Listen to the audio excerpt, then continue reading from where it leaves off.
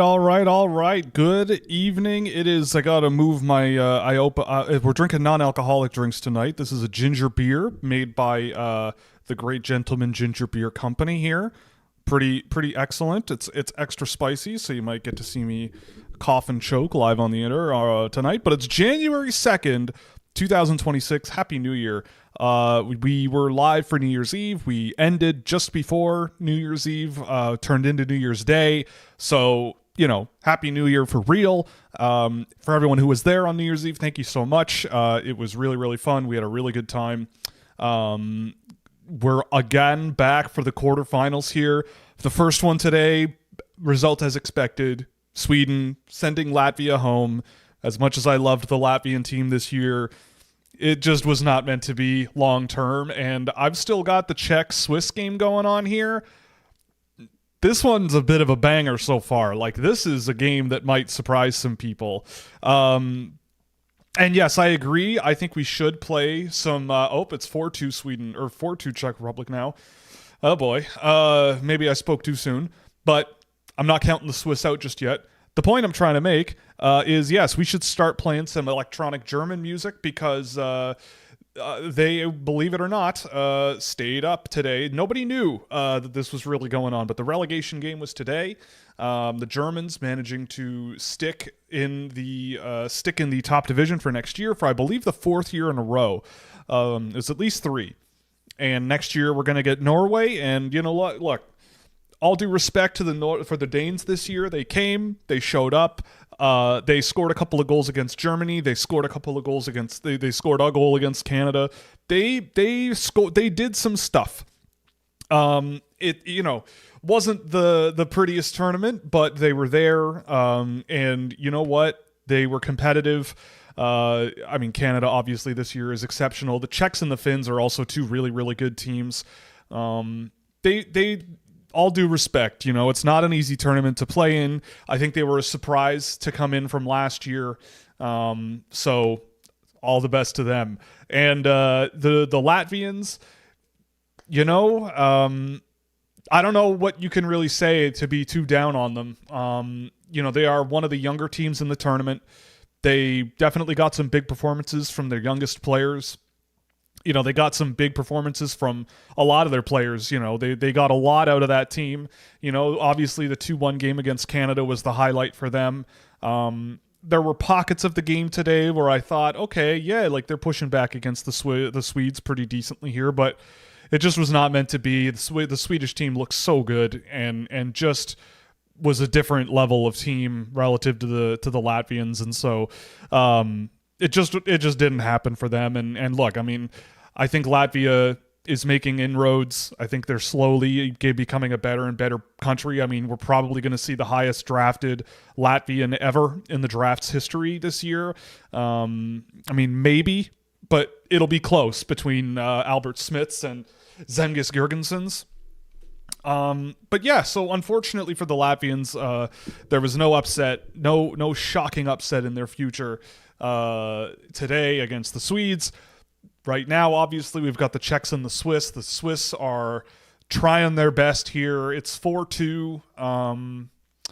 They're playing their game. They're playing it well. The Czechs are just so good. Like, they're just such a good team, and they're playing so good physically. And look, like, they have tournament leader Thomas Galvis, tournament scoring leader Thomas Galvis on the back end there, and that's a nice benefit. It may very well end up that the two defensemen on my best team of the tournament may be, obviously for the branding, Alphonse Frey and Thomas Galvis. We'll see what happens. Zane Perek has been also very, very good in this tournament. So we'll see what happens. But for now, those two guys, I'm biased, obviously, but those two guys have been excellent. Adam Juracek could also probably be on that team. It's going to be a really, really, really fun one. We'll see what happens. Cole Hudson, we'll see how he does down the stretch of this tournament. He is in the lineup today for the U.S., which is a great thing because that was a bit of a scary moment for him there. That was really unfortunate to see, but he's back for the games that really matter, and that's going to be really, really interesting.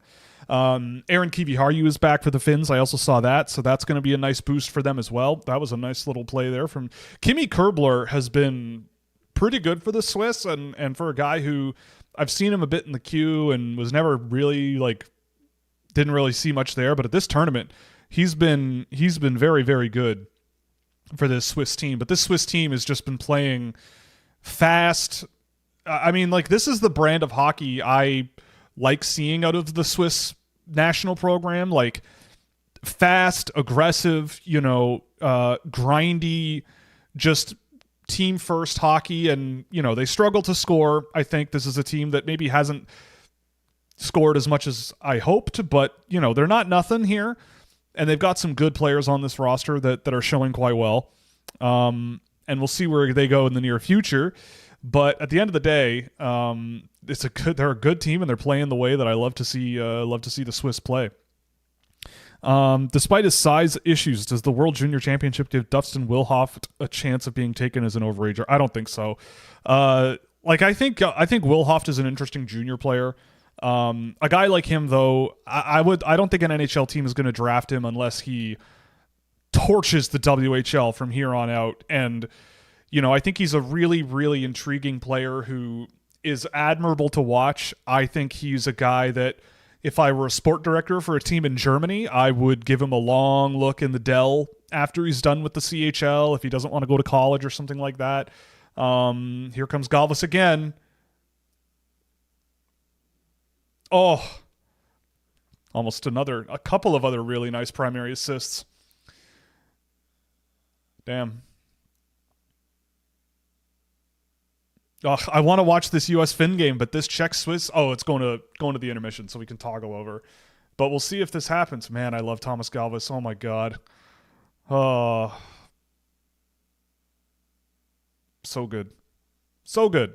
But yeah, as much as I love Dustin Wilhoft, I don't think it's going to happen. I mean, he was good this tournament. I think he was a good player for Germany. He was definitely one of the more impactful, skilled players on that group. But his team almost got relegated. Like, if it was a performance where he single-handedly carried them to a really tight quarterfinal game or something, or they upset the Swiss, or, they didn't win a game in the preliminary round. Like, he's fun to watch for sure, but I don't see it happening, unfortunately. And yeah, the US-Finland game looks like I don't know who's going to win. I mean, I think the U.S. has looked really, really good in this game, or in this tournament, I should say. They've looked really, really good. And not that the Finns haven't, but,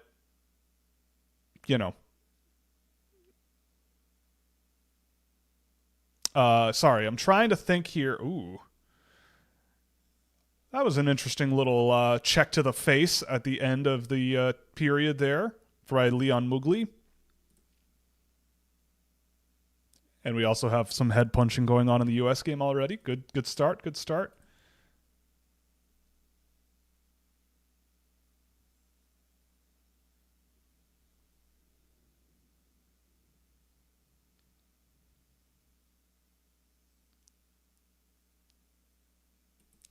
Nice hit from Leon Mugli. I don't think that was illegal. What's my power ranking for the remaining teams? I'd say Canada. Canada, Sweden, Czechia. Actually, it might be Sweden, Canada, Czechia. Oh, it's so close. US, Finland, Switzerland, Slovakia. Something like that. Like, the Swiss are giving the Czechs a run for their money here, but all things being equal, they're not they're not likely to win that game, I don't think. That was a really nice hit from Mugli. I don't see why he would get a penalty for that, but whatever. Anyway, the U.S. game. Sorry, I was also taking some time because TSN's multi-screen thing here is kind of not awesome. Let me just do this and go here and do this and do this. We'll do this and this. Okay. All right, now we're all set. There we go. just so that we have this going while the intermission is on and leaving it. All right, there we go. All right, now we're going. Now we're cooking. Now we're playing with fire. But yeah, I mean, Sweden does look really, really good. I mean, this tournament, I think five teams have an argument to win it. Like, I don't think this Canada-Slovakia game is a foregone conclusion. The Slovaks are, not the favorite.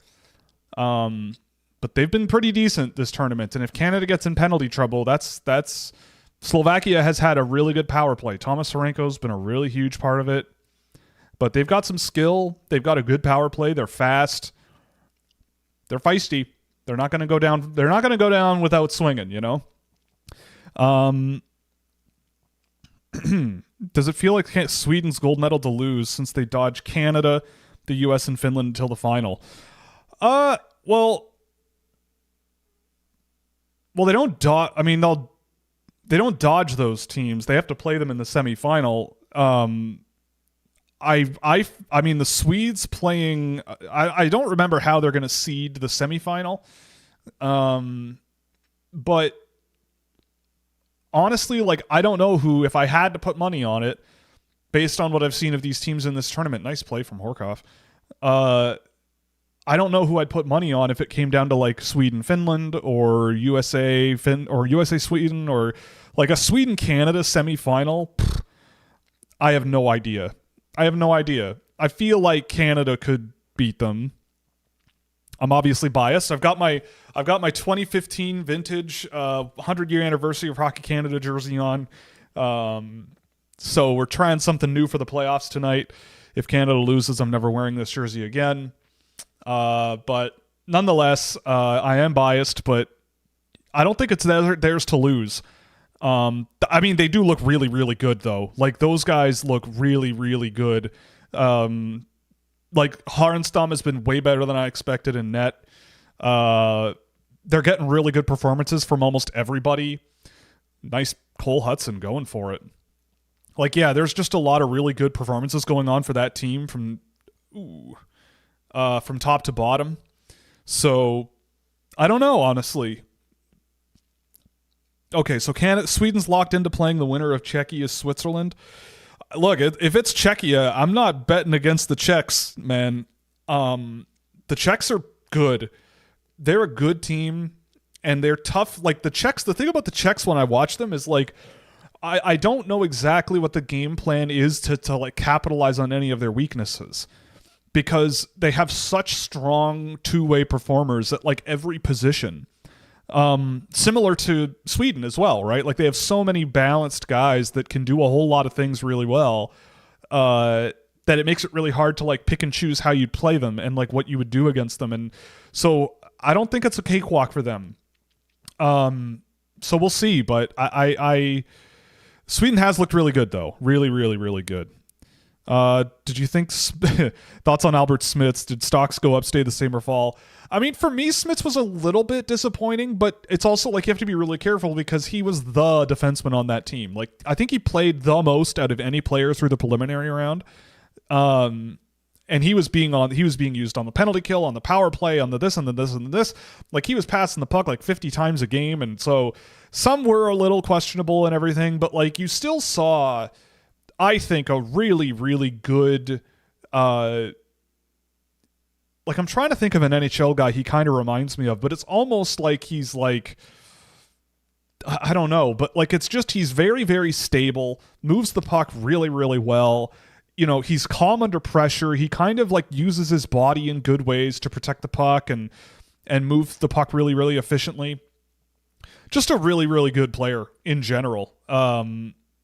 So yeah, I mean, but I think I was expecting maybe a little bit more like confidence and possession ability and control, like in the offensive zone especially, but he wasn't bad. Quite a good player though. Like, I really liked him. I knocked him down a couple of spots on my ranking, actually. I'll actually pull it up here because I have it.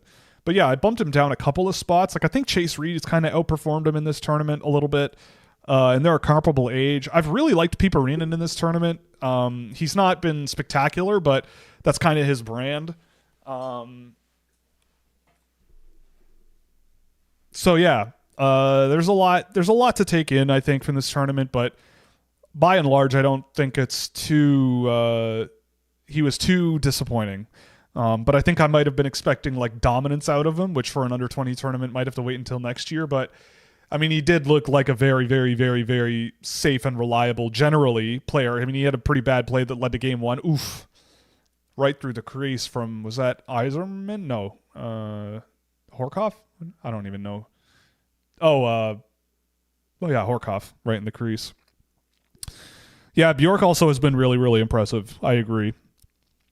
I mean, like Sweden as a whole, yeah, like I mean, when you look at like the flash and the razzle dazzle of the team, yeah, like they've looked really good. But the thing is, like, I think that the Czechs, the way that they play, they do such a good job of like finding their way around that and like working their way through that type of a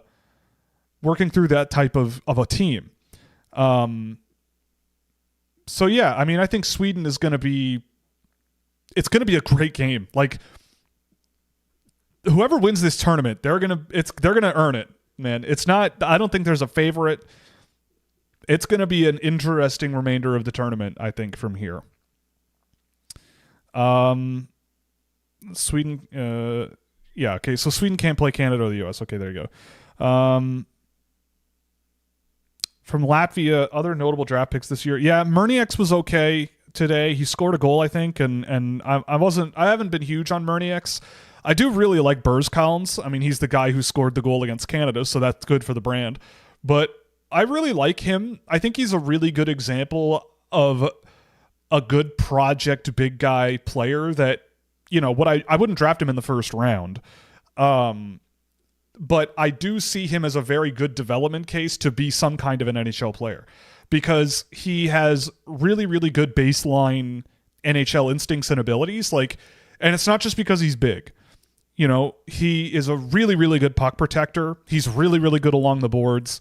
You hit him with the puck on the rush and he can drop a shoulder and attack the middle of the ice, drive the net, you know, pull the puck across the crease, like do all that stuff that big guys, you know, it's not just being big, right? Like it's like it's how you use your size. And I think he's a really good example of that. Like if he stays pretty nifty on his feet, pretty shifty and pretty light on his feet, but can get a little stronger and a little more explosive, I think he could be a really, really good guy up the middle to have that can play a pretty reliable depth center role that I would like to have, and just be a really efficient player if he's not the flashiest, most amazing thing in the world. So, I mean, for a 17-year-old in this tournament, I think he's one of the few 08s on that team, and I thought he looked pretty good.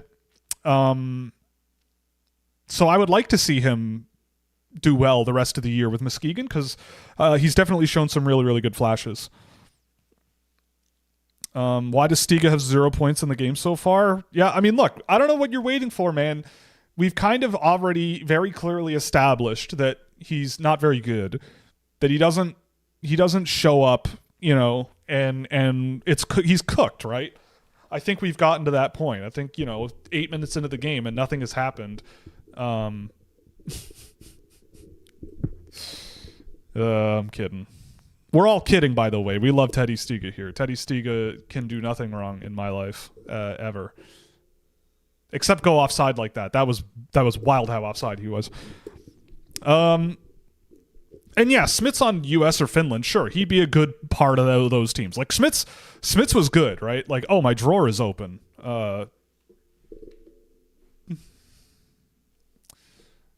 I'll go get it on commercial break. But yeah, I mean, Smits was good. I mean, I think like it's not like he was bad, and I think the role he was given was like if he was good constantly in that role the whole tournament, he'd be an insanely good defender. But you know, some of the decision making and some of the like handling decisions and things here and there, they were a little bit questionable and kind of hung his team out a little bit here and there, but I mean, it's one of those things where it's like he's relied upon for a pretty heavy possession game and to be a pretty heavy transporter. So it's like when it doesn't work out, you notice. So I don't know, but it doesn't color things too much. But seeing him relative to like Reed and Suvanto and like Bjork in this tournament, to me, it's like, yeah, I think I dump him a little bit, but he's still a top 10 guy for me right now, and I don't see him being any lower than top 15 at all this year. And yeah, Smits was a target. That's true, right? Like, he would have been a target if teams didn't know about him after game 1. They certainly knew about him for game 2. So, and yeah, Neuenschwander. I thought Neuenschwander has been really good. Like, I remember him last year and kind of trying to note him when I could. I wasn't able to watch as much of this tournament last year as I have this year. And Neuenschwander last year, I thought looked really intriguing, but definitely not quite like, obviously he's 15 years old, right? Like, you can't be too anything about that. Like, the fact that he was there was incredible, and he didn't look out of place, but he didn't really look like much of a needle mover. He was just kind of like a depth, useful guy to have lying around, and he was fine.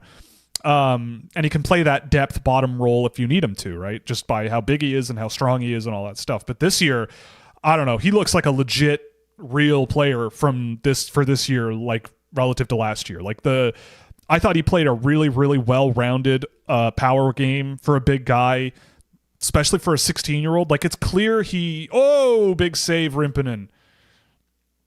Oh my goodness. It's craziness in front of the net there. What were we talking about? Neuenschwander, right. Like, he looked really, really capable and strong and pretty skilled too. Like, he looked pretty good controlling the puck up the ice and running rushes up the ice and all those things that are kind of tough to do at this level for a 16-year-old and a big guy at that too. Like, it made me go, okay, like, keep a real close eye on this guy for next year because, nice pass, Luke Osborne. God, I love Luke Osborne, man. Oh dear.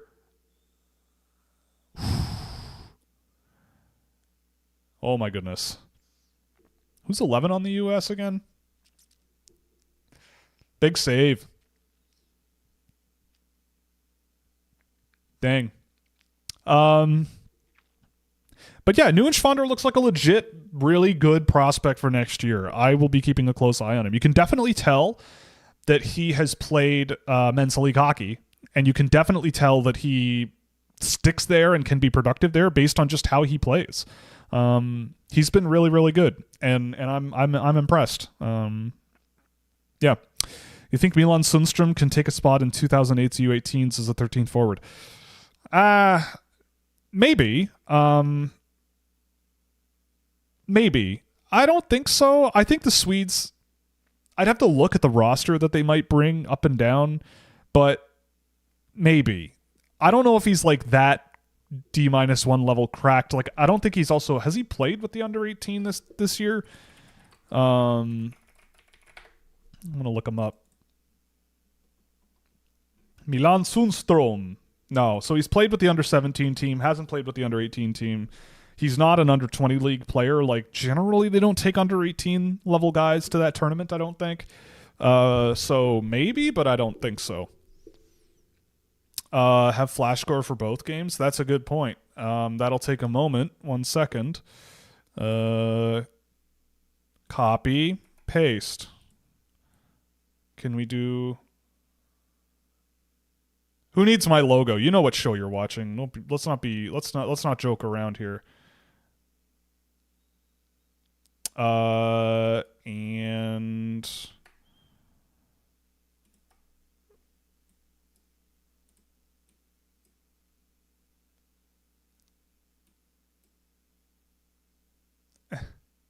sorry, my windows are very, very tiny here. Okay. This can go back to that. And then this. Oh, they're this. There we go. How about that? Oh, it's the same. Oh, my God. Okay.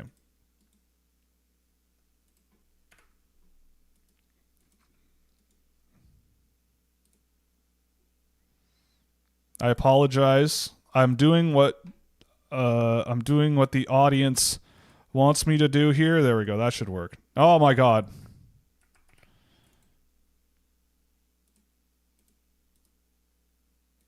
There we go. We got it. We did it. We got him, ladies and gentlemen. We'll remove the logo. There we go. How does that work? Does that work a little bit there? There we go. All right. Now we're cooking. Now we're playing with fire. Where were we? Oh, the Latvian goaltender Malrinch.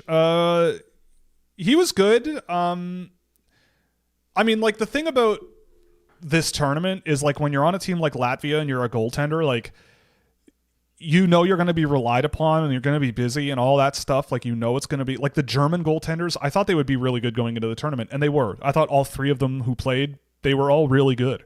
And so it's like I feel like there's a psychological thing going on with a lot of goaltenders where it's like if you know that you're going to be relied upon pretty heavily, like you either nail it or you don't, right? And I thought he was good. Obviously that Canada game, he was excellent. But I don't know, like I don't think he's like a you got to go draft this guy type thing. You know, I think it's also like maybe if anything you kind of go check him out in Quebec and Omaha, sorry. And that's the thing. He like came from Omaha, and Omaha historically is a team that makes their goaltenders do job a lot. They do make them do job. So yeah, I don't know. Not huge on my list, especially because he's is he 2007? I don't remember. But yeah, he was very good though. He was very, very good. Are the Finnish goalie pads the best in U20 history? I don't know enough to know yes or no, but there have been some pretty good ones. But the fact that there's Santa Claus on his pads is hard to beat. It'd be hard to top them. But we've seen some really cool creative pads in the past. Unlike the US goaltender here. He's been very, very good this tournament, but the pads are not. They don't have Santa Claus on them, so it's too bad. Any thoughts on the Olympic rosters announced by Sweden, Finland, and the US? So I saw the US, and yep. I mean, that's a Bill Guerin team, man. I mean, Mike Sullivan is bringing guys he knows. I don't know what to tell you. I mean, they're not bringing Adam Fox, but Adam Fox this year, like, I don't think he's been particularly good on the Rangers, if I'm not mistaken. And, like, your own coach not taking you is a little awkward. I mean, Jason Robertson to me is really surprising. The Finnish team didn't there's nobody that really surprised me there. Like, there's only so many guys in Finland. It's like half the Dallas Stars. So there you go. But yeah, I don't have the rosters right in front of me, and I'm watching the game here, but the US one, I know a lot of people are complaining about it, and I definitely look at that team and look, I think that this is what I mean. Like, when I say things along the lines of like, I don't think people in the public think about the game the same way people can think about the game in private, right? They are thinking about things from the perspective of the makeup of the team matters a lot, right? Like, I know people are talking about like Vincent Trocheck being on the team and like Jason Robertson not, but like Trocheck can play center. Trocheck can kill penalties. Trocheck can score. Trocheck can skate. And, it's like, is scoring the thing that's going to be the problem for the United States in this tournament? Probably not, considering who they got on the roster. So it's like, are you going to bring a guy who can score, or are you going to bring a guy who you believe is a more effective player in certain important areas of the game? And they're thinking about it from the perspective of like, what roles are these guys going to play? What can we get them to do and be expected? What can we get these guys to do that we know they're going to do well? And is that enough of that thing to make us feel comfortable in those situations, like killing penalties or, shutting down guys like Connor McDavid, right? I would love to see Cole Caulfield on the team. I personally, like, I disagree with a lot of that sentiment, right? Like, especially because, like, in the NHL, a lot of teams will use, like, a fourth line guy they have on the penalty kill for whatever reason. Like, I would try to find a way to make it work and bring a guy like Cole Caulfield and bring a guy like Jason Robertson and go, I don't know, like, if we win the game 8-6, I don't care. Also, those guys aren't going to put us on the penalty kill anyway. So, like, that's fine. But that's the way I see it. And if other people see it that way, then that's fine. But I think the NHL and people in the NHL are always very much aware and thinking very, very clearly about things that you know and things that you can get them to do and do well, and you know they're gonna, not figuring it out on the fly for a short tournament. I could be wrong, but also, yeah, like, familiarity matters. I mean, a lot of coaches, if you have a relationship with a player on the team and you know them intimately, then, like, it makes your job easier, and if your job is made easier doing that, does that mean that you have a better team? I don't know. I don't know. But at the end of the day, we'll have to wait and see. I don't think the US is a bad looking team. I don't think Finland is a bad looking team. I don't have much to say about Finland because I don't know how many players they left off that you could really look at and go, why didn't you bring this guy? Because I don't think there are that many Finnish players that are super, super notable in the NHL, more than the number that are on the team. Like, Mikko Lehtinen is on the team, and, he's not an NHLer really, or not anymore.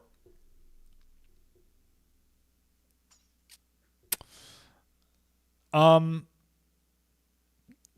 can take a look at the rosters later. Once we have a little bit of a break. Oh, the Czech game is back. All right.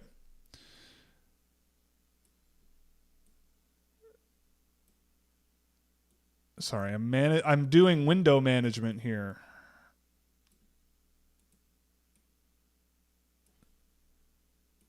Okay, we're back. Yeah, I saw that OEL's on the Swedish team. I mean, hey, he's been really good for Toronto. Like, he's been this season, he has been one of the bright spots for the Toronto Maple Leafs, which is definitely notable.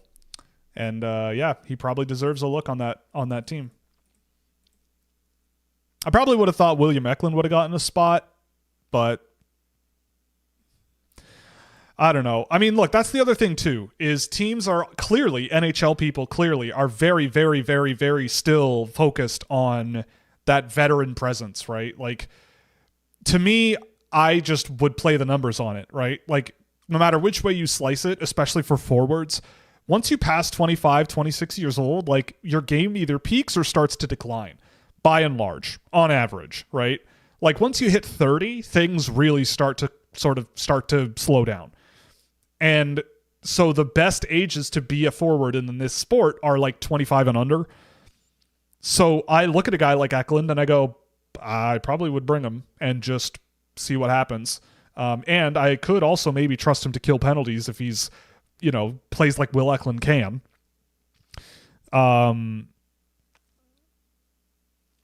So yeah, but you mentioned Broberg over Edvinsson, but like, who is older? Who has more international experience, right? Like, I don't agree with it. I think Edvinsson's... I haven't seen enough of the Red Wings to know for a fact, but I feel like Edvinsson's been pretty good. I don't know, man. Oh,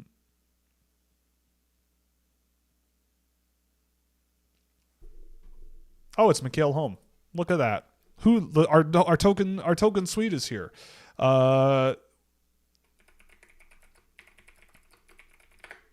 Let's see, the Swedish Olympic roster here. That's probably illegible. Yeah, I mean, I'm not saying that's not true, but like, who's older, right? Like, it's like the veteran experience, thing. I don't know. Maybe I'm wrong, but like, I think between two players, a coach will always default towards the more experienced veteran. I don't know.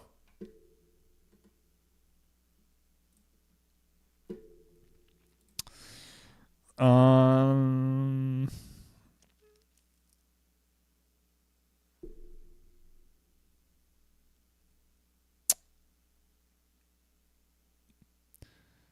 any new prospects you've discovered in this tournament? Not really. I lost my check screen here. All right, I got it back. Not really. I don't think. Like all the draft eligibles in this tournament, by and large, I feel like have been all the ones that are on my radar. I feel like are the ones that are gonna stay on my radar after this tournament. All the guys on Sweden, I feel like have played pretty well. Stenberg, Bjork has been excellent. Håkansson and Justavar Karlsson, I think, have all played quite well for the team. Smits, I mean, Murnieks has been kind of what I expected. Like, I'm not huge on him, and I don't think he quite was enough of a needle mover enough at 5-on-5 especially to really, warrant a much closer look. I mean, maybe I'll circle back later, but not right now. Switzerland, Steiner I already really liked. Like, Steiner's in my first round, and I really like him. And, like, re-entry guys, I mean, Galvis. I mean, we all know Kalmas Galvis in this room, but, like, I don't know. Maybe Galvis gets another look because he's been excellent for Czechia as well. I mean, I will say that the goaltenders, Neisse for the Germans was really, really good.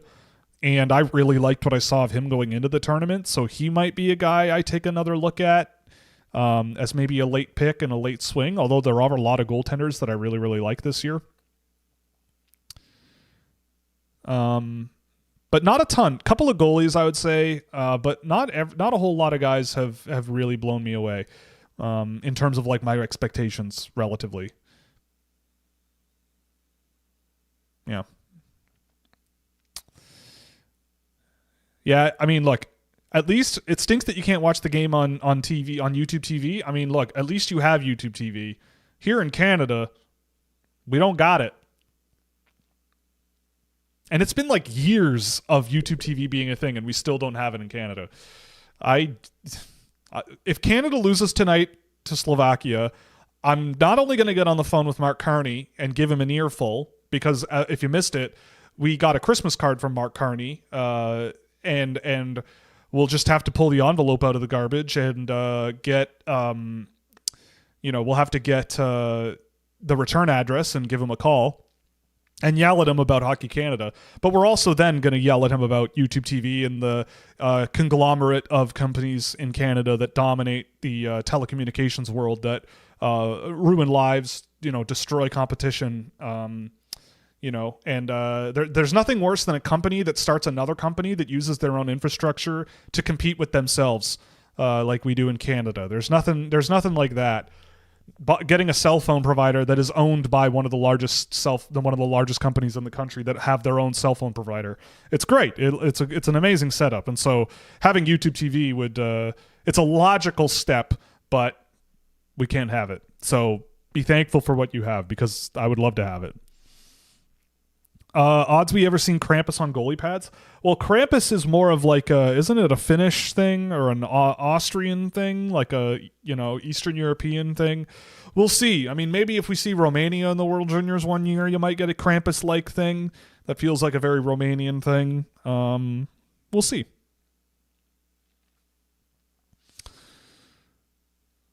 Your opinion: will the Buffalo Sabres finally make the playoffs? Jurgensen's didn't stick around long enough to reach that point. I mean, it's very possible. Clearly, the Atlantic is very competitive, right? Like, multiple teams seem to be in a race for the bottom here.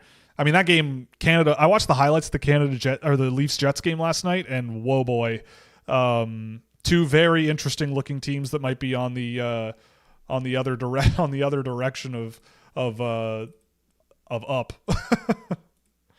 All right, we're toggling back over. We're going to the US or the Czech-Swiss game here. And we're going to turn the volume on for this one. And we're going to do that. All right. We're rolling. We're rocking and rolling with the Swiss game here. 12 minutes left. It's 4-2. But yeah, I could easily see the Sabres making the playoffs. I was actually looking at this earlier today in the Discord server. We were chatting in a little bit during the previous semifinal.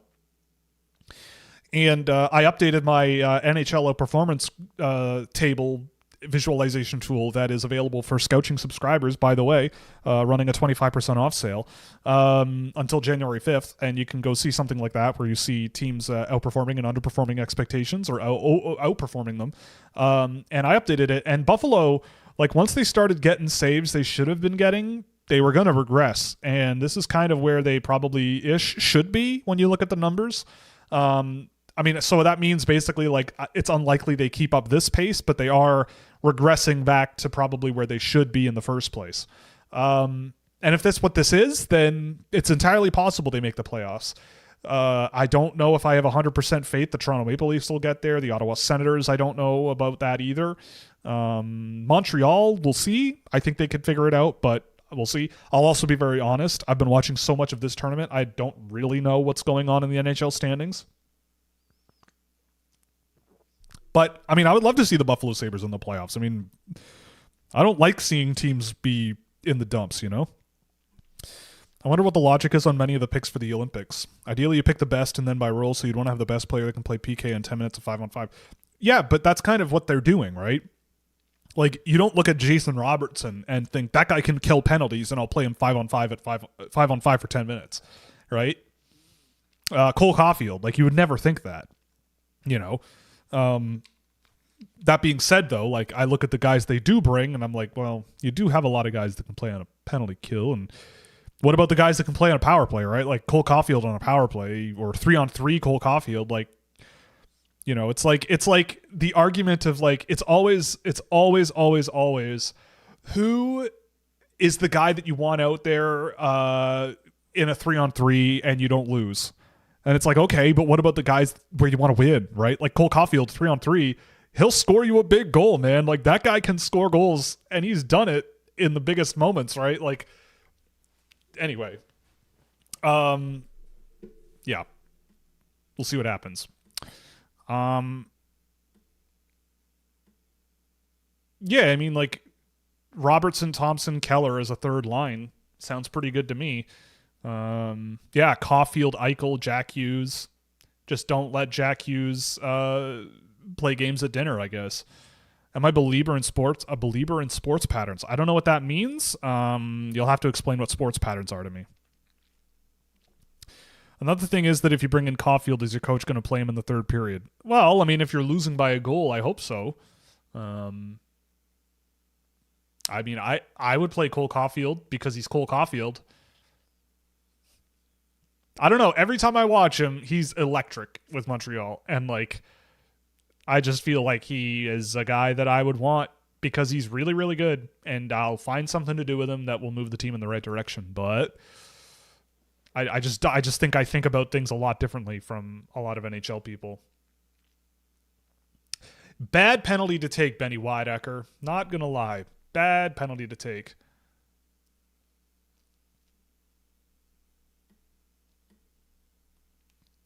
It's going to suck when Galvis gets undrafted for a third time. Yes. A trivia question. In the last two drafts, there have been 146 defensemen selected. How many of them were under 6 feet? Probably 0. I'm trying to think. 2024, you had Parekh, Yakimchuk, Hensler. Yeah, I think the number is 0. Because it was definitely 0 last year because it was a meme. But yeah, like I said this last year, the only guy that I would have drafted that was under 6 feet tall and played defense realistically last year was Galvis. Rayo Mullen, maybe. And I think he's been decent this tournament. But he's not playing so well that I'm like, I can't believe nobody drafted him, right? Galvis, though, Mike Johnson seems to like Thomas Galvis. You know, I'm starting to think that I don't know if Discord user Uphill is in chat here, or whatever you want to go by. But I would say that if we ever did win the Powerball and and make a hockey team, I might give Mike Johnson a call and be like, hey man, have you ever thought about, like, You want to grab lunch and talk about hockey for a bit because you seem like a smart guy who sees the game like I do, right? Like, I don't know, because he's every game he seems to be drinking the Galvis Kool-Aid a little more. Like today even he was like, like Thomas Galvis. I know he's only 5'10". He looks like he's like, I'm not judging, but he looks heavier than he's listed based on his equipment and what he looks like. I feel like he's heavier than that. And it's not impossible for guys like that to play in the NHL, but you really got to be a good skater and you really got to be really skilled. And then he pauses and he's like, but he really does look really good for this level, and it makes you think. I'm like, yes, thank you, Mike. Like, oh my God. And Gord Miller the whole time, he's like, wow, he's a little small, and I don't know. Nobody drafts small guys. He's like, I know, but he's looking pretty good. He's looking pretty good.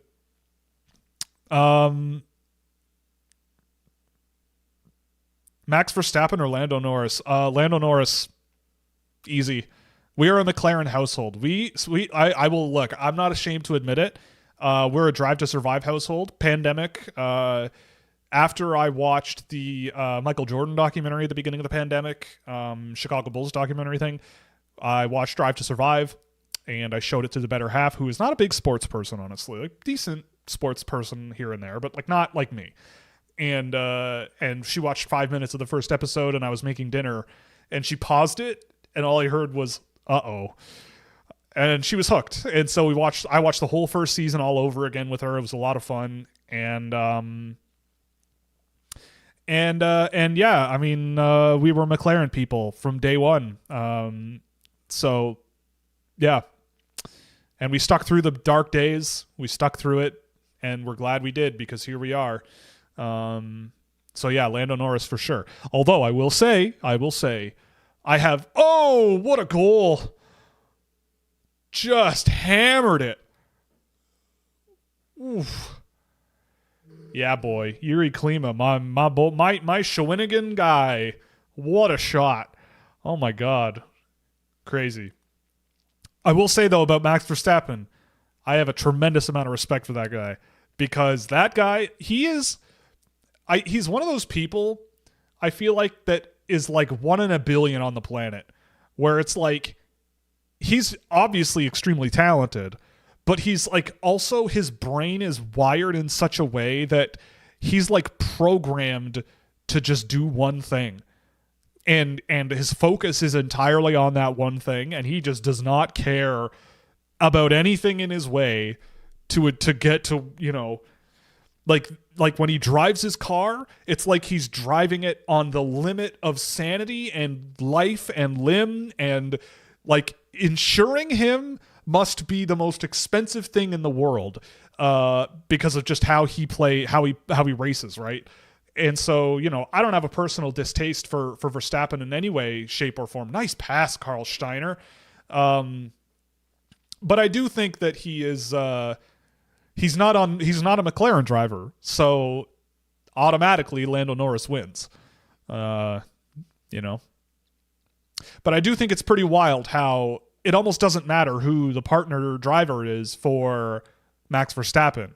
It doesn't matter, because he's just on a different level that nobody else is really on his wavelength, which is wild to me. And yes, Hawkinson has been really, really good. That's why I have him ranked as high as I do.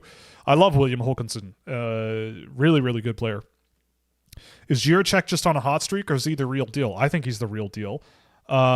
He was my number 1 ranked defenseman the year he was drafted. Was he? 2024. Was it this one? I think it was this. I think it's this document. Okay, so 2, right? Cole Hudson and Aaron Kiviharju. Yeah, Galvis will probably be ignored, unfortunately. Yeah, okay, so Buium was my first ranked defenseman. Then I had Jiricek. Then I had Frey. Then I had Perek, Levshinov, Dickinson, Silayev, Badinka, Stolberg, Ustinkov, Yakimchuk. Galvis Francien. So he was my number 2 defenseman in that draft class, and I still stand by that. Oh, big save. Nestrasil, nice pass. But yeah, I mean, I think Jiricek is legit. Like, I think he is certainly offensively much more confident than he was when he was younger. That is a big shift, I think, in his game that I see. But it's like it was, the signs were there when he was a draft eligible. You could see the skill level, you could see the skating ability. The thing I loved about him so much was that he had such good defensive habits and instincts and made such good defensive reads and got around the ice. The mobility was so good. He used his reach really, really well. All the hard things that young defensemen need to do, he did really well. And it just seems like he's found an offensive gear that wasn't evident earlier, which is great. I think I'm all for it. Makes me feel good because I had him ranked so high. So yeah, I think he's legit. Yeah, Rogers be like, here's our competition. Srego. Exactly. I feel like Utah sucks. Maybe. Which of the teams that are not Canada, USA, Finland, Sweden, Czech can push for the semifinal at the Olympics? Slovakia, maybe. Italy? No, Italy is not making it. But I mean, outside of those, like, I don't think Latvia would. It might come down to just like who has a hot goalie. And I don't think those rosters have been put out yet. I could be wrong. Yeah, Italy, exactly. Stiga getting interviewed? Yeah, exactly. He's the greatest of all time. His interviews per 60 are elite, right? He may not be good or do anything ever, but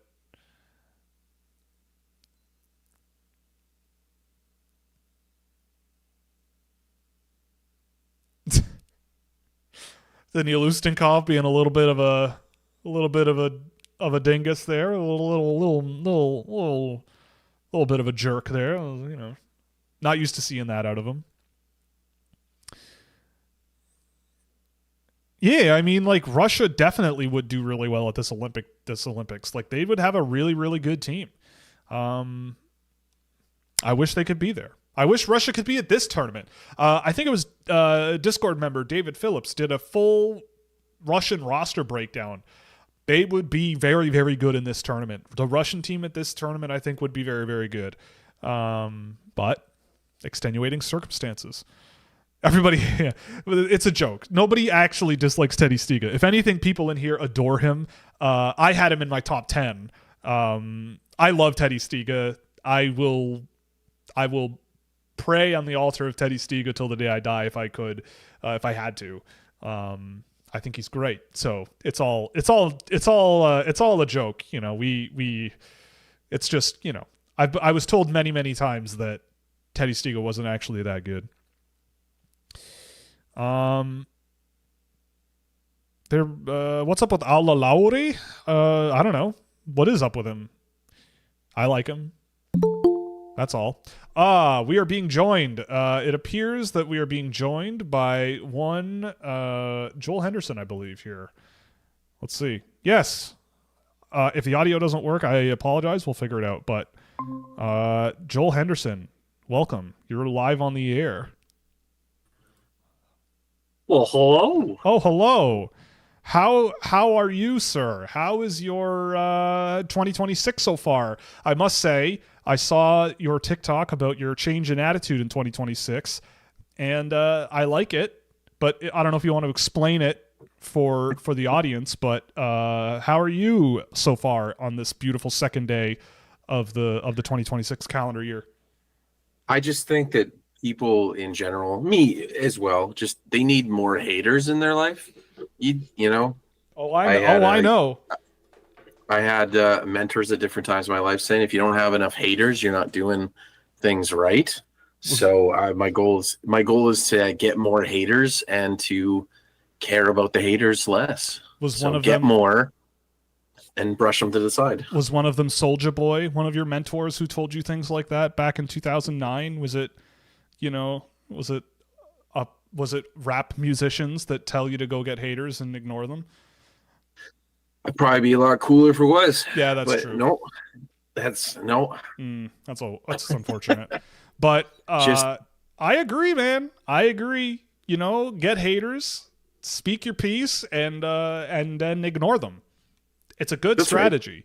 It's a good strategy. Yeah. I've been doing it. I've been actively trying to do the same thing for the last year, and I feel great. so yeah, lean into it, man. Good for you. Yeah, I think there's like a level where you say stuff that will get hate, even though you think you're right. But I'm kind of into the character where I just want to say some things that I know that are really wrong, so then I get hate just for fun. Oh, so what I you mean? want to be a rage baiter? Let's just start saying wrong things in 2026. All right. Purposefully. Well, get going, get started. What's on your mind?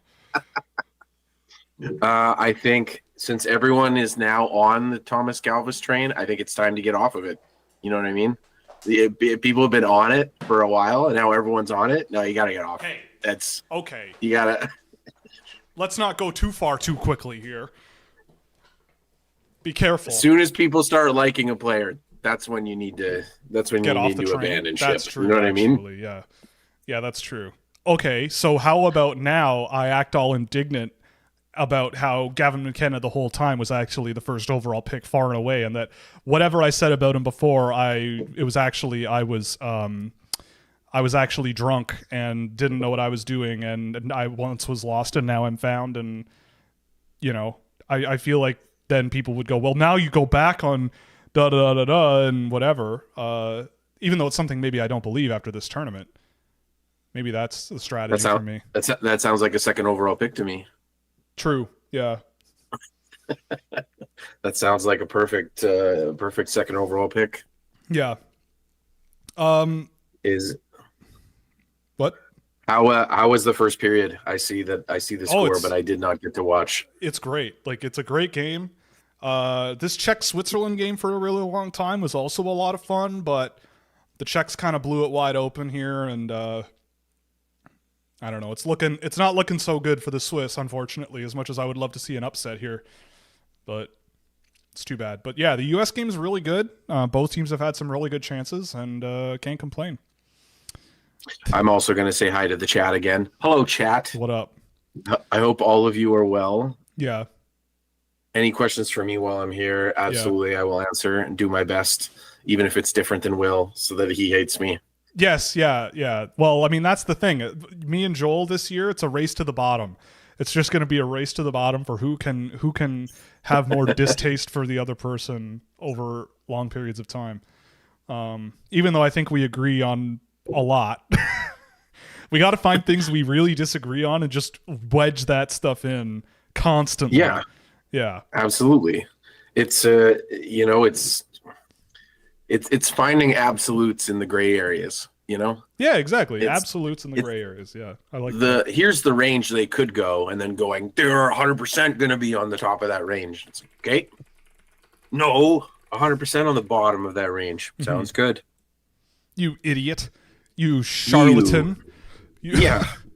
You what are grifter. You doing? Thinking thoughts. Yeah. You just want my subscription money, you puck preps, you grifter.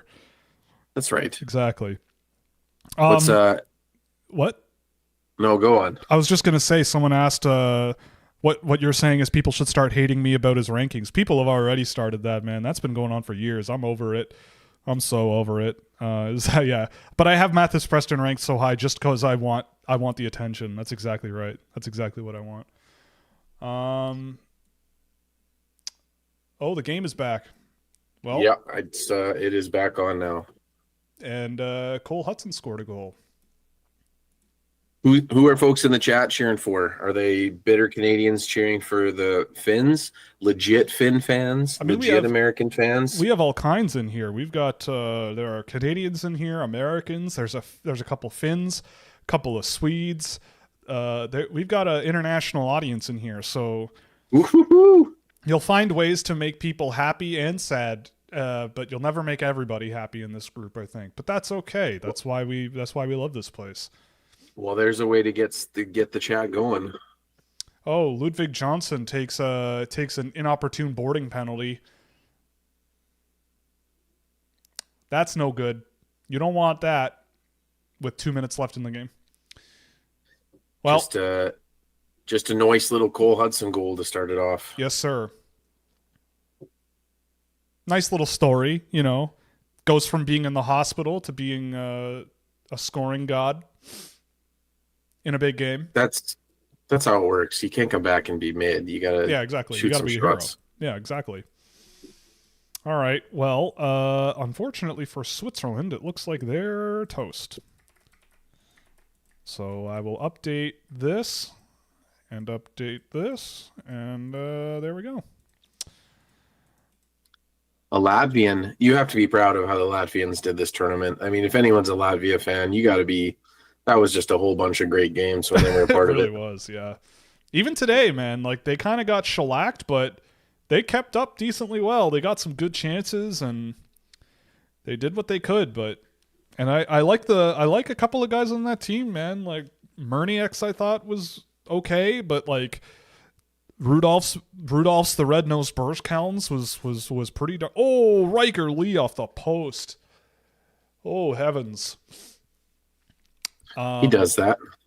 He's been so ridiculous this tournament. I don't know how many US games you've seen, but I've seen a couple. He's and so plus Riker all Lee. his highlights. Like he's got the green light to just go clearly. Like his just backhand passes behind him, the spin passes, the dangles one-on-one, like he just getting the green light to be himself, which is for our benefit for sure. I mean, as he should too. Like he was always a player who played so much against the wall, just because of the size. But as he's grown, he's really started to really attack the middle a lot more, be more aggressive, take his spots too, and he's just so smart. Mm-hmm. Just more chances after more chances. Yeah, and that rip, I just saw the goal from Hudson, and that was an absolute blast too. So yeah, there you go. Just finds the smallest amount of place to put the puck in. I find it so fascinating how different he is from his brother. Like he's like not really like Lane Hudson in a lot of ways, which is kind of interesting, but they're both very good in different ways. Have you noticed how Finland skates up the ice in a line? We've seen some teams in Liga do. I don't think I've seen that in this tournament. I don't think the Finnish international team does that very much. For some reason, in Liga, that's their breakout strategy. That's their golden ticket. The flying girder. Oh, that's a bad time for your stick to shatter into a million pieces. That's too bad. That's It's really too what bad. are you gonna do? Slam the door on the boards really, really hard and get scouts to pull out their notebook and talk about how bad a person you are. That's what I would do. Well, you could be, or you could be really passionate, and they could love it. Right? Yeah. There's a very fine line. Hates to lose. Yeah.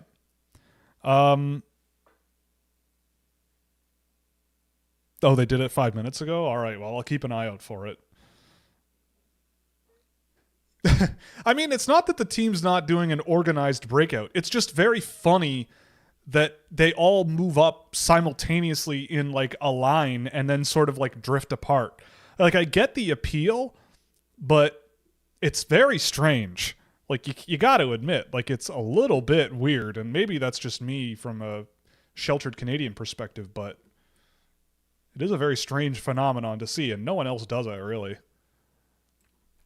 I mean, I would also argue like everybody runs their own version of structured breakouts. Oh, there you go.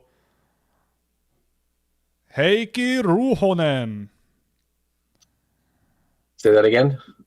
Heikki Ruhonen ties it up. I'm probably ahead of you. I'm watching the broadcast. Yeah, I'm actually finding a better one now, so I'll be closer to actual time. As we often say, it takes a while to get to Saskatchewan from wherever it's supposed to be. Oh, my producer is not working tonight. All right, I'll ship him the link if he wants to drop in. More the merrier, I always say. Always. No doubt. Yeah, the good guys have tied it, exactly.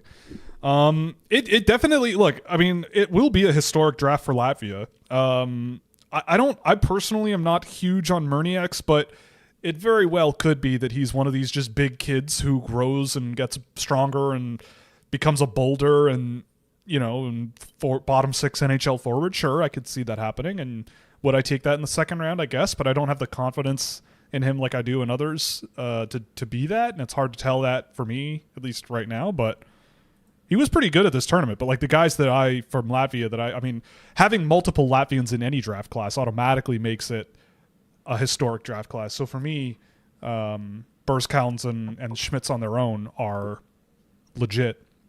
All right, I can delete one score bug. This one. All right. And in case anybody's watching this show and doesn't know what the show is called, I can bring the logo back. So let's do that too. There we go. Now you know. Now you know what you're watching, which is excellent. All right, now I can focus entirely on this U.S. game. 1-1. Here we go. Because, officially, Switzerland has been eliminated. They are now out, joining Latvia, Germany, and Denmark.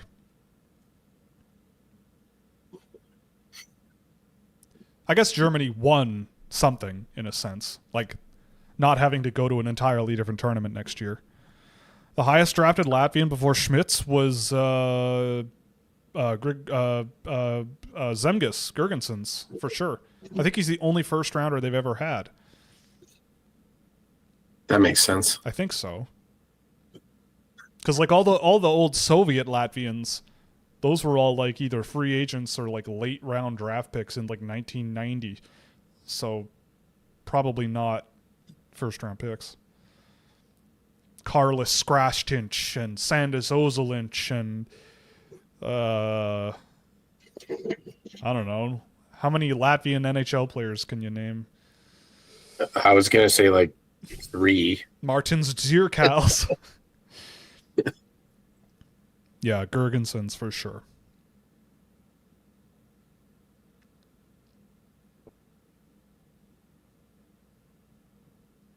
Welcome back, Cole Hudson. Oh, I didn't know. You didn't know what? I didn't know Elvis Merzlikins is Latvian. Yeah, I mean, usually if someone's last name ends in "ns," it's safe to say it's a Latvian. I think almost every last name ends in S, right? Most of them. It's like how most last names in Iceland are the name of your father with son or daughter on the end. Okay, he is. I wasn't sure. I wanted to say old Rudy Balsers, but I wasn't entirely confident that he was a Latvian, but he had a good run. He did. Rodrigo Abols is another one. Abolsh. He's another one that's a Latvian that had a decent run. Sandis Ozelinch went 30th overall. I didn't know that. But yeah, that was really weird. Weird times back when I was a baby. Back in the old days when I was just but a twinkle, but a wee lad. Latvians were going in the draft, but they weren't Latvian yet. It's crazy. Is hockey not a thing in Lithuania? I mean, it is. The Lithuanian junior team is actually getting better. I mean, they've got a couple of guys playing in Sweden now. They've got that guy in the National League in Switzerland playing full time now. What's that kid's name? Oh my God, why can't I remember his name now? All of a sudden, he's been on my list forever. Simas Ignatievicius, that's the one. He's playing in Swiss Pro full time. He's looking decent. So it's a thing. You know, the Latvian under-18 team has done well recently. I think they won their tournament last year, and you know, they're on the up. Maxims Hariton Sevs. Oh, no, he's Latvian, I think. Not Lithuanian. Anyway. Oh, Dinas Zubris, yeah. Artur Zerbe is one of my favorite NHLers of all time. I will say that. How come? Well, number one, the pads, the overall vibe. He's 5'8", and he was friggin' sick for like a long time. he eliminated the Toronto Maple Leafs in their last conference final appearance. And I remember crying when that happened. And I remember, like, cursing the name of Artur Zerbe when I was that age. But also, like, I couldn't because I loved him. And also, like, the question that he was asked where someone was like, oh, how do you describe how you play being such a little guy? And all he said was, like Wall. And I think that is the best answer to that question in the most adorable way imaginable. And so, yeah, Artur Zerbe never could do anything wrong, ever.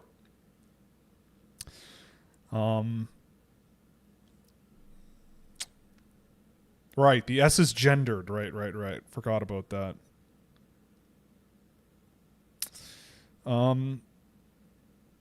Oh yeah, they will have some good goaltenders, right? Latvia in the Olympics will have Shilovs and Merzlikins. Like, they might be able to do some stuff. That'd be fun. That's not the worst combo. No, it's not. Yeah, Dainis Zubris, classic Lithuanian player. Darius Kasparaitis, man. I remember Darius Kasparaitis from my youth. Holy smokes, that guy was. They don't make him like that anymore. That guy was a dick. Oh my God, he was a real. Him and Ulf Samuelsson. I remember those two guys were the real garbage in the '90s, but in an entertaining way. Yeah, I mean, I did shake my fist at the TV when I was a kid when Artur Zerbe was knocking my childhood team out at the playoffs in the third round in a year where Toronto appeared to be heavily favored. But, oh well. Artur Zerbe, man.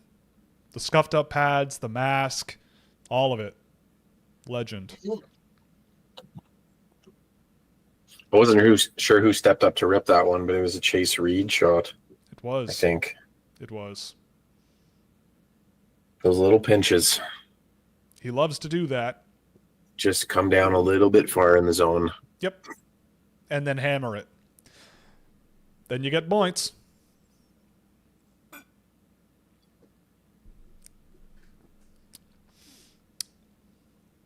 It's a 1-1 hockey game.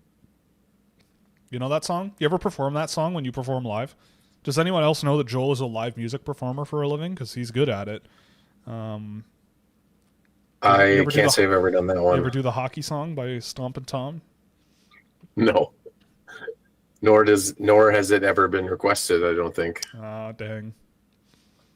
Maybe just different circles. Is just old time country. That's what people want to hear. And Stan Rogers. I think Canada needs a Stan Rogers comeback. I think Canadian culture has forgotten Stan Rogers too much. I had a Stan Rogers video pop up in my YouTube recommended the other night, and I used to have my dad was a big Stan Rogers guy. Well, my dad's still, I don't know if he is now, but he was when I was a kid. But we had a bunch of Stan Rogers CDs, and I loved that. I loved that shit. Any Stan Rogers stands in the chat? Yeah, do we have any Stan Rogers stands? Why don't you two create a duo music group? I'd get fired pretty much immediately, probably. I'd be like, "Yo, let's make a beat, son," and you would go, "No, I want to be. I don't know. Who's your musical influences? Who are your? If you could clone your, mine? If you could put your soul in the body of a different musician to be them, who would it be? My heroes? Sure. I think this generation's heroes who don't are people who just don't give a fuck and they make whatever they want. So I think in the last number of years, like the Phoebe Bridgers and the Noah Kahns and the right. If you're calling other unbelievable historical musicians like little bitches on Twitter, then I'm a fan of you. Right. You put me onto Noah Kahn like years ago. I remember that. And I was like, oh. And now look at him. People like him. Speaking of now people liking him, Cole Iserman on a delayed penalty. Oofta. There you go. Carl, he likes the shoot. He likes the shooting. He likes the shooting. Yeah, that wasn't a great penalty from Finland, and oh my god, what a pass from Cole Hudson. My god. Yeah. Woo-wee! It was a nice shot adjustment for Miserman too. Yep. Like he dipped down and got it through his feet. So that's a really nice shot adjustment. Hey, that's why he's what he is. He scores goals. Something I'm terrible at, by the way. That guy hates to lose. He hates to not have goals on the board on the stat sheet. He does. Yeah. You could win a game 9-1. That's a really nice shot. It was a nice shot. Oh, almost had another one. Not Yzerman, but America. Adam Kleber puts one 6 feet high and 8 feet wide. Oh, Dave, we got a Dave here. It's Dave. Just to say hockey. He says USA hockey's an embarrassment, and then USA scored. So shows what you know, Dave. Nerd. This game has 3-on-3 overtime written all over it. Maybe. Oh, all right. What do we got here? Who is this? Who is this foolish person that's joining us? Oh, it's our producer. It's producer AJ on the phone. Hey. AJ, good evening. How are you, sir? Doing good. I'm doing good. How is everybody here? I am well. How are you? Yeah. Joel's also here, right? Yeah. That's why I said, how's everybody? Yes. Your mic was a little muffled at first. I was gonna say, are you in a 7-Eleven? What are you doing? No, I'm not. Yeah, you're back. He's in a Circle K. Oh, okay. I work near a Circle K. It's open 24 hours, which is good because when I'm doing the demon shifts, as I call them, sometimes I go there and buy some Gatorades. Plural? Yeah, plural. Wow. What's your Gatorade flavor? I like Glacier Cherry and Blue Raspberry. Is that the white one?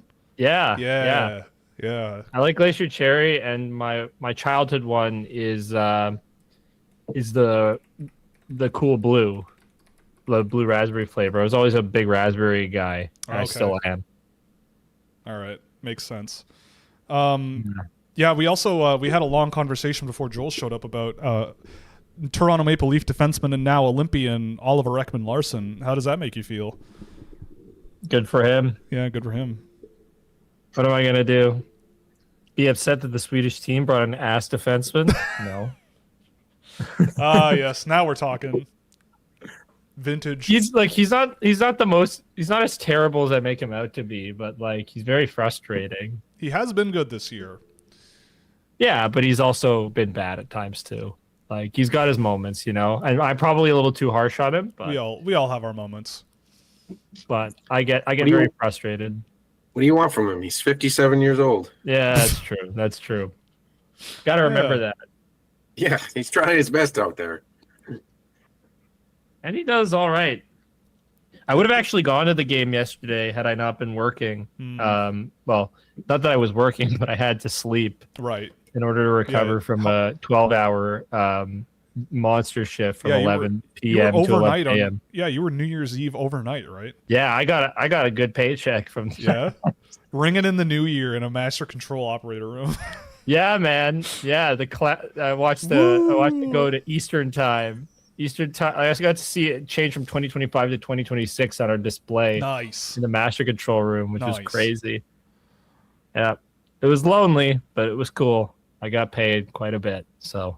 Hey, you got paid. Yeah, and I worked on some game tape as well, actually. Started the Victor Plante. One. And it's sad because he has like a really funny nickname that he asked us to edit it. So we asked him that question, and he has a crazy nickname, but that's information for Discord subscribers only. That's all. He didn't really want it to be shared. So I can only say that it's funny. Well, just teasing the whole audience then, I guess. Yep. Joel, Victor Plante thoughts? Have you been watching him since he was in the Brick tournament or what? Like what do we expect from Victor Plante? I would say that specifically those Plante brothers are both. They're always good, always smart, but it was always like, how big are they going to get? Are they going to get to where they can be effective NHL players? Like, I think with them, you knew that they were much the same as like Riker Lee, but they weren't quite as that small. They're just very smart, very hardworking, very good players that will make any line better. But it was a wait and see game how far they could go, and both I think have done very well for themselves. So kudos to them and the family. Like they're just very good hockey players. Funny that you mentioned Riker Lee. He said Riker Lee is the most difficult player he's ever played up against. I could see that. He Especially said if you're Victor Plante. one time he put up 6 goals or 6 points on us. He totally torched us, is what he said in the interview. It was not a fun time. Yeah, I mean, being Victor Plante and seeing how he plays, I could see how that would be a thing, you know? Yeah, I would say I watched more early Max Plante than I did Victor, but you know, siblings. Yeah, I like him. I like him. No, yeah, of course, he's a good player. He's a good player. That line that he's on is really, really fun with the NTDP. He's playing with Logan Stewart and is it Casey Mutrin or no? It's Jamie Glantz. It's those 3 together. That's a lot of fun. Oh, geez. Yeah. Yeah, that's fun. Stewart, Plante, and Glantz. Oh.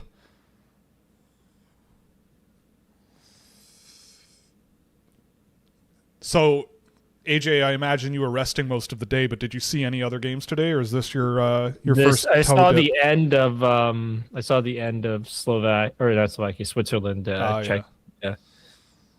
Yeah. So I get to see the end of that, but this is the first game I'm sitting down doing. I'm watching the majority of. I started in the second period though. It's a good one. Oof. Yeah, I mean, I thought this was going to be the best game. Yeah. This is the one I most wanted to watch as far as quarterfinals. Yeah. Absolutely. The Swiss Czech game was good for long stretches, and then the Czechs started to pull away a little bit, but you know. And obviously Canada can always lose, so yes, they can. You know, well, but I just thought the Swiss was probably just going to be the best game. Slovakia has youthful exuberance on their side. They're gonna come out with their asses on fire, I think, because they're all like 17 years old, and they're like, yeah, beating Canada would be like the greatest thing I've ever done in my life. So of course I'm going to go out and try to do asses of fire. We're going to see. I mean, and Slovakia's got a decent team this year. Like they've got some guys, and their goalie's good, and it's not going to. I don't think it's going to be a walk in the park for Canada tonight. I don't think it's going to be easy. Did we see any playoff NCAA college football? No. I do know there was talk in the Discord server about how sick it was and how insane some of it was, but I don't know anything about anything with regards to college football, except that apparently there are there's beavers. We learned that there are beavers in the U.S. and that there is a team named the Beavers in the U.S. For college football, which I didn't know. But There's that's all. Beavers in the U.S. We need to bring them all back to Canada. Well, the thing from New Year's Eve, someone said that there were beavers in 49 states, and I refused to believe that. But apparently, it's true. There are beavers in 49 states. We gotta they gotta get what's the word? Is it like extradited? Oh, that was not a great hit. They need to come back to Canada, even if they're not from here. Beavers can only be a Canadian thing. Expatriate beavers, those traitors. Yeah, Europe depleted their source of them. Yeah. So yeah, it's important that. What's the one state they're not in? Hawaii? I don't know. Let's see. What state does that count has as? no Is beavers? Hawaii a state or is it a territory? No, Hawaii's a state. Hawaii. It's literally Hawaii, the only state with no beavers. Okay. I mean, that makes sense. I was gonna say, I'm like, I want to randomly like West Virginia or something. Yeah, beavers are reason. everywhere. You're telling me there's beavers in Arizona? Okay, beavers in Arizona. That's probably a bad thing. That's probably a scary thing to Google, but I'm gonna do it. I'm gonna Google it too. New Mexico beavers. They live in the Colorado River. Texas beavers. They've had reintroduced populations in some watersheds. They're crucial for restoring desert riparian habitats by slowing water and creating wetlands, despite being nearly wiped out by trappers in the 1800s. Interesting. I mean, I guess that makes sense. Beaver dams do have a purpose. Outside of trapping teenaged versions of me. I'm trying to just imagine them in, like, down in the southeast, going up against gators and. I'll bet on the beaver. Damn, they're live in Texas. Beavers are native to New Mexico and are experiencing a resurgence, shifting from they were pests. Oh my God. Valued partners in ecosystem restoration. All right, so it seems like they're going, oh yeah, they help, yeah. No, I know northern Arizona is not what you would expect. I'm being a little bit facetious. Yes, I've been to Arizona many, many times, and I am well aware that I've gone skiing in Arizona before. So yes, I know Arizona is quite a diverse landscape, which is why I love it so much. But yes, I know I'm being a bit of a jackass on purpose. Yeah, that's a boarding penalty. Good. It's 2026. Well, yeah, of course. We need more jackassery. That's what you got to do. Yeah. This is what I'm talking about. This is the energy. Yeah. AJ, for the record, just so you know, Joel's New Year's resolution seems to be get more haters and ignore them. So troll. Absolutely. Yeah. Yeah. Get haters. I don't blame you. Get haters, ignore them. Get haters, ignore them. Haters are the best. I like it. Those are dedicated people. Yeah.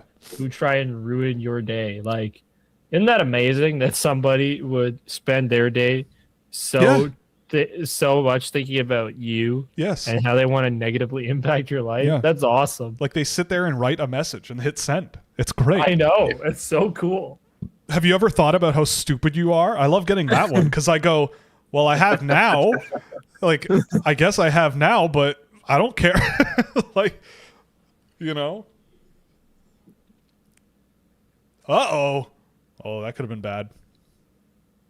Oh, James Hagen's bobbled it again. Oh, boy. He's cooked. He sucks. Yeah. Looking like Sleepy Joe Biden out there. Just Sleepy James Hagen. Sleepy James Hagens. Oh, boy.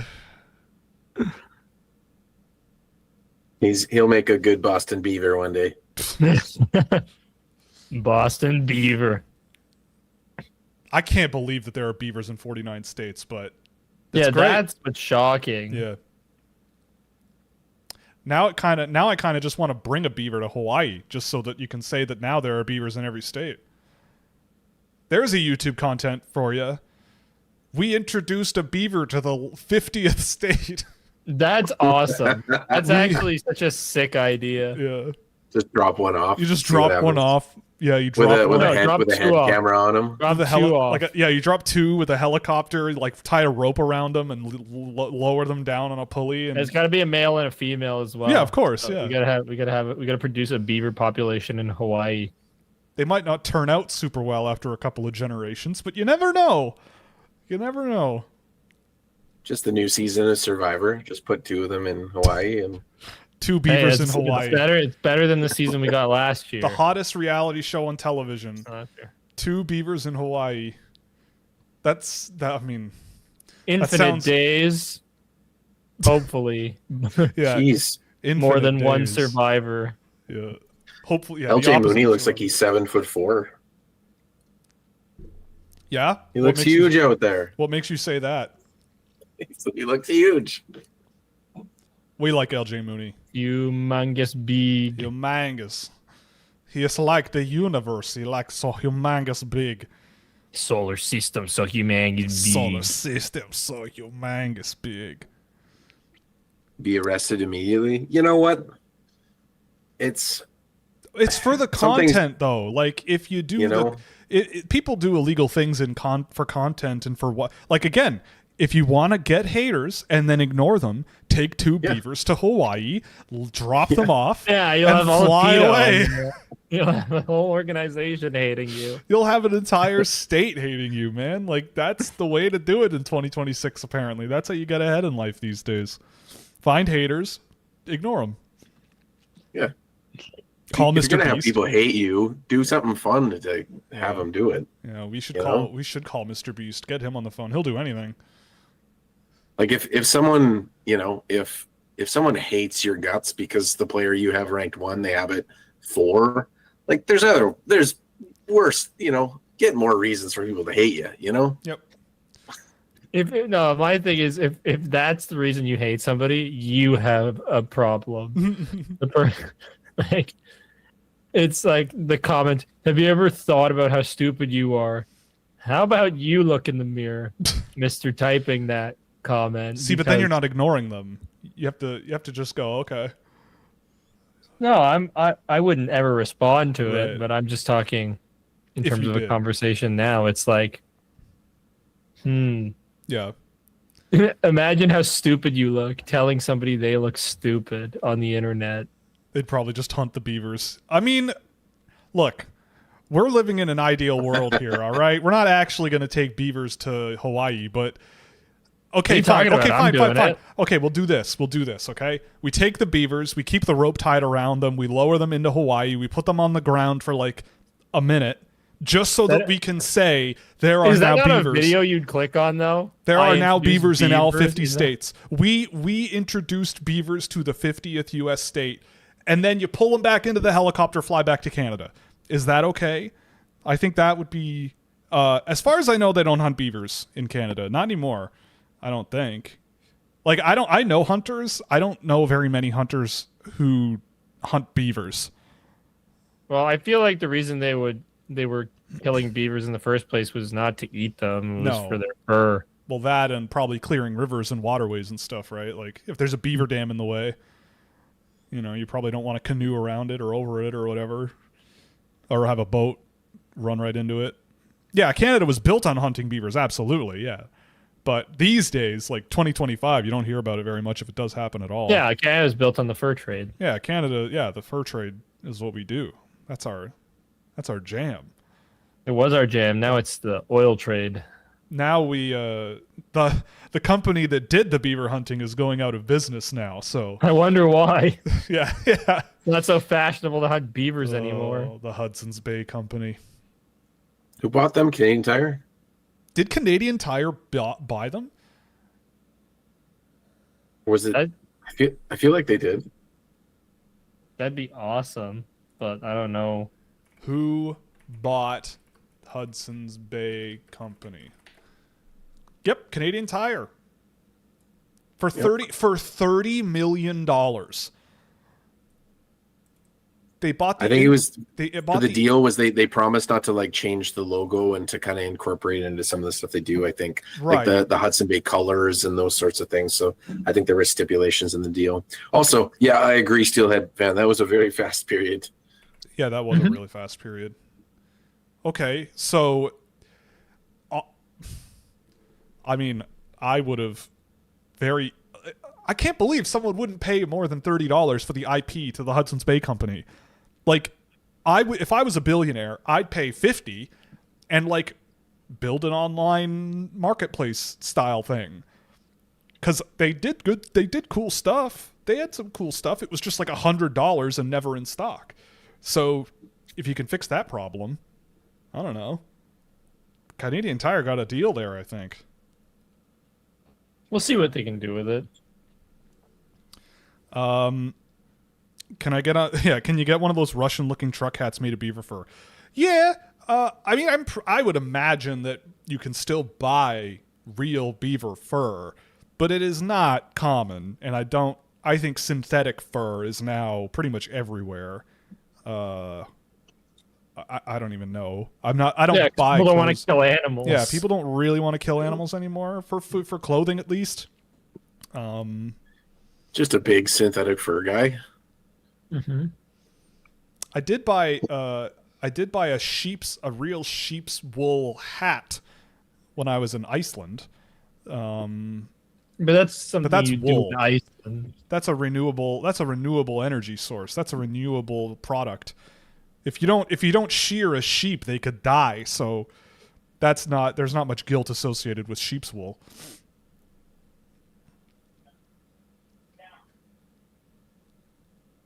One of the first things when I went to Russia in 2005, one of the first things I saw after we got off the bus from the hotel was 6 people at the bus entrance all holding hats out trying to sell them to us. Those Russian black fake fur hats with the communist pin in them. Oh God, the commie hat. You want hat $2 American, $5. It's crazy. Please, we give you a hat. I'm not a haggler very often, but haggling in Russia was a lot of fun in 2005. They love it too. Like going to marketplaces, if you had US dollars in Russia, maybe not anymore, but in 2005, if you went to Russia and had US dollars and you went to like a marketplace, you could haggle. We played a game as a group when I was there. It's like who can get the most expensive item listed for the cheapest price. And I think someone came away with something that cost like $20 and got like paid $1 US for it or something like that. Haggled the guy down to $1. It was nuts. Jesus. Might not be the same anymore. Russia might be a little further along than 2005. I mean, I did that when I went to New York for the first time. People Nice. haggling on things, and I had like no money. I remember we went somewhere and I had no cash on me, nothing. And I would just, if we were standing around, people were looking at stuff, I would haggle a guy down to see how far I could go. And then he would go, no. And I'd say, well, I can't pay that. And he'd go, how much do you have on you? And then I would have to say, oh, I don't have any money. And then they would get very upset. Right. Yeah, that would make me upset too. Yeah, that would make me upset. Then, You were building it's a fun activity. Building haters before Yeah. Yeah. the internet, eh? Yeah, I got away from it for a while, but I kind of want to get back to it. Yeah. You missed Back those to your days. roots. Wait, Britt Dort is at this? Yeah. Hell yeah. Yeah. She's good, man.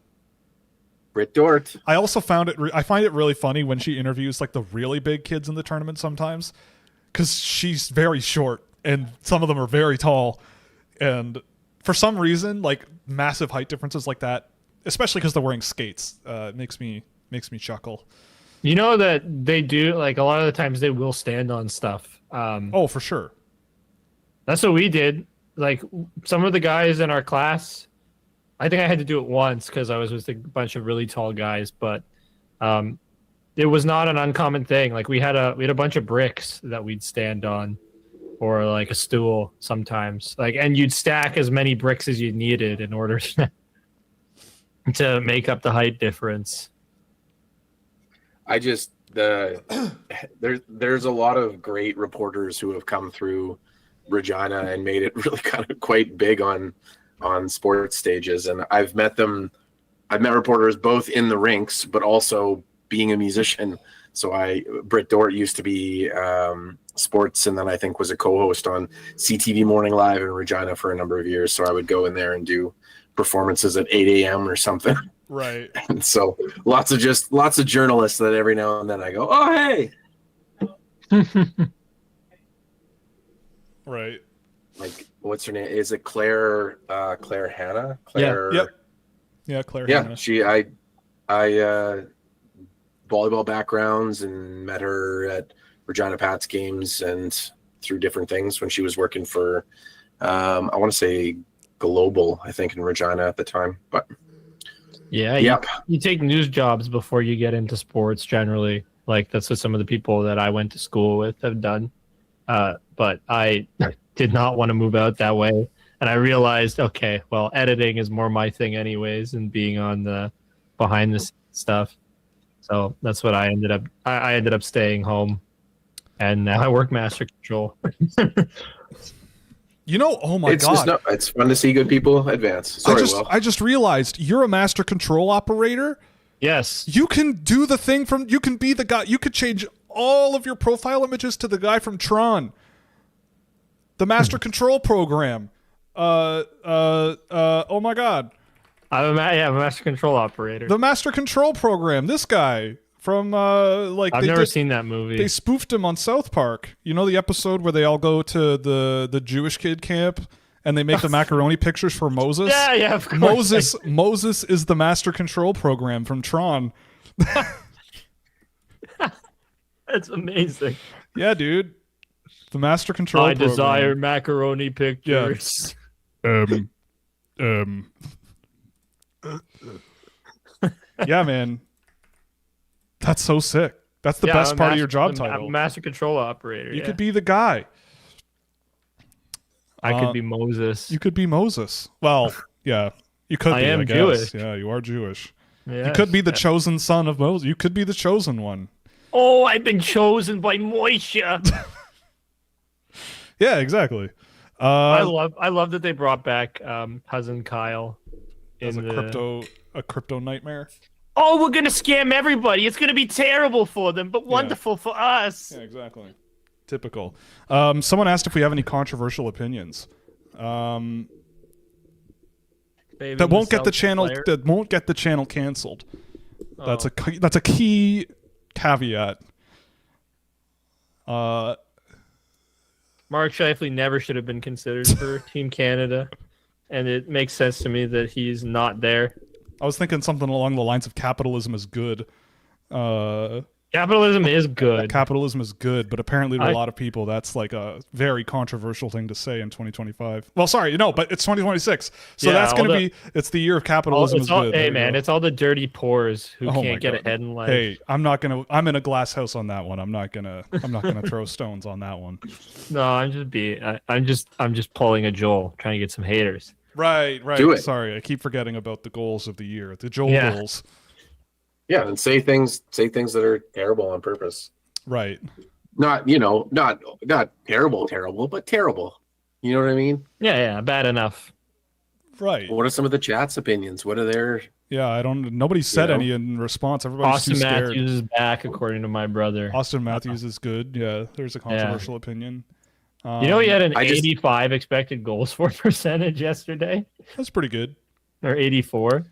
Hey, if he gets back to being what he's used to being, then that's fine by me. Then this team has. He was quite good. This team is back to being a first round exit. Yeah, let's go. Oh yeah, we back. Yeah, honestly, I would much rather be that than dead last in the league and have no first round pick. Yeah. Yeah. Do you think once Chicago's back, they should move Bedard to the wing to take weight off him? I mean, maybe. I've been of the belief that the long-term plan for Bedard should be putting him on the wing and letting him score 100 million goals a season, but that's neither here nor there. Fair enough. It's just hard to find centers, Ooh, Margot Robbie is overrated. Got thrown in the chat. It's an interesting opinion. I don't necessarily disagree. I don't disagree. Yeah. I don't think she's wildly overrated, but slightly for sure. Yeah, I would say it's not that controversial, but there's some stuff she's really, really, really good in, for sure.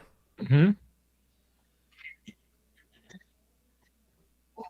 I feel like also some of the stuff that she's been in that's like not actually that good. It's not really her fault. Like the Suicide Squad movies, it's like, I don't know. They're just corny in general, top to bottom, and it's just really jarring. But anyway. Joel, are you an Owen Riegling fan? Tail Light This Town by Owen Riegling. Who's this? The TSN ad. I was saying this earlier today. I want to make a Spotify playlist of all of the songs that TSN randomly markets during the World Junior in ads, and like advertises tours for random Canadian country artists. And they're like, oh, they're gonna be in Oshawa, Ontario on February 26th to get your tickets now. Or look out, Josh. You and I both know it's all just universal artists that they try to push that are all 22 and they all have the same hat. Yeah. And damn it, I'm 25. They can't push me anymore. The rec laws were definitely they all yearn. Yeah, they yearn for her. Yeah, or the potato fields. Yeah. Yeah. Drinking at the water tower. They yearn for they yearn for drinking at the Brant County water tower. That's what they I would say here's my non-controversial opinion, but as a Canadian who observes the Canadian country world quite a bit, I think easily the best art that has been coming out of Canada from the country side of things in the last 5-10 years have been from women. The absolutely. dudes are just memes, and Yep. they all sing the same songs. 100%. And the actual creativity comes from the women in the last 5 to 10 years. 100%. Agreed. Even if they don't promote them as such, there's some women who are just absolute, like, they should be stars, and some of them are, some of them aren't. Yep. But every time Agreed. someone's like, here's a new dude, I listen to a song and I go, no, that's the same dude. Here's a new dude. Joel, you got to listen to this. It's a new dude. It's a new dude. And I Nope. listen, and it's like, what else? No, same dude. Nope. Stop. Same dude. Same Nope. haircut. Yeah. Nope. Same dude, different name. Someone asked which country has the best type of food in the world. I'm biased. Italian. I love Well, Italian yeah, food. AJ's Italian, so that makes sense. It I think depends. In my tweet, I've been putting more Thai food in my diet as of recently, and I don't blame you. It's yeah, awesome. Thai food It's rocks. I always have to say Italian, though it's basic. I have to say Italian as an Italian, otherwise I'd get slapped in the face. You know, Right. like I kind of there's a gun to my head, right? Like I'm forced to always say Italian. But Yeah, fair there's enough. so many beautiful foods from everywhere that, like, when you say Thai food, I'm also going to agree that Thai food's incredible.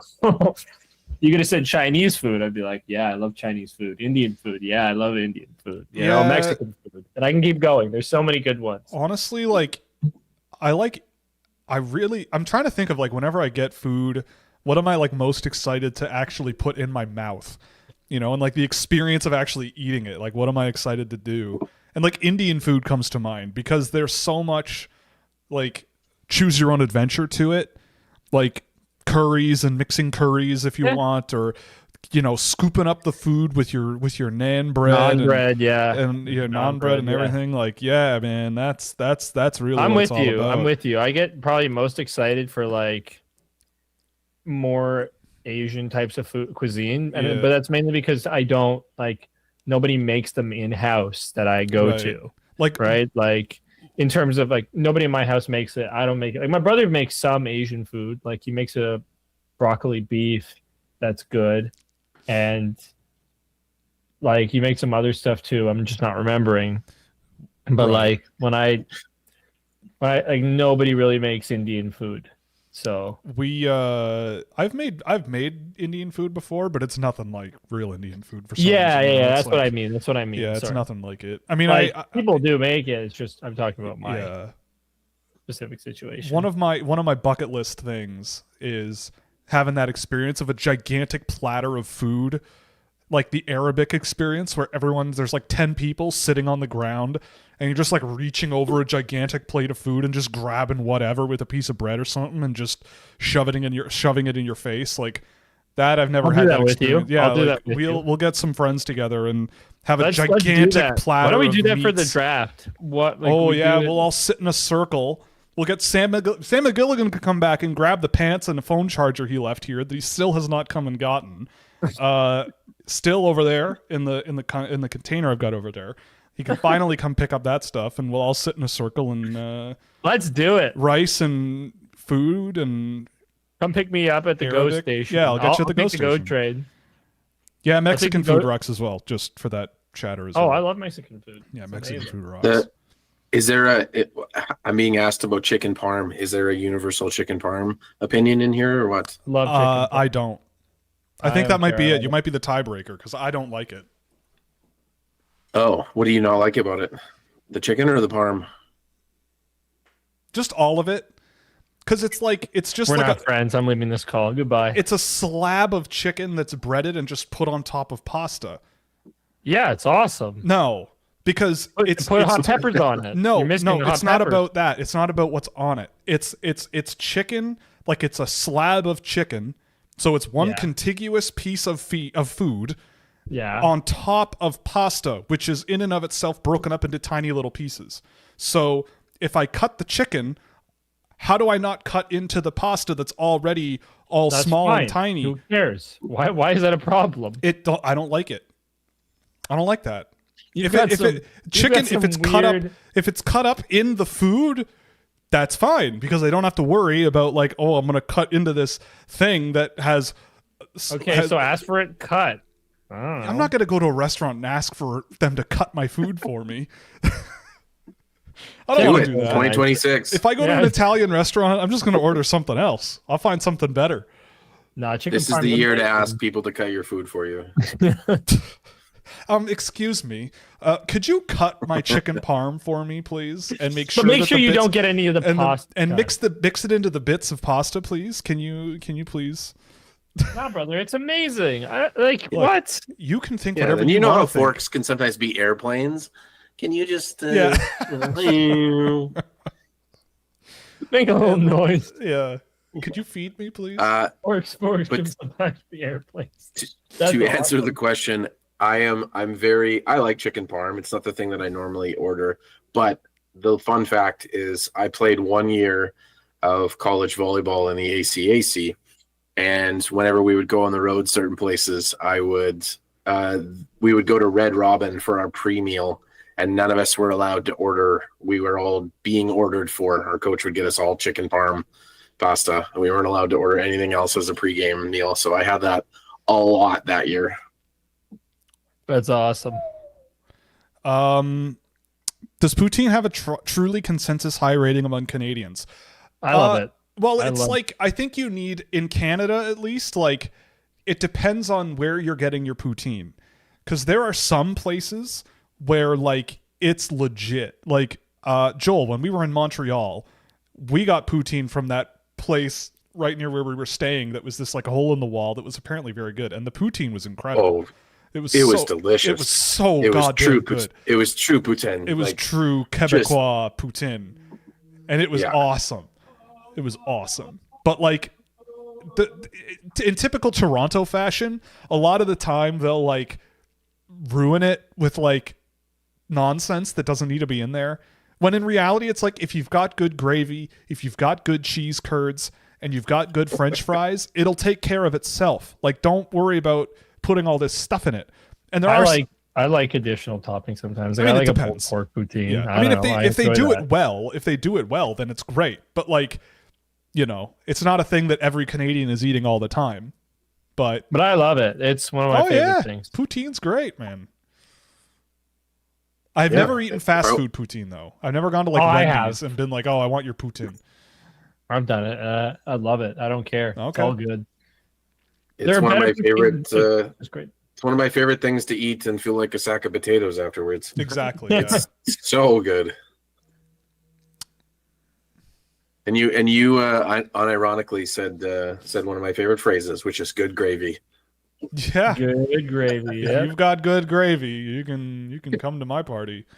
This is going to be the year of good gravy. Yeah, 2026, the year of good gravy. The gravy boat.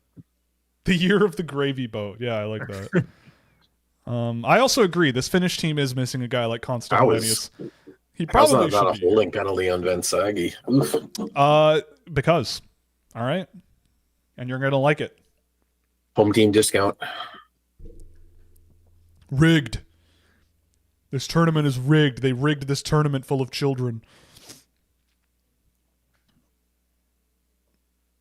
Fantastic. Shane Vansagi, man. I like him. What's up, Mechanicsville 804? Yeah, what's up? Is 804 the area code? I don't know what 804 is. Is that your height? Are you 8 feet 4 inches tall? Oh boy. Oh, the party's gonna get bigger here. Oofta. Hope we're ready, because we're gonna add another.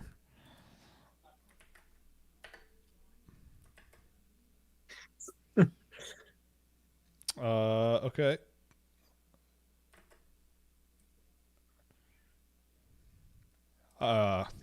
Kivi Hario.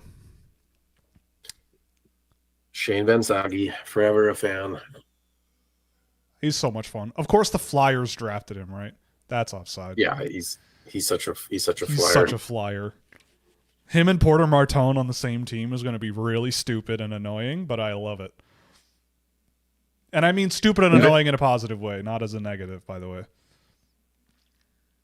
Like, Vansagi's one of those guys that could be tossed around to different teams throughout his career, but he's one of those guys I want just to be a 12-year flyer.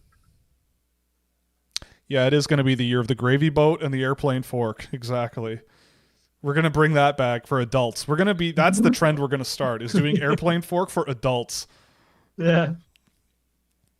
Here comes the airplane. Yeah. Oof. Oh, Yeah. You see the ringing one off the post? Yeah. yeah, just came my way. Yep. It just came to my rectangle province. Petteri Rimpinen is doing his job tonight. Unbiased opinion, Vensagi, Westergaard, and Ruohonen are the best players in this game. I mean, yeah, Westergaard's been very good for Finland. Ruohonen has also been pretty good. Oh, and Zellers is off to the box? Yikes. After that shift, that's too bad. He got crunched. Yeah, Emil Hemming with a nice shot. Oh, we got goalie interference for that. Oh. Interesting. Okay.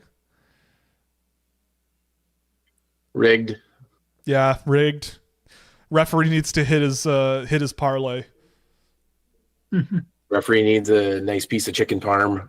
Stop it. Chicken parm's a nice thing, man. It's a nice thing.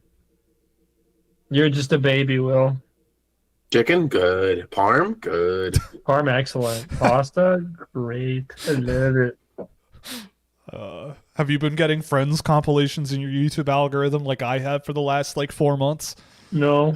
Oh, because Joel just did a Joey reference. Meat, good. Cookies, good. Jam, good. Meat, good. Jam, good. Is Stiga injured and not playing in this game? How dare you? That's this person is also looking for haters to ignore as well, I'm pretty sure. Yeah. They've been doing it for months. They're way ahead of the game. They've been working on me for years. Yeah, they've been working on AJ for years. The thing is there's, if you think about statistically, someone out there is your biggest hater. You know what I mean? There's someone that if it all breaks down, there's someone out there who is the biggest anti-you person. Yeah. And sometimes we know those people, sometimes we don't. Sometimes they're I don't just know mine for behind sure. the scenes.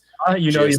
Hating away. No, I know mine. And I don't know what mine I'm for saying sure. is I want to know who those people are more, and I want there to be more competition. It needs to be I want them to competitive. form a group. Yeah, it needs to be competitive. I want them to be a full HF boards chat. You know what I mean? Yeah, exactly. Yeah, now we're talking. I also agree. Condolences to the Swiss team. Yeah, they were wearing a black ribbon today because there was a big fire at a nightclub and a bunch of people died in Switzerland over New Year's, which is crazy. So that's, awful. No, Tony is not here. Yeah, Tony's not here. I'd like him to come. It'd be awesome. He probably is with his kids or something, being a dad. Who cares? It's just so Being a dumb. dad's lame. Yeah. Come spend time with your friends. If you you're don't need your family. If you're a parent in here, what have you done? What a dumb decision you made. Unbelievable. You could be here instead. I know plenty of stories of people in my family not caring about their kids. Oh boy. Well, let's not go there. Just not in my immediate family. Right.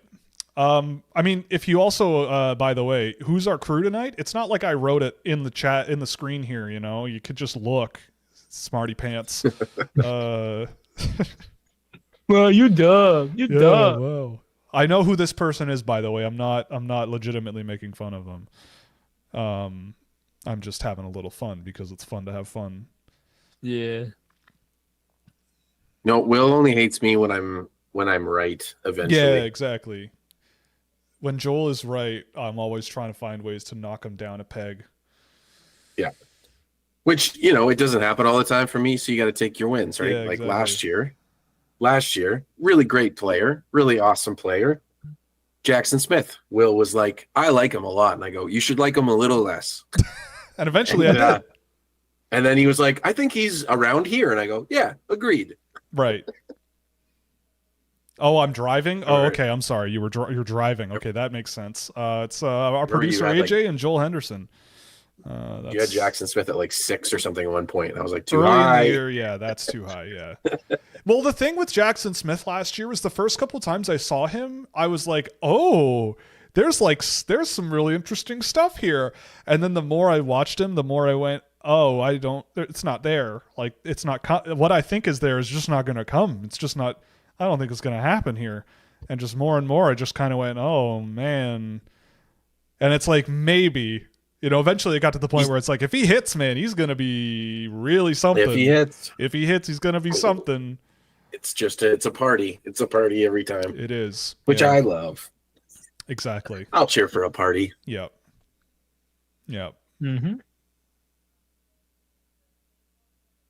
See, hating works eventually. See, exactly. Exactly.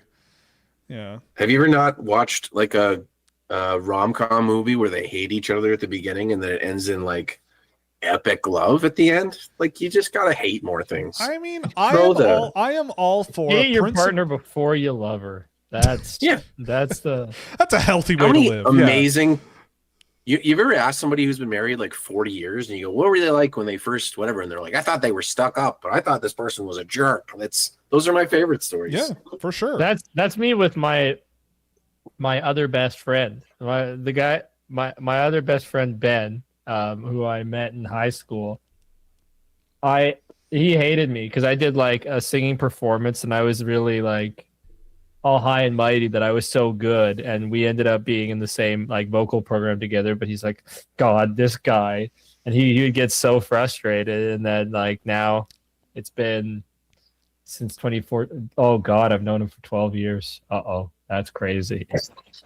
I'm getting old, man. I don't like it. Oh yeah, totally. To the comment in the chat, I mean, agents and players, they're gonna hate you if you're lower on their player, regardless. Like, it's their job to champion the person that they believe in because number one, they believe in them. Number two, it's their job. I've definitely. So they are a biased parent. They are sometimes worse than a coach. Yes. Worse than that parent that is a little too whatever. But also they understand. It's just their job to push and be upset. Like if there's anyone standing in the way of the success of your child, I feel like a lot of people will react very differently to others in that situation. Or you have a vested interest in getting them as much money as you possibly can.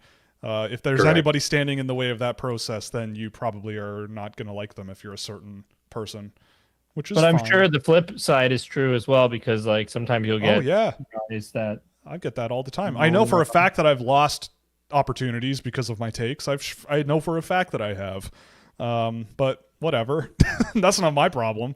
I mean, maybe it is, but like, what am I going to do? Am I going to go, oh no, actually everyone's really, really, really sick and every NHL team drafted the perfect hockey player all of the time and everyone is awesome and they're all going to be elite players. Everything is awesome. Like, great, cool. But shout out the way she goes. Everything is awesome. Everything is awesome. Oh, and I don't blame them too. If I was a player agent, I would be insufferable. Yeah, you'd be haggling with NHL teams and say, "Hey, my player doesn't actually want to sign here." Yeah, I would. I mean, it's just the way she goes. It's always the tightrope between what do you really feel and not being a prick about it. But it's possible. It's possible to do it. I think I've gotten better at it over the years. Stay true, boys. Don't sell out all guys on TSN. Hey, well, I turned down a job at TSN recently. That's true. So I tell you, I did not sell out. Is Crosby overrated? No. Who's the most overrated player in the last 5 years of the NHL draft? Alex. In the draft. In the draft. Say Alex Ovechkin. Oh, in the draft. I was gonna. In the draft over the last 5 years. I think you and I were both going to agree on AJ. Yeah. We're both the biggest haters of Ovi. We're the Ovi hate club. It's you and me, man. It's I've been in that club a long time. I think you've been in that club longer than I have, to be fair. If you have to that's all part of it too. You have to pick an NHLer who is bonkersly good and hate them. You need one. Yeah, At least. You it's know what I Ovi. mean? It's Ovi. You know, it has to be Ovi. You know, you need to be able to walk away from a game where they get a hat trick and just mumble how awful they are and how they shouldn't have been able to do that. You need one, you know, and I think it's different for everybody. Chat, who's your really talented player that you absolutely hate? Go. Yeah, because Ovi is ours. I see we've got Joel going on Ovechkin. Oh, Jordan! Yes. I see you don't get him going on Ovechkin on a Friday night in Regina, Saskatchewan. No, you don't. Welcome, I'll tell Jordan. chat that for free. Yeah. Someone said Boucher, like Tyler Boucher, but I don't think so. I think Tyler Boucher was properly rated, but by everybody except the Ottawa Senators. I think that's what the deal was. Go Sens, go. I mean, like, Everyone I don't always. dislike this player, but I feel like the answer is Hey, they're Shane lower. Wright. Like, I Sorry, feel like go ahead. Shane Wright has become the answer to that question because of the way people talked about him, especially when he's 16 years old or whatever. But he's a good player, though. he's a good player, you know, like it's not. I mean, you don't hate him. No, I don't. I would but say it's I would say he might be underrated. Wait, are we talking about the most overrated player? overrated player in the last 5 years of the NHL draft. Oh, I have my name. Oh, Is it Brad Lambert? Because it might very well be Brad Mhm. Lambert. He's one of two, but that Yeah. wasn't the name. There's another name that AJ's not gonna like. Oh, I mean, he went like 20th, so he wasn't that overrated. No, Yeah, but in People had him top In 10. the like, I had him really people high. had him first. Some losers in this conversation. Hey. One. hey now. Hey, I feel Sorry, like Owen I'm Power coming in would be hot. the number one, honestly. 'Cause Owen Power was rated as the top prospect, pretty much consensus, and it was consensus, I think. he's terrible. Well, he's not terrible, but he's not like, you know, He's pretty bad. Sabres fans will scream at you now. No, they won't. Yes, they will. I will guarantee you they will. He's not a good player. All right, man. All right.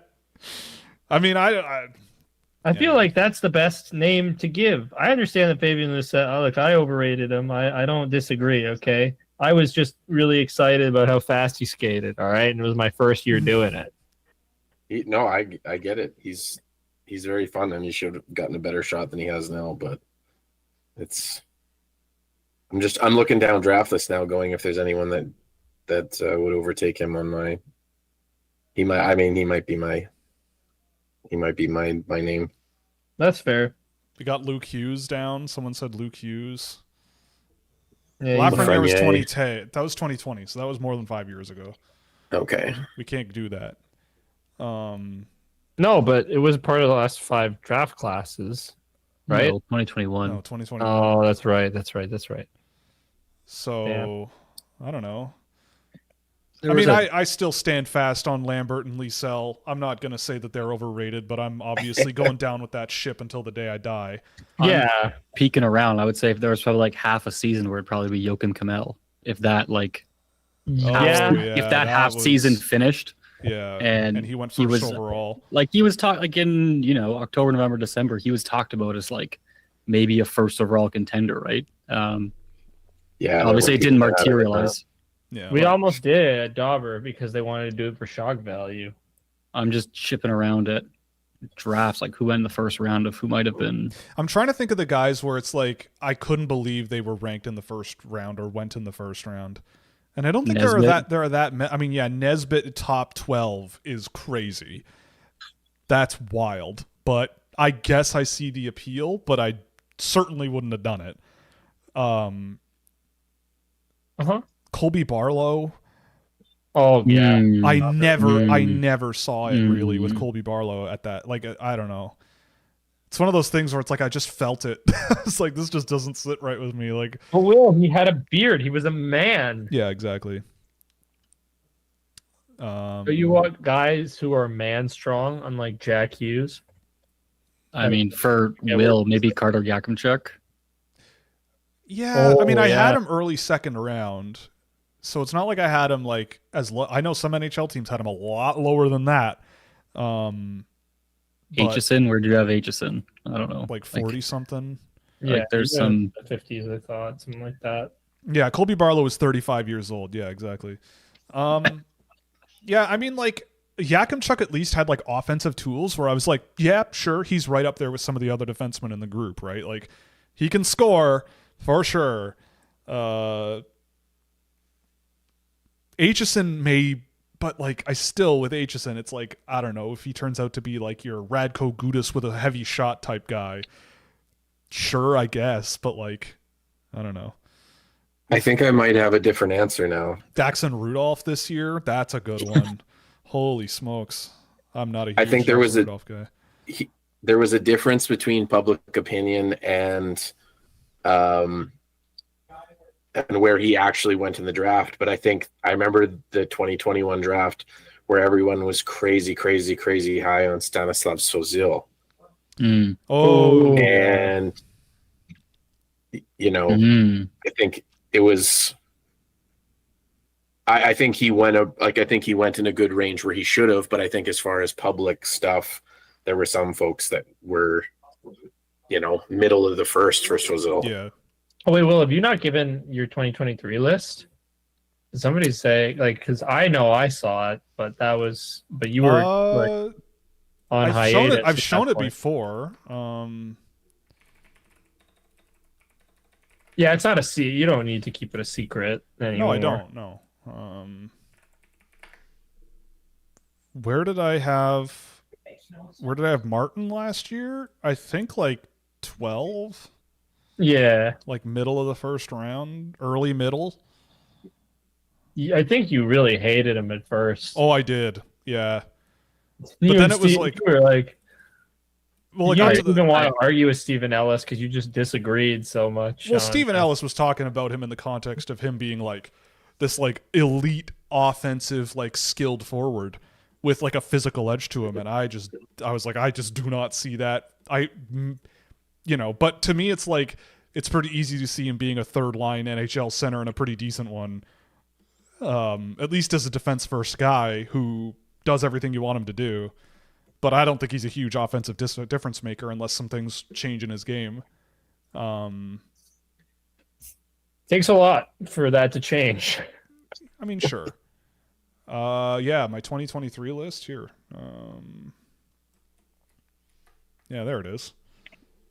It was. There's some I hockey remember players. you had it was Bedard, Fantilli, Michkov, Carlson. Carlson. Yeah, I think that was your top four. And then Moore, Smith, Simashev, Benson, Brindley, Boot, Gulyayev. Damn, Rimpinen, man. Holy smokes. Gulyayev, Musty, Leonard. It probably would help if I looked at the tiers of these guys too. Right, Bedard and Fantilli were in their own. Then Michkov, Carlson, Moore, and Smith in their own. Simashev, Benson, Brindley, Boot, Gulyayev, Musty, and not Leonard, but then Leonard with everybody else here. Yeah. It was a big group. Fisker Molgaard in the first round I feel okay about. Mm-hmm. Cagnoni. So I'm just seeing I don't know how far behind I am, but just seeing that crazy save. Yeah, that save was insane. Nate Danielson, 30th overall. Yeah, we were not Nate Danielson guy. Denver Barkey, 32. That one was an interesting one. If you had Nate at 30, where did you have Jaeger? Jaeger, I had at mid-20s, right? Where's Jaeger? 40. I did not like Jaeger really.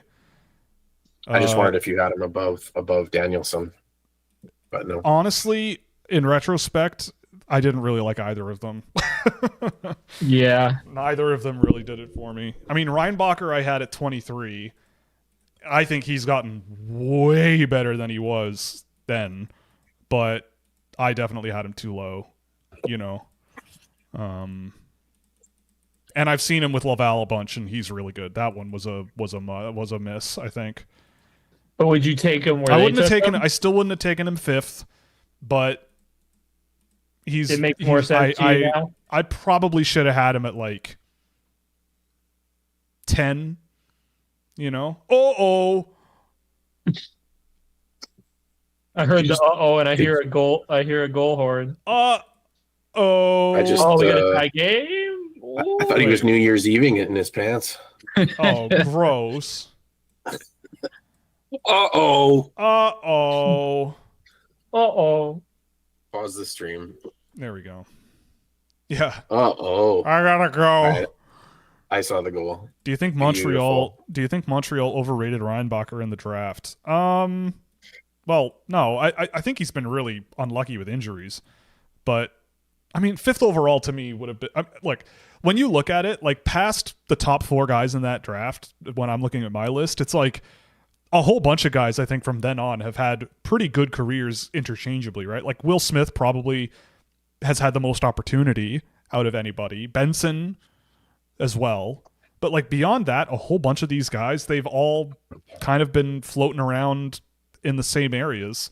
Willander just made the NHL, you know.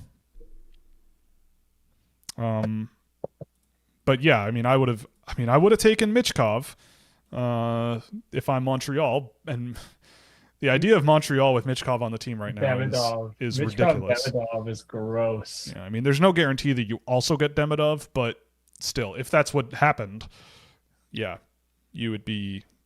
I think that would be a pretty scary couple of guys to have on your team. But I mean, Reinbacher was good last year when I saw him with Laval. I thought he looked really good for a guy who missed a whole bunch of time. And yeah, I'm glad Otto Stenberg looked good because I like Otto Stenberg.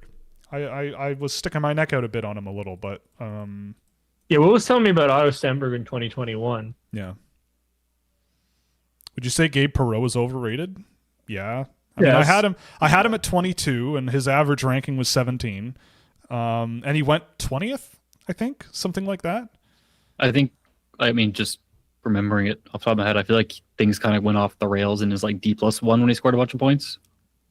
Yeah. Yeah. Like the hype train left the station. I don't think it was like a draft year thing. Yeah. But oh my goodness. Oh. Uh-oh. Uh-oh. I think I know what happens.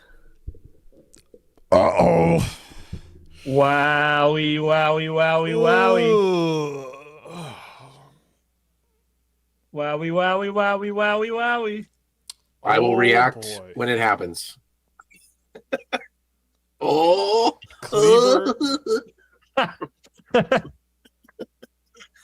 Oh, what a Good pass. reaction, Joel. What a pass. Leo Tuva. Right through Kamil Bednarik's legs. Wow.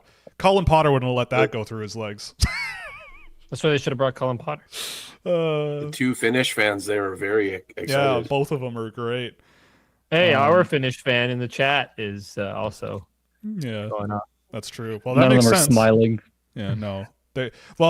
You're witnessing greatness, he says. I was talking to him earlier today, and I asked him about how Finland is the happiest country in the world, and he said he's like, I think it's more that we have the least misery. And I liked that. I thought that made a lot of sense. The least misery. We have the least misery. Reinbacher or Simashev? I still think Simashev. I'd rather have Simashev. Simashev is insane. I love him so much. Simashev, yeah. He's gross. I've been defending Seth Jones over Adam Fox for Team USA. What do you think? Honestly, I haven't seen enough of both this year to know a good answer to that. I still think Adam Fox is. Adam Fox's coach is coaching the U.S. team, right? Mike Sullivan. So Yep. if Mike Sullivan takes Adam Fox off the roster, there's gotta be a good reason he did that. Like, it's such an absurd thing to do for a guy that level. I can't believe that. Like, that's crazy. It's like he must just really not like how he's playing and really not trust him right now to take that opportunity away from him. Like, that's the only thing. Yeah, turn on the sauna. Yeah, get in there. Take off your pants. Please put your pants back on. We ask you for Hey. the children to put your pants back on. I don't hear a USA chant. Yeah, where's Freebird? Where's the USA chant going on here? And yeah, Piparinen's been really good this game when I've caught him. I haven't honestly been paying enough attention to Piparinen when he takes his pants off. Yeah. Oh God. Oh. No, the US is gonna do it. I think they're gonna do it. They're gonna come back. They're gonna do it. Teddy Stiga to the rescue. I mean, yeah, Teddy Stiga to the rescue. Exactly. I mean, Rimpinen did go undrafted because he's 6 feet tall. He's not 6'5", so goaltender, he's not a good goaltender. Didn't he get picked last year? Yeah, he was amazing last year. He got picked in the draft, but he was a +1 then. Yeah. So his draft year, he didn't get drafted. Then he was on the World Junior team, and he was the good World Junior goaltender who gets a draft pick that everybody loves to make one a year, right? Adam Gajan was one. Yaroslav Janus, I think, was another one from years ago. I don't know. There's always one. Wasn't there a Latvian last year who got a draft pick or something like that? Some goalie. I could be wrong. I don't know. Oh, well, that was such a nice pass. My The God. guy he was in the queue. Latvian goalie, I forgot his name. Was he? He was the guy who beat Canada. Oh, yeah. Linus Feldbergs. That's the one. The argument is how good Seth Jones was in the playoffs and Fox overwhelmed at the Four Nations. Maybe. I think it comes down to Adam Fox's own coach in the NHL seeing his play this year and going, yeah, I don't want that on the Olympic team. I think that's as simple as it is. Why? I don't know. But that's the logical explanation. Is he just... Which is nuts. He likes what he sees out of Seth Jones playing against him, then he likes what he sees with Adam Fox coaching him. I think it's as much like I wouldn't be surprised if they watched and broke down as coaches the Four Nations and go, what do we want to change? What do we need a little bit more of to beat Canada? Like I think the whole thing is how do we beat Canada? And they went through the roster and said we want more of this, less of this, and hence a couple changes were made. Like I guess you know what I mean. Like they want a Tom Wilson. They want to there's things you can throw in that lineup that they go, this makes us a tougher team. I don't know how you leave off Adam Fox still. That's Leo Tuva. It won't matter when they just lose to Canada anyways. Leo Tuva, What a game. Oh, okay. So Sullivan and David Quinn wanted to have Fox but got overruled, apparently. That's crazy. All right. Who is it? Bill Guerin running the team? Bill Guerin. Yeah, well, it's Bill Guerin. That guy, I don't know. He got Quinn Hughes, man. Careful. And Faber. He did. More mad about Jason Robertson. I mean, I see where they're coming from, but I don't think scoring is... I mean, if scoring is a problem for that U.S. team, then that's problematic. Oh, no. Oh. Is Yager on the Czech team? Yeah. That's all I want to know. I wish. He's at his strongest. Just play him for one shift, like when Gordie Howe played for the Detroit Vipers for one shift in 1999. Boy. Oh, now they're trying the USA chant. Okay, now I hear it. The corpse of Jacob Slavin over Hudson and Fox. I mean, yeah, look. Hey, look, if I was building the American team, I build it like I build any other team. I don't care. If you can play, you can play. If Lane Hudson's my bottom pair defenseman, I don't give a crap. I'll play him. He's Lane Hudson, man. Like, he's insanely good. Like, you put him on a second power play unit, maybe. I don't know. You could, I don't know. I always love the experience argument. It's like, well, how does he get the experience? How does he get the experience? To not bring him on the team? Rather have Robertson than Matthews? No. Not sure about that one. That said, though, Matthews this season has been very recently. Until yesterday. Yep, until yesterday. Now it's all fixed. Matthews is an incredible player still. I don't care. He's just been hurt. Who's this? Oh. Aaron Kiviharju not happy with himself. As Aaron Kiviharju is like we thought. Riker Lee, man. Riker Yee. Oh my god. Yeehaw. How do you not love this tournament of hockey? How is this tournament not bigger than the World Cup of Soccer? Now that the World Cup of Soccer has become this absolute disgrace of a sporting event. I'm sorry, Will. The World Cup is still bigger to me. It's still more important. I'm not saying it isn't bigger. I'm saying it's a disgrace, and this should be bigger. That's what I'm saying. No, it shouldn't be. Yes, it should. The World Cup of Soccer is a joke. They gave a peace prize to the President of the United States to make him feel good.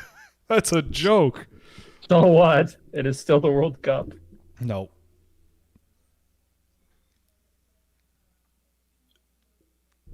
All I want to say is I think at the NTDP selection camp, when they had stuff there was a team where their offense was Teddy Stiga in the middle and Riker Lee on the wing, and the two of them just created and Stiga got to build speed through the middle because Riker would always hit him with the well-weighted pass to get him going in speed, and it was just beautiful to watch, and it's so fun to continue to watch those guys. Only 4 years ago. Oh, Yeah, only 4 years ago. what a crazy game we're getting here. Oh, Daniel Niemanen. Oh, what are you doing? Oh, that could have been sick. Oh, I see what you're seeing. That could have been so sick. That's undrafted defenseman Daniel Niemanen, and he was drafted last year, but Once passed on. Damn. Yeah, damn right. Riker Lee and Teddy Stiga are fun together. Good thing they're both Nashville draft picks. It's going to continue to be fun. Oh. Oh, brother. Woo! Oh, brother. Oh, and they went offside. Oh, no. Oh, man. Oh, I didn't know I was going to have a heart attack this early into 2026. Oh yeah, Niemanen is a Nashville pick too. Right, forgot about that, isn't he? Yeah. Or is he Dallas?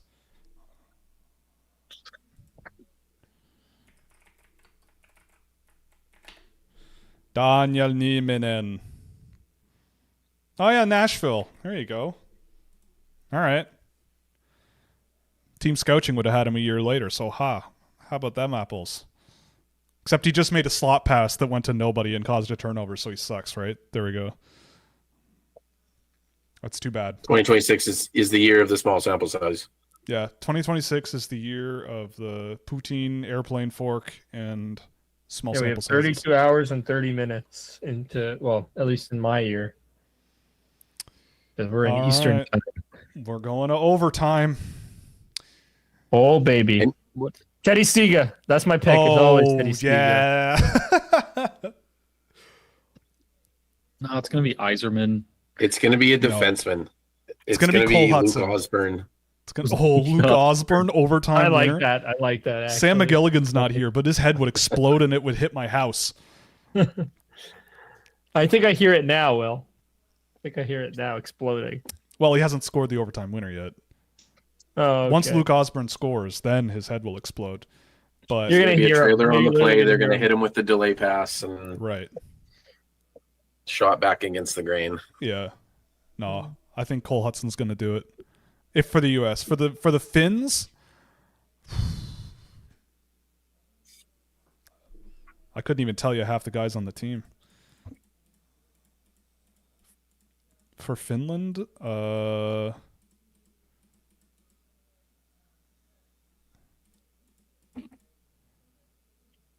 go Julius Mietten then maybe. I feel like he could land one.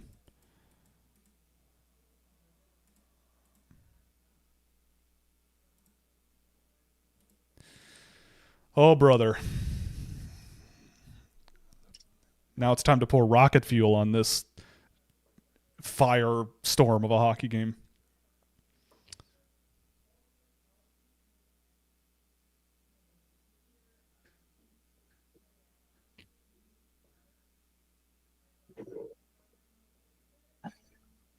Now, who haven't I seen? Who haven't I seen at all? Oh, I didn't even realize Who's that was a scored? James Hagen's primary assist on that game winner. Notorious soft loser James Hagens with the primary assist to tie the game. Imagine that.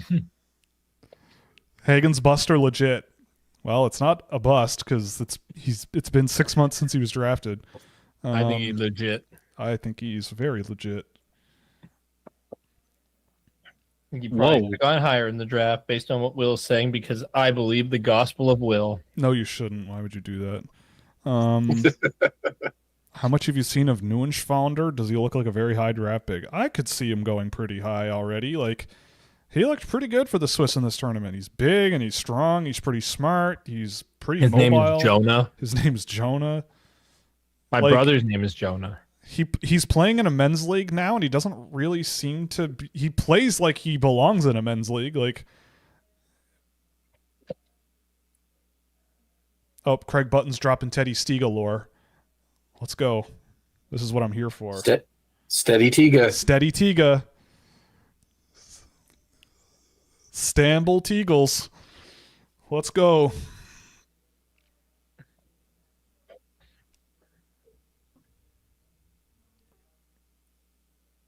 If I will withhold my reaction when it happens so that we can all see it at the same time. Feel it together. We're all have to hold our reactions a while for Joel to catch up. For Joel to true. catch up. Joel's pirating some stream hosted in Mongolia, so we've got to dial up simpatico on his Regina dial up. Dial up simpatico. He's got Starlink, but they don't have satellites in Saskatchewan yet.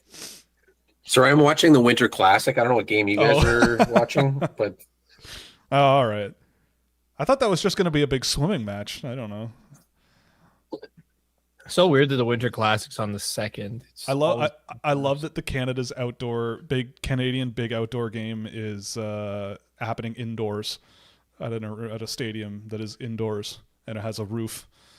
That's pretty funny. That's awesome. Anyway, James Haggins with the puck through the neutral zone like he does. Cole Hudson, here he comes. I don't want to hear the solo of Freebird for the rest of the tournament. Well, you're either going to hear it 0 more times or you're going to hear it 1 more time. At least once. At least once. And I don't know what to tell you. I like the Freebird. The U.S. song. coach is an egg. Yes, he definitely is an egg. Yeah, that's true.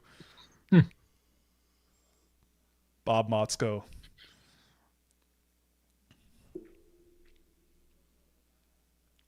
Cole Hudson wants 1 more point.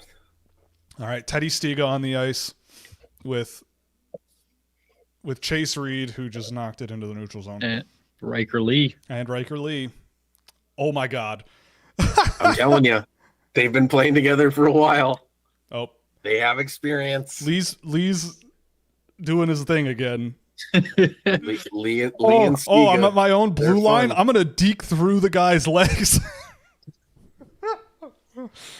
Deke through the guy's legs. And then I'm gonna rumble through the neutral zone, and then Teddy Stiga's gonna skate right in and go offside because I'm taking too long. Oh my God.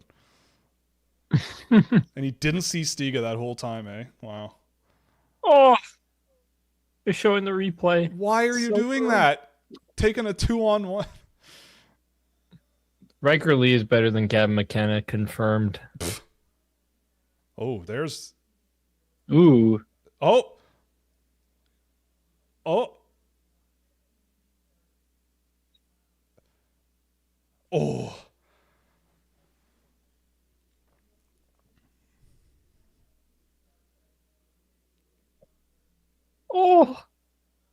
What a play by Chase Reed. What did he do?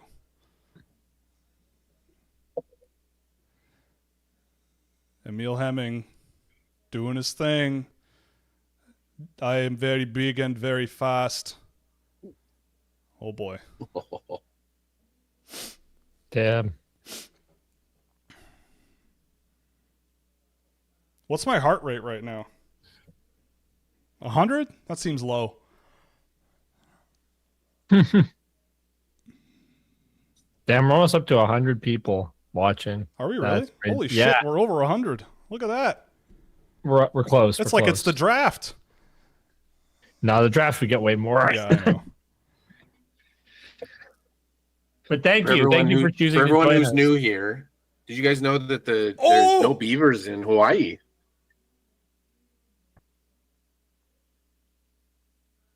Everything went silent. What happened? Oh!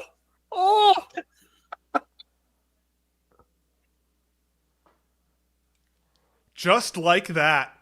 Oh Wow. my God. Just like that. Beautiful. Finland. Wow. I can't believe how quickly that ended. That was great.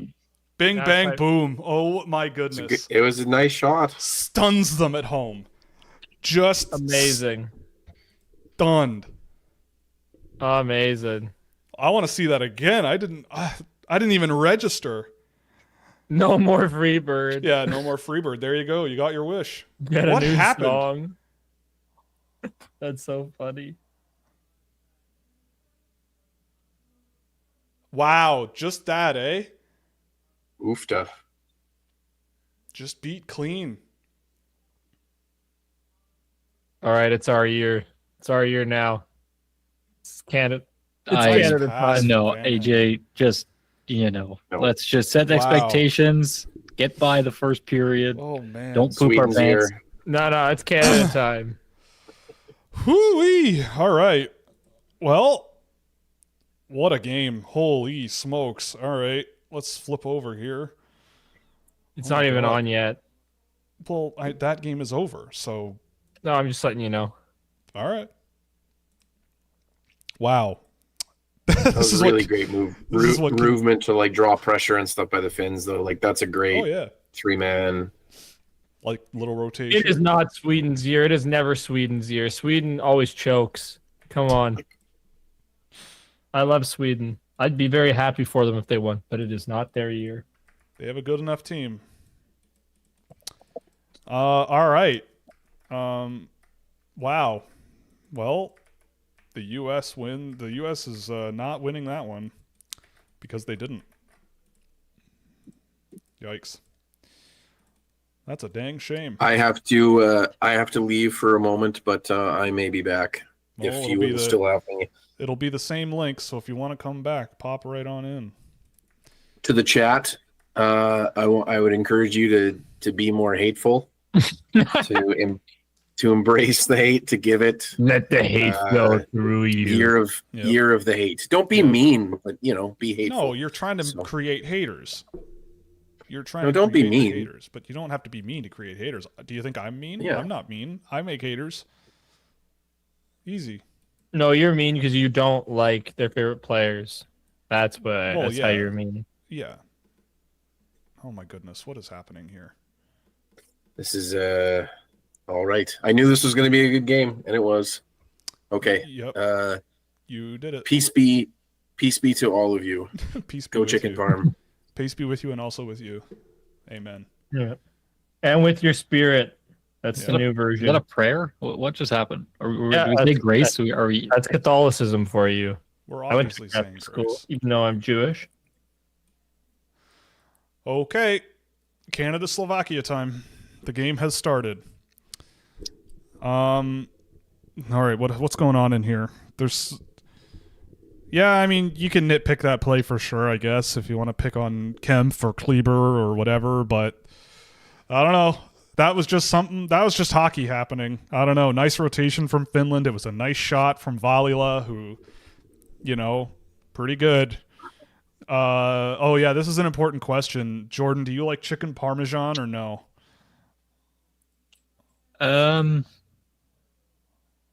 Like a 7.3 out of 10, I would say. I'm not like in love with it. I don't hate it. I would say like I'm Diplomatic.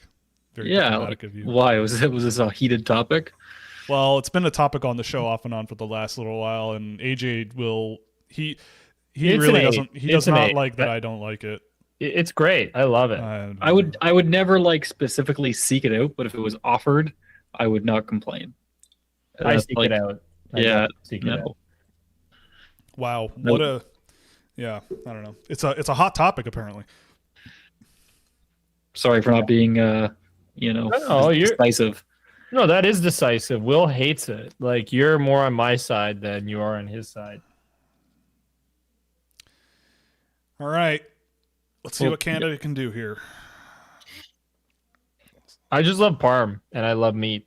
It's not hard to put the two together and pasta and get something pretty special.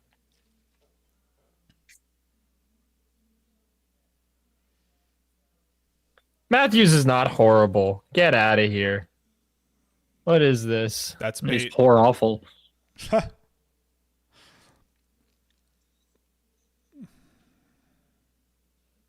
Oh. Nope. Not today, Horenko. Oh, geez. Goalier just got laid out. It doesn't make me look smart, so it didn't happen. I refuse to believe it. The gospel according to Will. Exactly.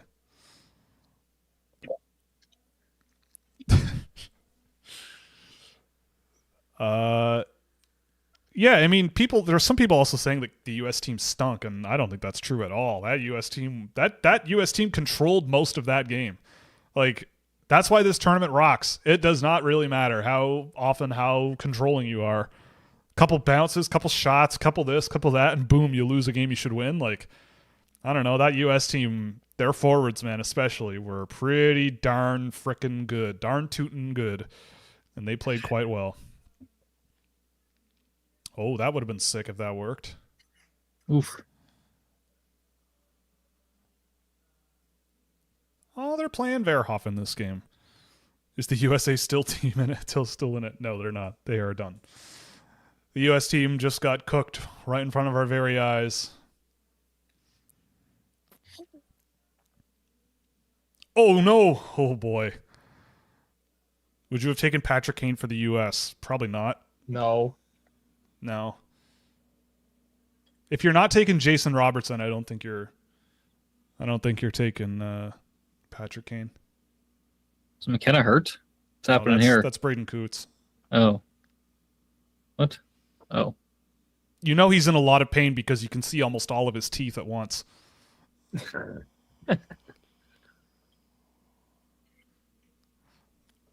Ow.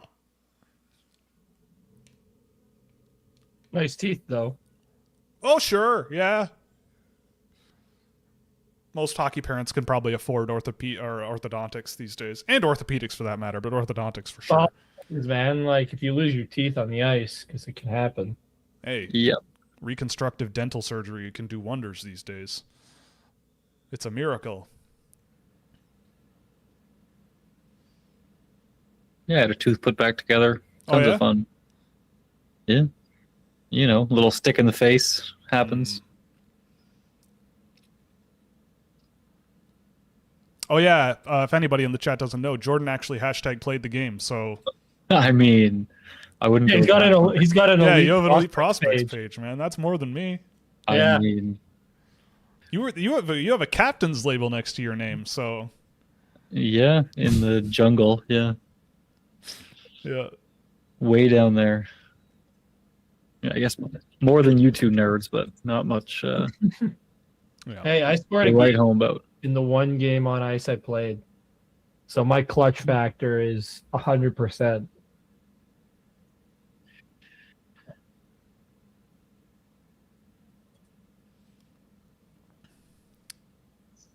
Did you close out all your games with a goal, Jordan? That won your team the game? I don't think so. Nope. Ooh. Nope. Remember, 2026 is the year of sample size. Small sample size, Will. Hmm. Going off my one game of cherry picking at the net. Who's the better Scouch ecosystem hockey player? Well, I play defense and can't score, so probably not me. I'd be a relentless forechecker in a straight line.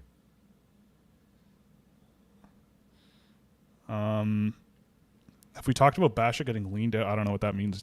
To add to the U.S. dogpiles, Sean Shapiro's piece on how the U.S. were never even considering Jason Robertson is pretty damning on Bill Guerin. That's pretty wild. The fact, if that's true, that they weren't even... Oh, big save. I think that's Basher going back to Medicine Hat. Loaned. Oh. I mean, sure.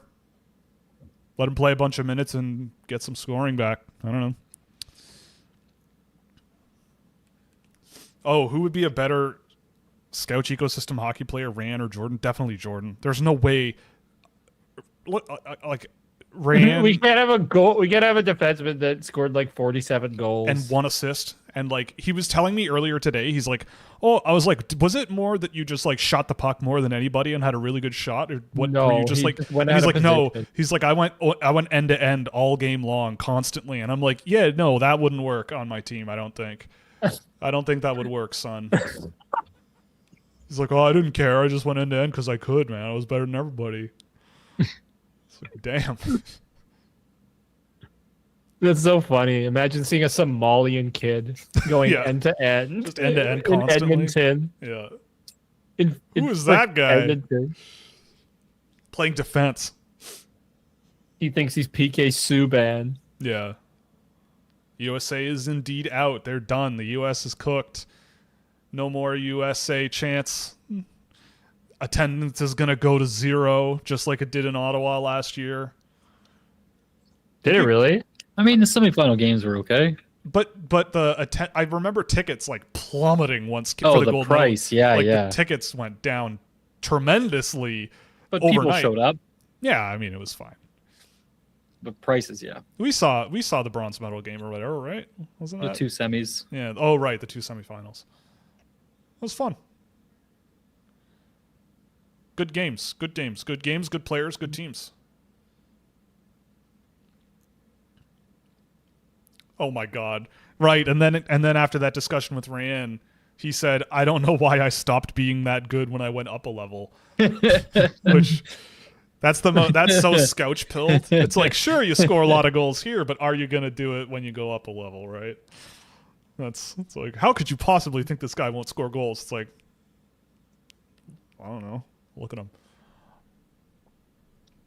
Playing high school hockey in Alabama and Right. finally make the move over to Yeah. somewhere. I'm no longer Gretzky. What do you mean? Yeah, Ryan's hilarious, man. Guy gets me every time I talk to him. He sent me the photo, the profile image that he took of me that he was using for a short stint in 2021. This freaking guy, man. I didn't even know him. And he just like uses a photo of me as a profile picture. I was so uncomfortable, I asked him to take it down. Yeah, that makes sense. I mean, he was like a child doing something childish, you know. He was 15 years old when we met him. We just got a message in the Scouching Discord server I have to share with the class that Daxon Rudolph just got his first primary assist at 5-on-5 tonight. Oh, wow. Real viewers will know. Actually, I shouldn't say real, because everybody's real. Well, you had him ranked at 13th for a minute by accident. Yes, by accident I did, yeah. Yeah. Will the game be on live? I don't know what you mean. It is live. The game is happening in front of my eyeballs.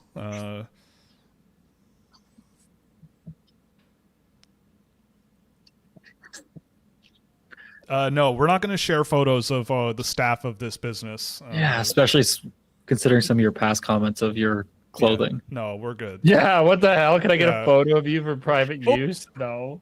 Oh, they are playing Ivan Kovic tonight. I didn't even notice that. Interesting. And you call yourself a scout. You don't notice these things. Dude, I am Not a I goalie do scout. consider myself a scout because I don't notice these things. That's exactly what I'm not tracking data, so my ability to pay attention is just as bad as anybody else's.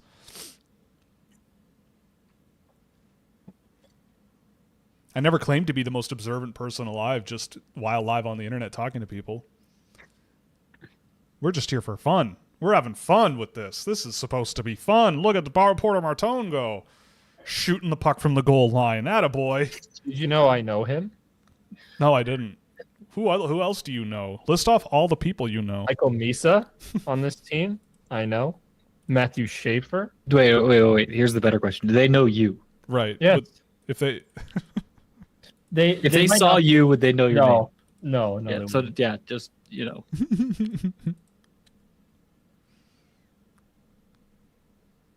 I'd like a photo of AJ next to LJ Mooney just for scale. Is that part of the paid membership? Well, I'm taller than LJ Mooney. What's the score of the game? I'm in Colombia and can't get it. It is 0-0 Canada. I mean, unless you're talking about the States, and that ended 4-3 in overtime. For Finland, by the way. I'm sorry. Actually, I don't know if you're a Finnish person working in Colombia or like whatever, but the U.S. won.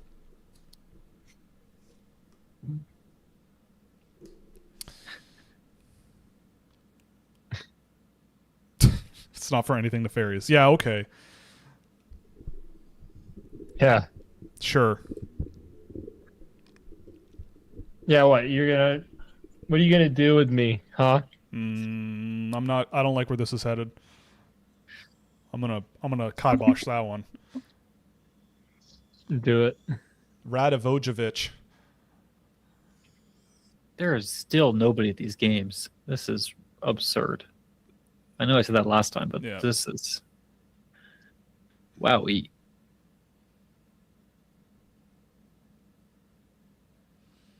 Michael Hage, nice pass.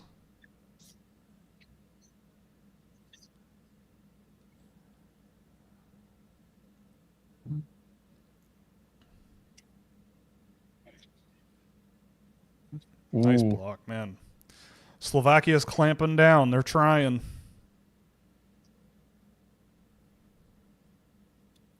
Oh, Leap nice the fifth. pass. Bro, yeah, I know you are insane. You You're don't also delusional. There is no Fifth Amendment involved with anybody on this show or you. You're from Finland. We're Canadian. There's no Fifth Amendment. No, he's allowed to plead insanity. I don't think that's what the Fifth Amendment is. Nah, it's not. Not. No. No. The Fifth Amendment is the right to not answer a question for fear of incriminating yourself. Oh, right. It's like saying, did you shoot yourself? Did you shoot your wife or whatever? And you go, I plead the Fifth. You don't have to answer that question. What's your anxiety level right now? Honestly, like 0.5. Why would we be anxious? I don't care if they win or lose this. Yeah, I mean, like, I want them to win. It would be awesome if they won. Yeah, you can't Yeah, self-incriminate. okay, fifth, right. Self-incriminate. Was a Jets fan lately. They suck every year. It gets harder and harder to be a Jets fan. Are we talking, like, the Winnipeg Jets? Because they've been pretty good until this year. Yeah, he's talking Winnipeg because he said he's from Manitoba. He's from Winnipeg, Manitoba. I didn't see that. Okay. Winnipeg, Manitoba, baby. I've never been to Winnipeg. Winterpeg. You know? Not on my list of travel destinations. Yeah, not on my list either.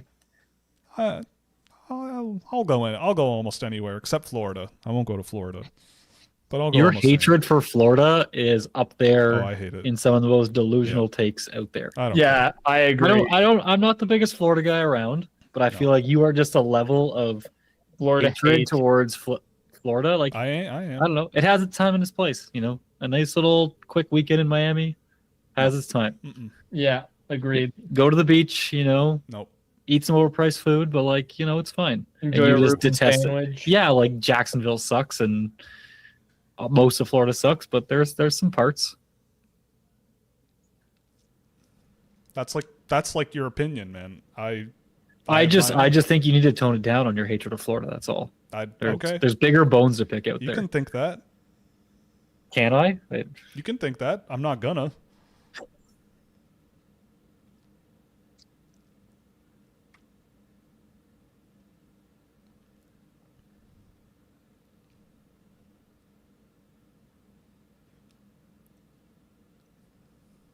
If people like Florida, they're welcome to like Florida. I'm not one of those people. If Slovakia wins this, I'll run a marathon through the snowstorm that's killing us in Sweden. I will hold you to that. I will, for the semifinal stream that we're doing, I will make sure that if you are there, I mean, I don't know if you will be, I'll hold you to it. I will expect you to run a marathon. Reasons to hate Florida. Crazy. Yeah, I mean, there's a lot of those things exist everywhere in the United States. Other than Sam Bennett. Sam Bennett is pretty exclusive to Fort Lauderdale, Sunrise area.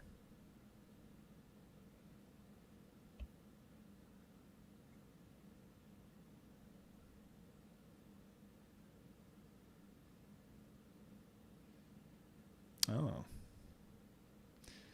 Desnoyers versus Straka, the battle of the Quebec maniacs.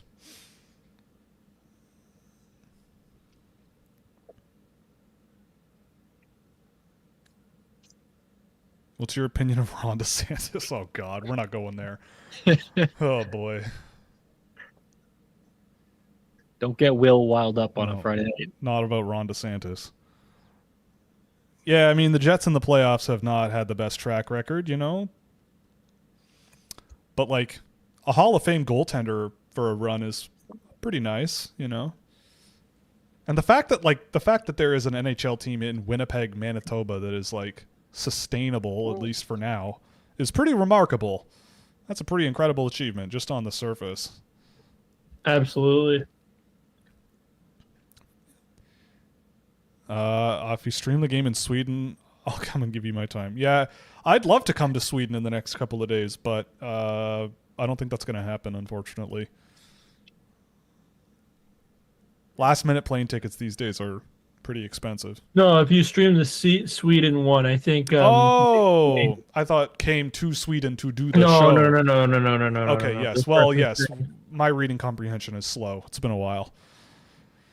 Reading is It hard. happens to all of us. Reading The is gang hard. goes to see Mikhail and Yeah, sheds years off their life. It's a good episode. yeah, exactly. Yeah, Mikhail just brings his cat and feeds her the whole time. Knowing him. We had a wonderful time when I went to go visit him. And Oh, you did? We got up to very, very Normal. good and chill things. Yeah, Yeah, we normal. did Are you not- went to Sweden? we were up to no good. Yeah, I did. I was Oh, there. sick. Yeah. Yeah, and he didn't tell We're- anybody it was going. We just got a picture of him and Mikhail just randomly, and I was like, "What the hell is awesome. this?" Yeah, And we then- got up to AI version of Mikhail, like the super handsome version Oh no, of it Mikhail. was or real. real This was Mikhail? before AI days. This was like No, but this like, was don't you? pre. What? Sorry, when was this pre? It was like pre-image generating AI. I'm pretty sure, or at least like in its infancy. It was probably in its infancy because don't you remember that the World Junior show? I had Yes. a picture of Mikhail. Oh, Yes. Oop. Little So shot on net. Tony loved it so much he muted himself, and then forgot to unmute himself. Like he laughed so hard. That's why his mic was muted when he went to talk. Tony. It's amazing. It was amazing. I love it, man. Well, wow. Canada's record against Slovakia is 16-0-1, and the one is Connor Bedard's overtime winner. God. is that good? Well, I mean, yeah. Plus 69 goal differential. Yes, plus 60. Yes. I wasn't going to say anything, but yes, that's what it is. Be mature, Alfredo. I was. That was what the broadcast was saying. Uh-oh. Michael Misa doing it again. I like Michael Misa. That is a good player. Really good at hockey. That's what they say. It could be 16-1-1 after today. It very well More could. likely it'll be 17-0-1. I ain't shook.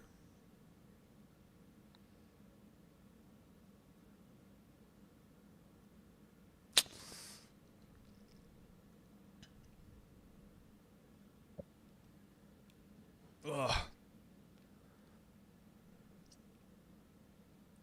Drop the puck.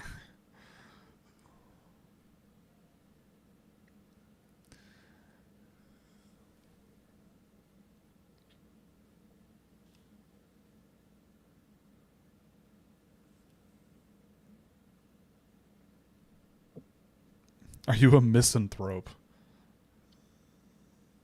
That's one of those words where I know what it means, but I don't know it well enough to answer that question yes or no live on the internet. So I'm going to pass. Uh-oh.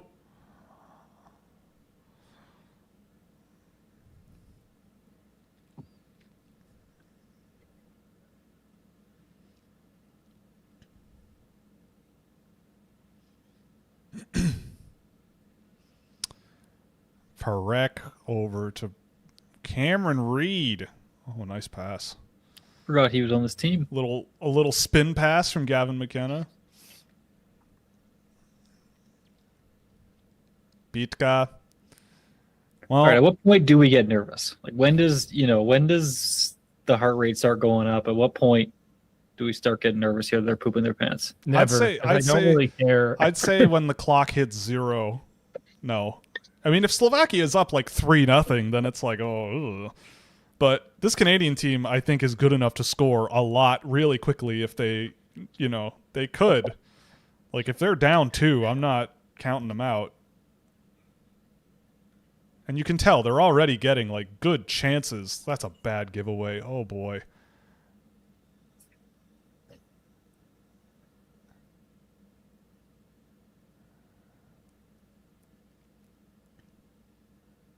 Yeah.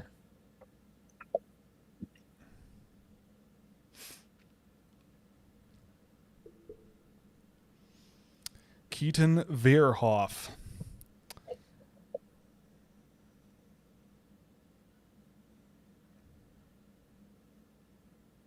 Yeah, it's kind of been weird for me because like my brother's been watching all the games in the background and I'm hearing the commentary. Like I have my commentary like completely muted just so it doesn't like I don't pick it up on the stream.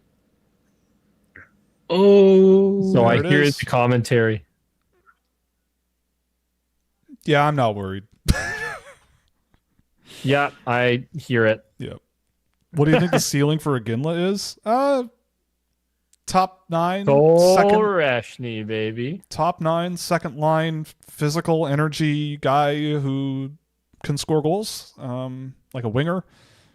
Like I like him. He'll play in the NHL probably, and be very active and physical and can shoot and energetic. Like middle 6 guy. I like him a lot. Yeah. I like him. I just like him. Well, there it is. Cole Reshny. Too small, showing up in big games. Not a boy. You know, another Calgary Flames pick should be here. Or should have been there. Yeah, but U.S. now wouldn't can't allow. be. This is what happens when you don't bring Colin Potter. The US Exactly. loses in the quarterfinals. Future Hall of Famer Cole Reshny, baby. Okay, Samson. Yeah, I agree. He's going to be the greatest hockey player that ever lived. not even the greatest Cole. Calm your horses. Who's the better one? Come on. Hudson. Caulfield. I don't know. I'm sure there's probably someone in the past that's better. Okay. Stop ruining what we're saying, Jordan. Don't undercut it. Okay. Not okay. Well,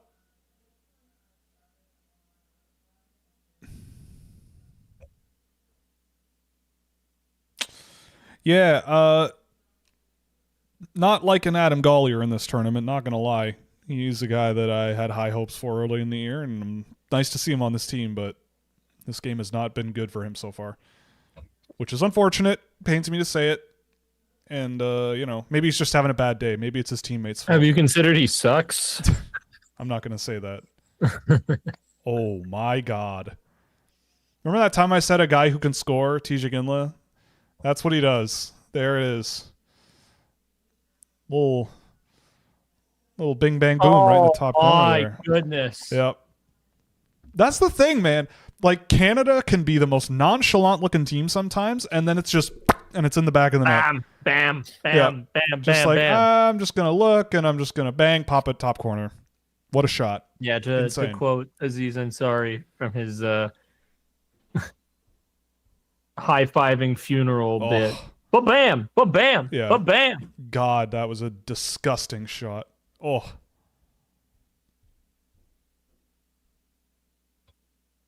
That's ridiculous. That is so ridiculous. It is ridiculous. All right, plan the parade. We've won. It's over.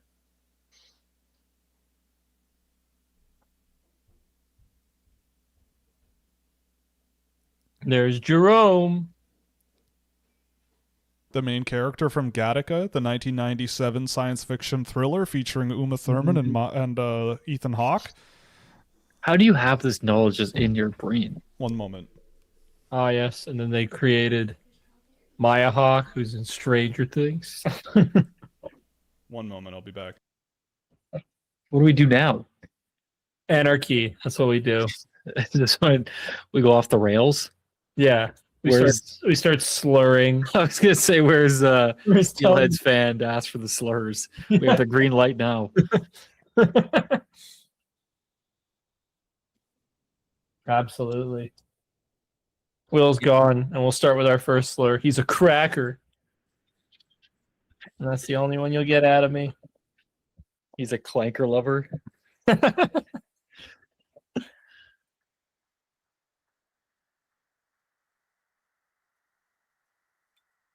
Yeah, man. So how you been, Jordan? Lovely. Yeah? Yeah. I How's mean, the child? not to go too much into the details here, but active potty training is fun. But you know, Hey, but that's Things- good. That's good. things happening. Things. Yeah.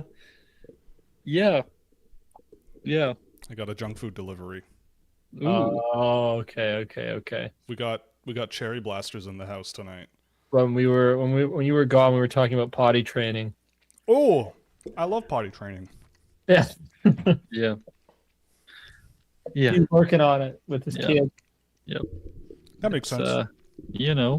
I've been working on potty training with my puppy, so it's not the same, but Yeah. I You know. thought you were gonna say yourself, but no. I thought you got over that hump. It was a small little blip in your I did. early 20s, and I got over you had it. to battle through it. And I we're did here have for to you. battle through it, but like, it's in a different way. I took a little while to. I'm not embarrassed saying this. I was a bedwetter for a little bit when I was like when I was into my early teenage years, but I got over it. That was like the worst stuff I dealt with. Imagine you never got over it. You're like in your That would've 20s. been terrible. I was a bedwetter. I am one, but I also was one. Yeah, it took me till 13 to get over that, but it happens. That's something I'm you not have to look ashamed of forward it. to there, Jordan. Sorry. That's something you have to look forward to. 13-year-old daughter. Oh, Yeah. I mean, suppress those phases for now. just keep that. Yeah, in. just have fun. Have fun with where you're at. Have fun. Have fun with that. Oh, No, I'm not saying that. I'm saying have No, fun. I'm just- Have fun now. Enjoy it.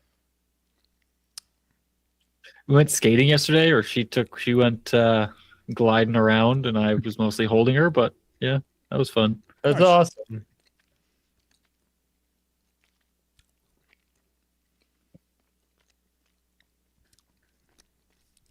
did you get really, really big skates for her because Hey, she's so dude, tiny?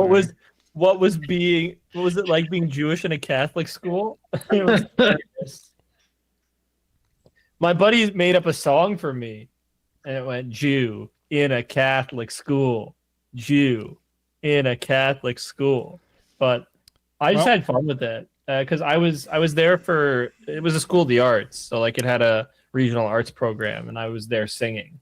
So I would sing all the Jesus music and get all the solos for all the Jesus music I as think a Jewish guy. I- There we go. I think this is over.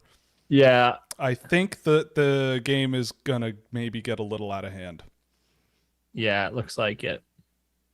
Slovakia is gonna start doing some dumb stuff. I think here, trying to McKenna winning puck battles. Yeah, Canada into stuff. exactly.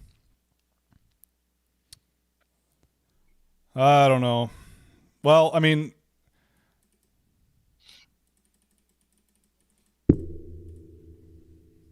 Michael Misa, my guy.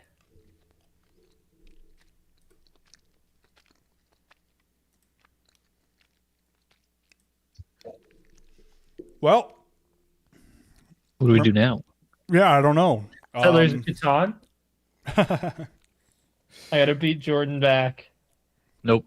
Retired. No, you can't be like Bart Simpson in the episode where they're playing Punch Out, fake Punch Out, and then Bart retires after Homer does all this training. no, I retired too. What? Brutal, man, brutal. We're here to watch hockey games.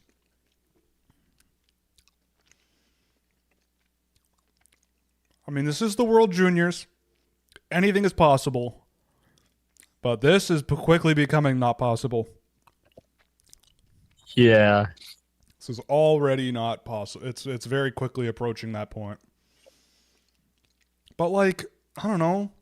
Canada should be winning these games. What place in the groups did Finland finish? Like, were they the lower seed going into the match? Yep. They were third in the group. Wow. Okay. Yeah. And what, USA was second in theirs? What? Was USA second in their group Yeah. then? Yep. Okay, damn. Yeah. Yeah, it's a tough draw. It's a really tough draw. Well,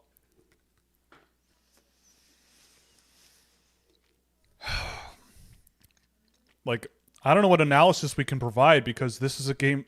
Yeah, like, It's not even been close. no. And it's 4-0 now. Yeah, it's just not even.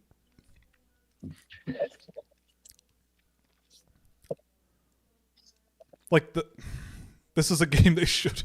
Like, you know, I said don't count out the Slovaks, but I think now you can count them out. They are not pushing back hard enough. Like, they're losing the battles in front. They're losing every stick check. They're losing everything.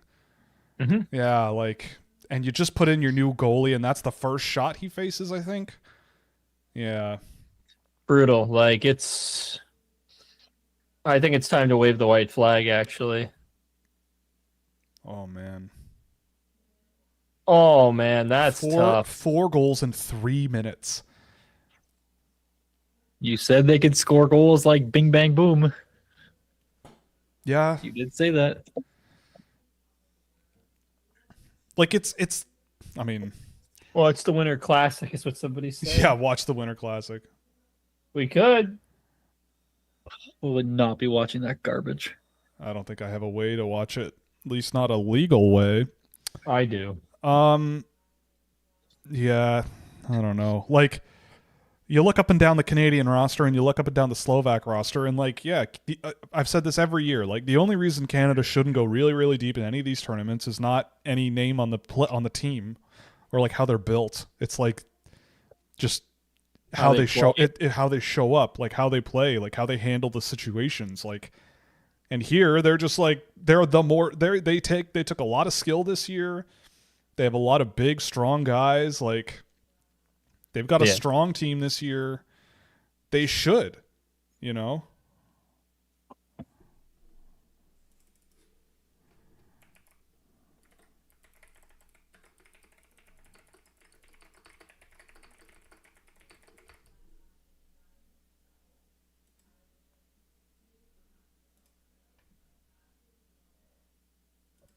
Who will they play next?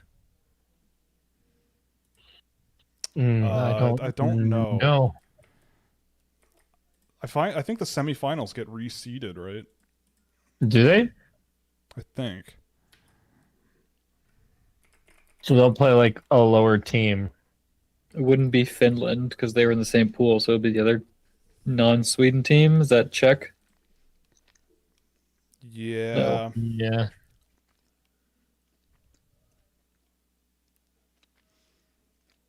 I mean, like,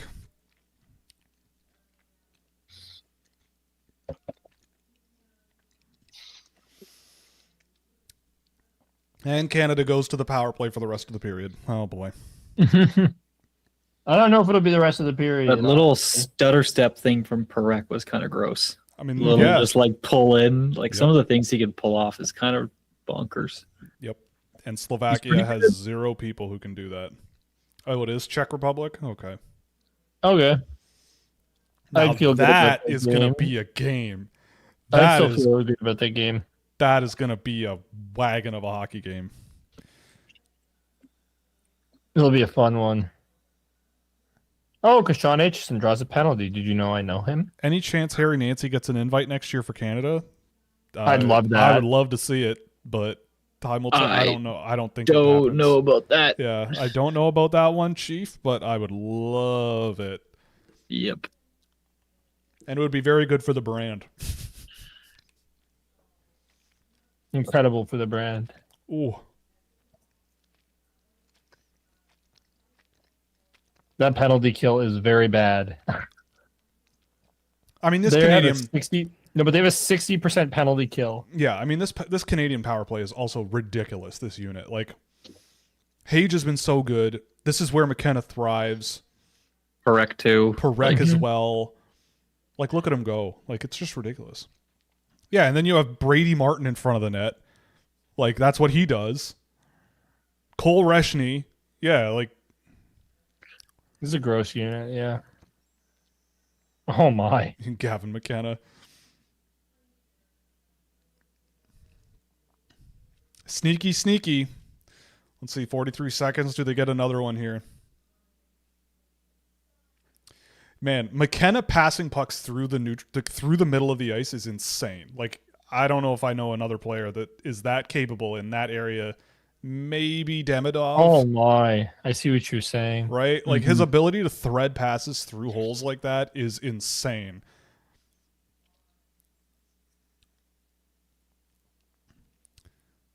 Oof. Oh my God. Baby. Oh my God. Yeah, like, what do you do? What do you do? What'd I say? I didn't think it'd be the rest of the period. Insane. Like, I don't know. It's surrender time. It's time for somebody to pull off, like, to rip their underwear, their white underwear. Alan and just Lenda. wave it. Oh my God. Brady Martin just alone. Oh my goodness.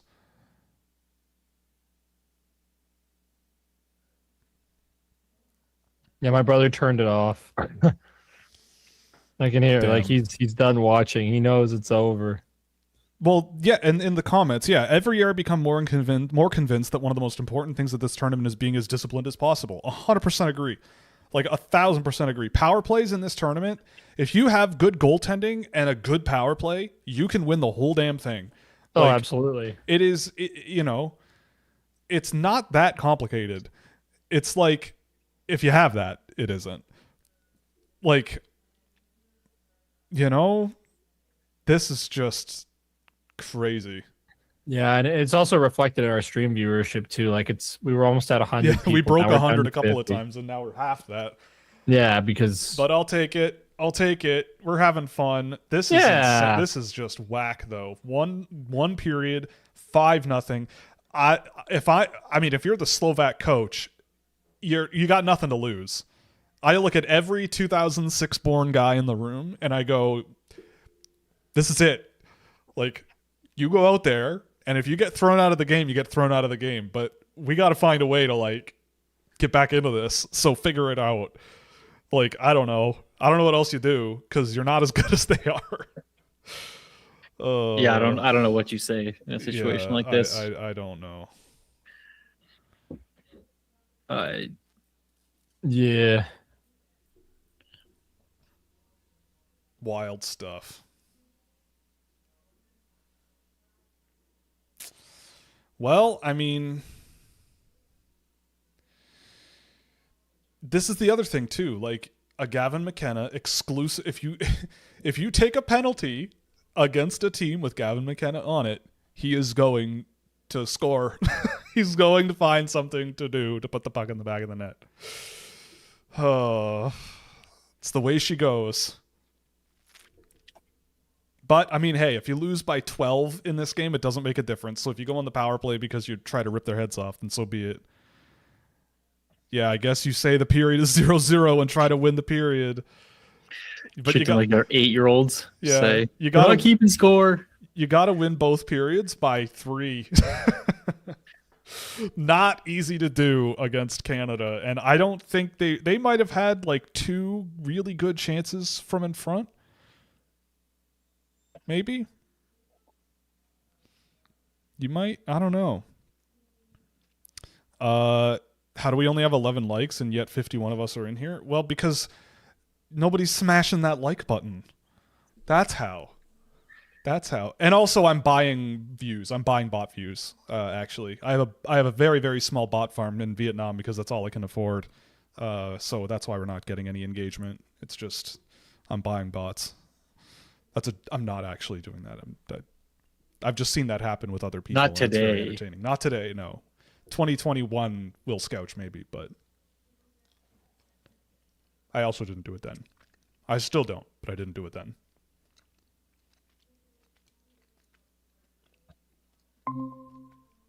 Oh, look who's Whoa. back. The hell do you want? Who Wow. ordered Taco? What? Who ordered Taco Bell? You, right? Yeah. Well, I'll pray for your guts. So this is another Canada game that's just being saved by the Western Canadians. It's a real nail biter, man. Yeah, they say those Western Canadians are pretty good. You know, I mean, Misa scored. That's true. Fairhoff shot, Carroll shot, again Martin the goal. scored. Reshny goal. What are we even doing, you know? Ivan Kovic has a shutout. Go Ontario. It's the Quebecers that are dragging us down. They're not pulling their weight. Isn't there only one? Yeah.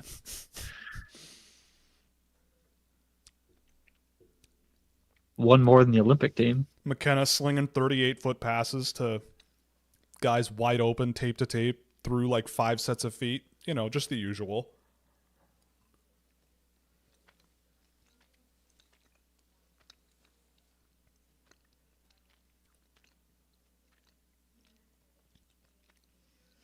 This game got way more out of hand, way faster than like every other game they've played. Like, wasn't Denmark 2-1 or something after the first period? I don't know. It was semi-close, maybe. Yeah, I feel like this is the first game that's kind of like exploded like that. Cole Reshny looks like a 30-year-old man already. I'm surprised he didn't go 4th overall.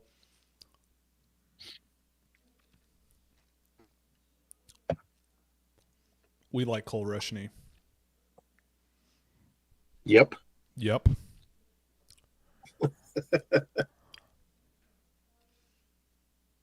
Well, let's see, what are the betting odds on Slovakia for the rest of this game? Let's see. Probably it can't be even offered. It's gotta be. There has to be some degenerates out Somewhere, yeah. there. There But like, has to be degenerates out there being like, yes, I will bet on Slovakia to win this game. Hey, welcome back, Joel. I just also got back, so I didn't see that you were here. Well, hello. Hey. I came back to watch the nail biter. I have a nail biter on my on my lap actually. I have got my puppy out of her crate, and she's sitting here with me.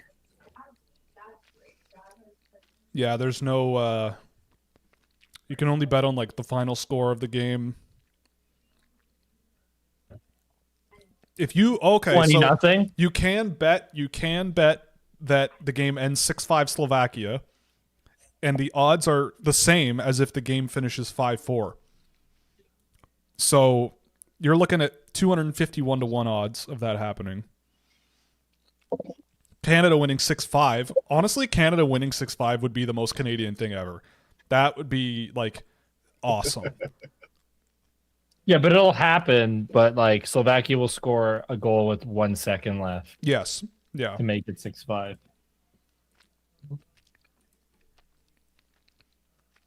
I'm seeing the Scott Wheeler tweet where he said with Carson Carles getting a point, then there's only 3 players on the team that haven't hit the score sheet yet, which is Jet Luchenko, Carter Bear, and Liam Greentree in this tournament. And I think 2 of Liam those, Greentree's played like 6 Yeah. minutes total. yeah, I'm pretty sure. It said Bear and Greentree of two games apiece, Luchenko with 5. So. I think Luchenko's been fine. I haven't really seen anything wrong with him. I know there was one Greentree game he played like 2.5 minutes or something. Yeah. He's barely played. It's a good ass team, man.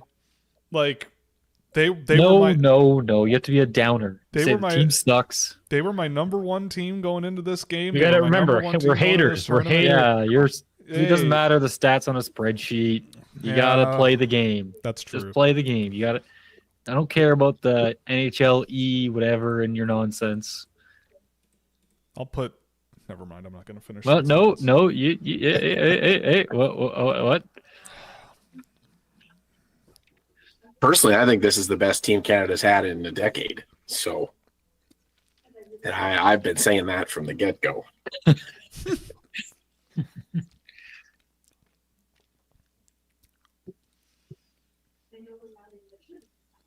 I mean, per 60 minutes, the ability of this team to look like they're not doing much and then pop a shot in the back of the net instantly is infinite. Like, the number of goals that have been scored that look just like little flicks of the wrist, and they're bullets. You know? They can shoot the puck pretty good. And also, stop taking penalties. Stop taking penalties against these guys. I mean, even though one of those goals was on the power play.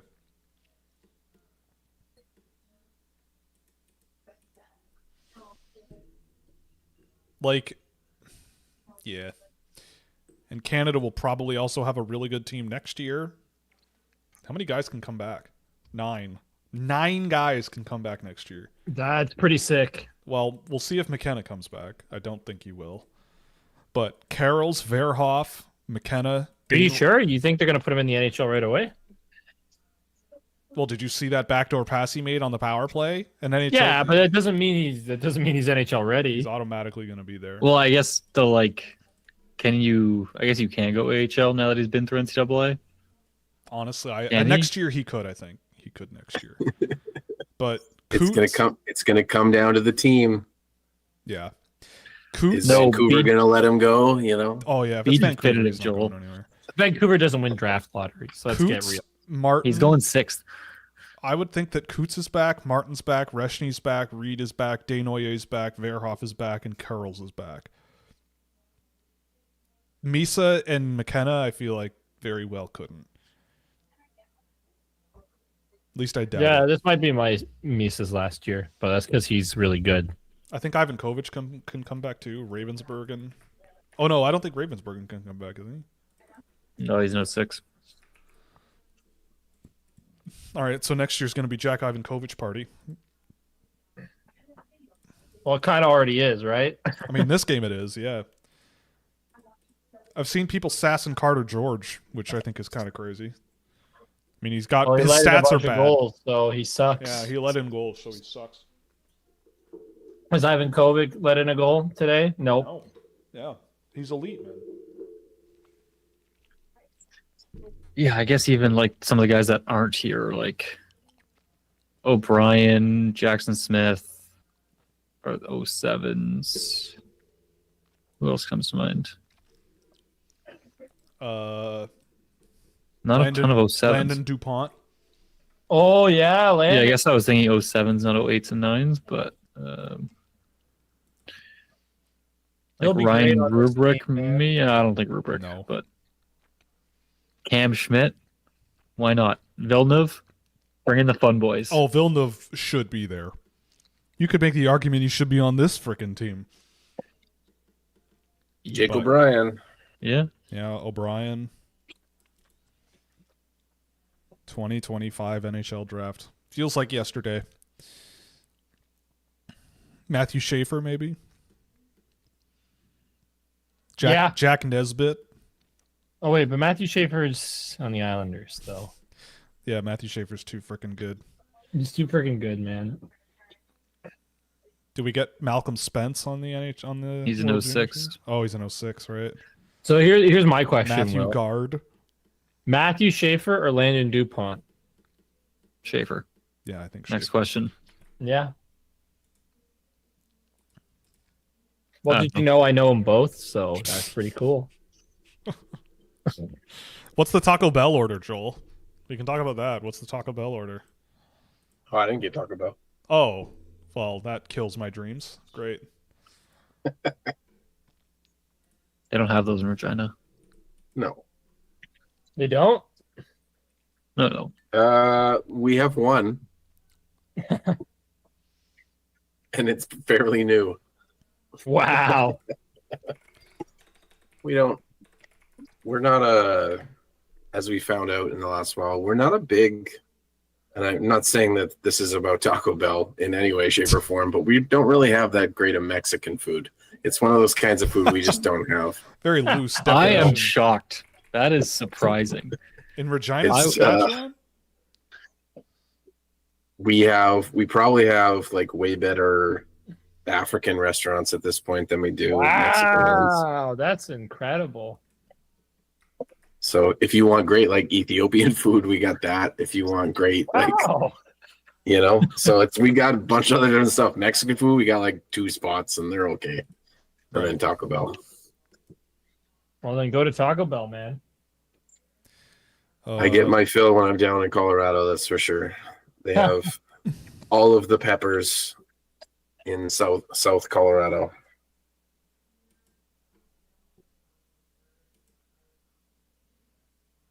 $13 high danger shot attempts for Canada to 1 for Slovakia. Yeah, that's gonna need to change. Absolutely. Hot takes. This is what everyone's here for. The hot takes. Canada the tournament. Hot take. I know. My hot take of this tournament has always been that I always wanted them to be like the game Mega Man, where if you beat a team in the quarterfinals, you're allowed to add 1 player from that team to your team if you so choose. So Finland wanted to take regularly and put him on their team. They're allowed to do that. Oh. That's what I think.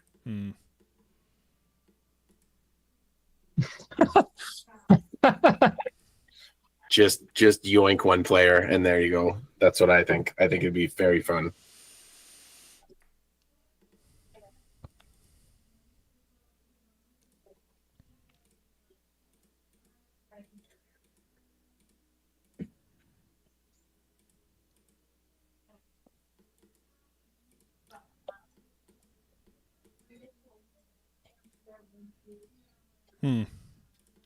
I'm just looking at the scoring data for this tournament so far. The even strength scoring leader has been Wojtek Cichasz before today. Then Brady Martin, Michael Hage, Cole Baudouin, Caleb Desnoyers, all at 5 points. As well as Didn't Zellers. that Galvis fella have a ton today? Yeah, he had a couple. He's had 4 before today. I don't know what he had today. He's at 8 total.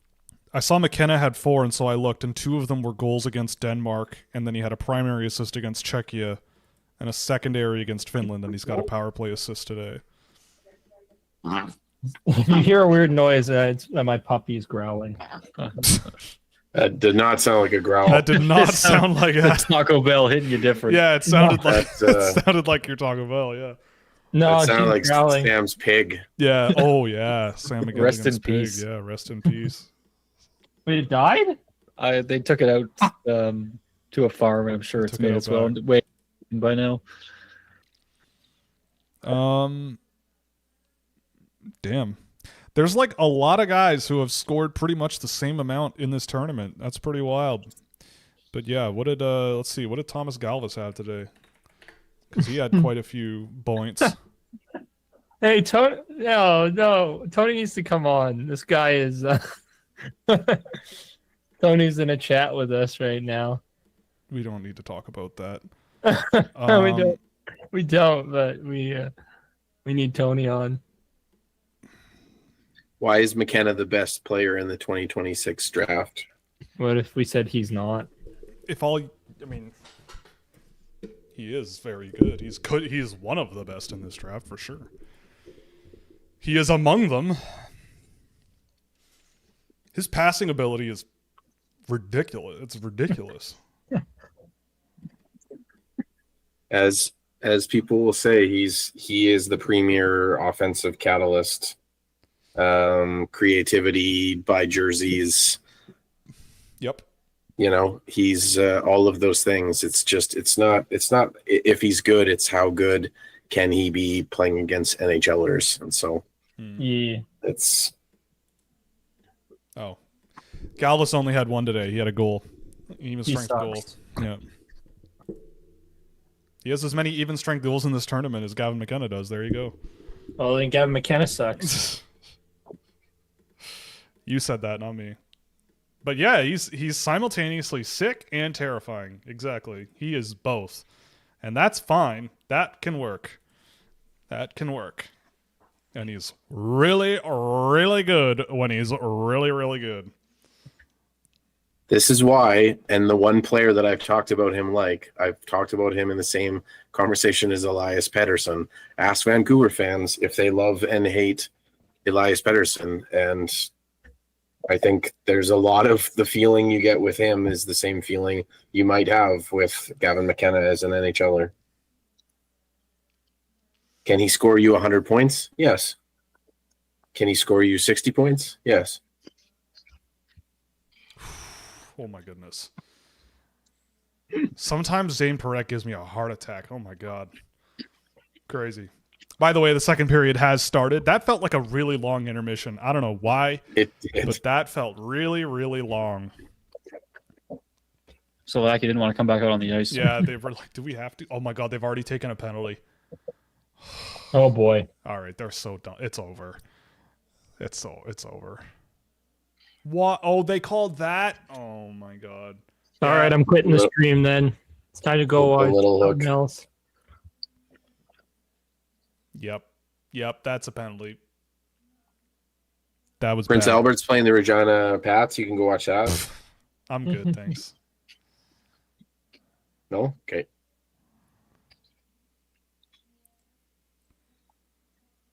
McKenna agreed that his player comparison was Kucherov. Yeah, fair enough. Okay.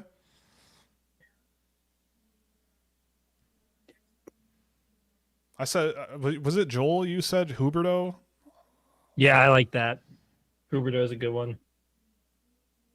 It's the, I just look at it and I mean, pick whatever star that you want. Your star but winger with 100 points. It's, pick whatever star you want, but it's when he is, two skill points, two perimeter, two not forecheck, two not as defensive. Like it's if you get the points and you go, and I think Huberto is a pretty close player in that respect. Like I think maybe there's some Drew in there, there's some Panarin there, there's some pick whoever you want, but it's just what are the problems when everything goes well? What happens? Well, he's creative, he's dynamic, he makes everyone better. Stick to stick passes, really fantastic stuff. What happens when it doesn't go well? He's too perimeter. He's not physical. He's not, so. Well, and that's also why I was looking up his even strength stuff. Like, because every time I've watched him at 5-on-5, he looks like a completely different player, really. But, like, if you put him in if you think he's going to be the savior of your franchise single-handedly, I don't think he's going to be. But in the right scenario, he's going to be a huge part of a turnaround for sure. So absolutely. That's the thing is like, when you are a Gavin McKenna, you really want what you want, hopefully, is a premier shooter on your offside and a really premier two-way centerman playing down the middle with you. So if the team has that and you can allow McKenna to be McKenna, you can thrive. But if a team is expecting him to come in and be a elite offensive player right away, it's just not going to happen. So. Well, Canada is not letting up. They are still pounding them. So, yeah.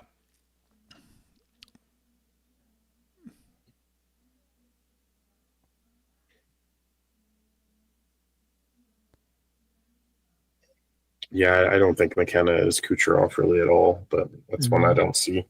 Quick pass over from Misa was gross. Yes, it was. Little hook under the stick. I was told he's cooked. I was told he's been disappointing and bad. We almost saw Kashan Aitchison bomb from the point there. Get Sam out of the chat. Can we mute him? Put him on timeout. Sam's got to come into the call. I would have invited him, but he doesn't talk to me anymore. I would have invited him, but he's disappeared How off the could face of the this planet and happen to me? joined a monastery or something. And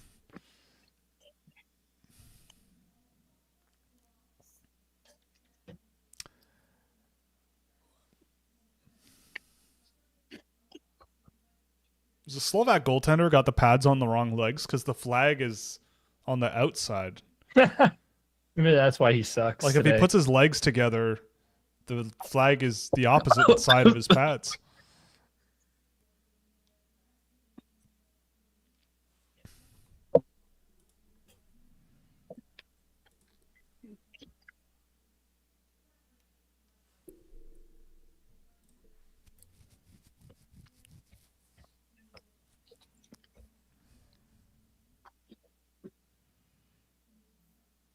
Dun, dun, dun, dun. Nice, a Nunavut flag behind the Canadian bench. That's good. I like that. Elite flag. I like that. That Yeah, is, it is an that is elite an flag. elite. I remember in elementary school when we did a little commemoration ceremony on the front lawn when Nunavut became a territory. That was fun. We had a little flag. We raised the Nunavut flag on our flagpole and had cookies, and it was great. January 1st, 1999, something like that. Holy. Oh yeah, none of it's been in been part of Canada my whole life. Since I'm a November 2000. Yeah, right. That's whatever. That, yeah. Yep. Yeah. Oh boy. What, do you feel old? No. I feel great. Paul Correa, What about him? McKenna comp. Oh. What? Like Correa, I mean, I can't say I was a child. I feel like he was more of just like a blazing Yes. speedster, go and electric Yes. guy. Yes. He was more. I hate keeping and bringing his name up, but he was very William Nylander. Like super fast, super skilled, super intense, super like finishing, can set plays up, finisher. He was more of a playmaker. I don't know. It's probably a bad comp, but I was also a child. But he was exciting as hell.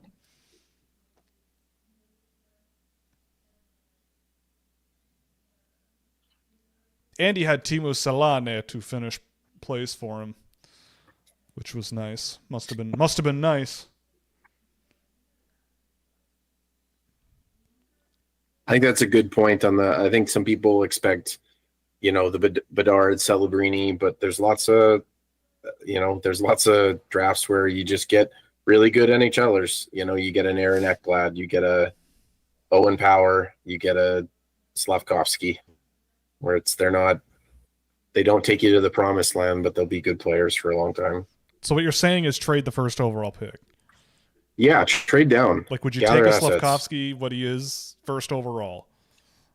Right? What I want is to go back to 2013 when Jay Feaster offered all 3 first-round picks for Nate McKinnon, and the answer was no.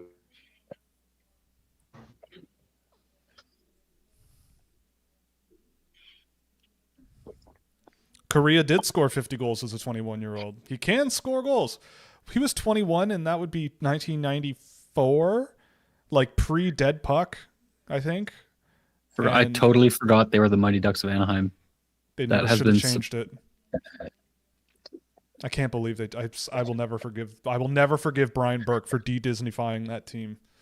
Disgraceful. I guess sorry. Wow. Whoa. Oh my goodness. More so, I always thought it was the Anaheim Mighty Ducks, just like No. the Mighty Ducks of Anaheim part. Obviously, anyways. Officially MDA, which is awesome. Damn, what a pass. Is that Cam Reed? Yeah. What about me and Owen Power? What did I do now? Do we believe Owen Power's a really good player? Well, AJ's the one who hates him. I mean, Owen Power's been fine. I don't think I've said anything about Owen Yeah, Power. I don't think you've ever said anything about Owen Power. I mentioned his name. Yeah, Joel mentioned him. as like a good player. He's fine. Oh my goodness. This poor goalie, man, he is all over the place. Holy smokes.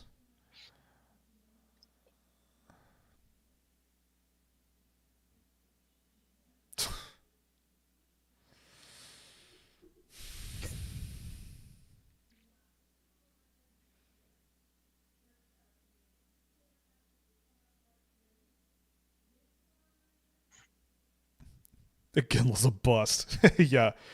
Yeah, exactly. He's what, 19 years old? He's done. He's cooked. It's over. Forget it. Oh my God. Yeah. You know how people talk about safe players in the draft? It's, and usually they're not good, but Tisha Ginla's maybe the safest player. He's pretty safe. Yeah.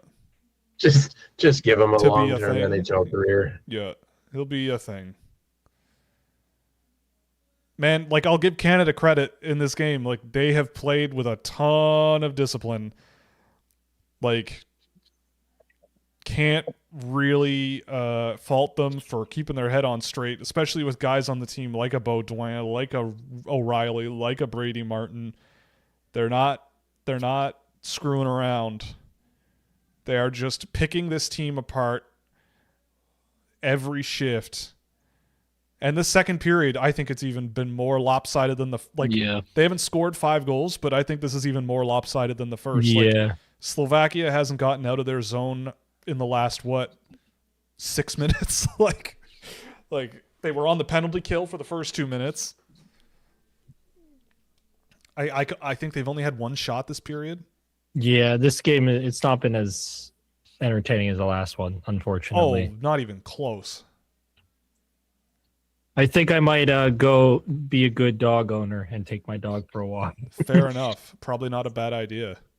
So I might come back, but I'll see you gentlemen later. And everybody in the chat. Ooh. Big save. I bid you adieu. Yeah. All right. Bye. Bye. They almost did a thing. They almost did a thing. That would have got the wheels going. Yeah. Floodgates opened or something, And guess who it was? See the name on the back of that jersey there, son? Unfortunately, I saw it. Yeah. And on the topic of maybe most overrated players in the history of the NHL draft, maybe him. Yes. Are we cutting too deep here? Are we getting too personal? Look, if it's just a weird coincidence that in a game where his team is getting completely and utterly shellacked and splattered.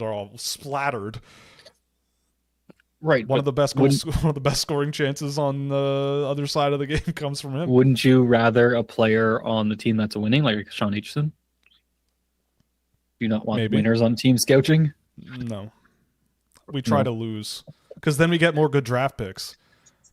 Just a draft pick farming operation. Exactly. Because the draft is the most important thing in the universe, honestly. I mean, Canada is a very enjoyable team to watch. They are very enjoyable. This is how Canada should be playing. Like, it's very, again, Dale Hunter is the coach of the London Knights. And then the London Knights are not the meanest team in the OHL. They're not the biggest, dumbest group of goons in the league. They play like an NHL team. They make great passes. They see the ice really well. They play as a unit. They play with speed. They play with creativity. This is just how they are. And it does not surprise me that they're actually enjoyable to watch, right?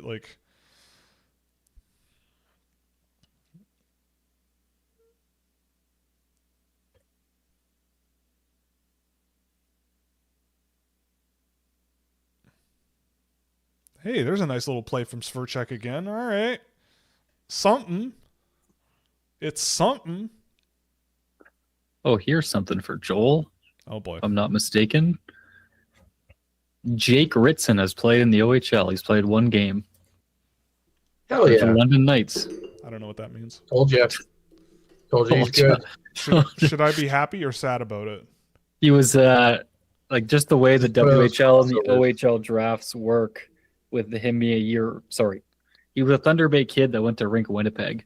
So Joel had seen him before you know, because he's watching the year ahead of me, right? So Right. this kid was playing with his WHL draft guys before the OHL draft season, and he was like, "Oh, this guy's pretty good." And look, he made it. Joel knows something. I said he would have been probably a 4th round pick if he was in the dub draft. So a good player, but kind of on that bubble of like if he pushes, then he can, because you want your top 3 round players to pick, but that 4th is just outside. But looks like he's had 42 points in 30 games in the go for the Strathroy Rockets. Yeah, that's the a first team. time I've ever read That is a their team. name. Yep. So. I couldn't find Strathroy on a map if you paid me. It's like just outside London, I believe. Is it? Okay. Get to know your southwestern Ontario. You think I'd know, but I'm a elitist Toronto City slicker, so I don't know anything. Bay Street beauty. Oh man.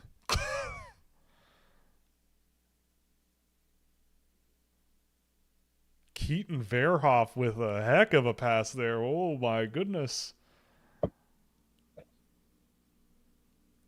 Oh, they're just goofing around now. These kids are just goofing.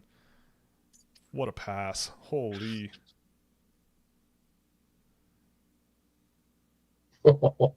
I just saw it, the Verhoff pass. Oh boy. Just a lateral pass, tape to tape. Brady Martin. Just a big old bink. Yeah, just a bink off the bar. Big bink. Just robs Verhoff of an assist. Yeah, I think Keaton Verhoff is pretty good. Now let's see what happens in his own zone here with Slovakia establishing their first cycle of the period, I want to say. Their first... Oh, and it's over. Here they come. Oh, baby. Another pass from Verhoff. Oh, my God. Whoa. Another banger from Verhoff through that. Oh, my God. Whew, boy. That was... Damn. It's almost time to put on the 3D printed 2026 shutter shades again. Party Not time. bad. It's party time. Not bad at all. My God. Oof. Wow. Yeah. Real nice. You're telling me that a team full of NHL first-round picks is good at hockey? Yeah, nice pass is right. So, Joel, is Keaton Verhoff good, or is this just him, doing whatever? Just screwing around? He's always been good. Always been good. Here they come again. Like I said, his normally when I'm watching U15 hockey and moving up, the 6'4" defensemen don't always want to join the rush. Always, every shift, always. Keaton has a tremendous vision. Just his vision and like his creativity to join the rush is something that just doesn't happen for a 6'4" guy. There was a little bit of agility stuff. There was a little bit of cleaning up defensive in his own end, but I mean, he's a good player and will continue to be, whether he goes, wherever he goes, it won't be long before he's gone for sure, whether it's top 5 or whatever. Good player. Oh my God. Oh my God. Oh my God. See, this is not going to ring home for Will, but this is about the time in our youth hockey where the clock just keeps running, and it's just like, all right, let's get home. At the whistles, the clock just keeps going, and everybody goes home sooner. But Canada showed up, man. Canada just showed up. They did not take the night off. I don't know. What can you say? Like, they're cooked. It's over. Oh my God. It is nice how, like, one of the things that I said when I was on the other day was, if Canada's going to have success, they really need to get some of those goals from guys like Misa, Aginla, and Martone, those guys in the middle. And they've gotten that plus a few grinder goals, a few other things too. So, but it's nice to get specifically those three going, because I think they're a big part of this team going well. This game is more lopsided than the game against Denmark, if you ask me. Like, I know it's 7-0, but like, I think this game is even more lopsided than Denmark. Maybe I'm crazy, but like, weren't you here for the Denmark game? Was that we that both one? were, yeah. Yeah, exactly. Yeah. Like, it felt like watching that game, watching Canada. I was like, I feel like this team is playing like they don't really need to try very hard in this one, and like they're kind of just messing around, and it was fine. This game is like not even close. Like, but this is why you want to play no offense, but this is why you want to play a Slovakia instead of Finland. Yeah, in the quarterfinal game. Exactly.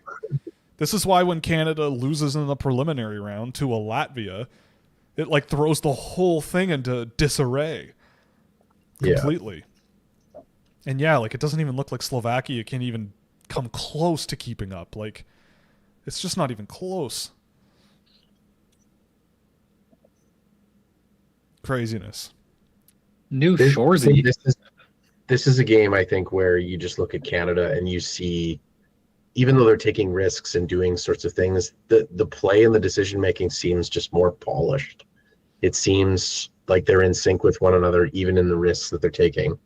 They're not making one too many passes. They're making the right pass. They're not being too selfish. They're not being too, in their own heads. It's nice to see.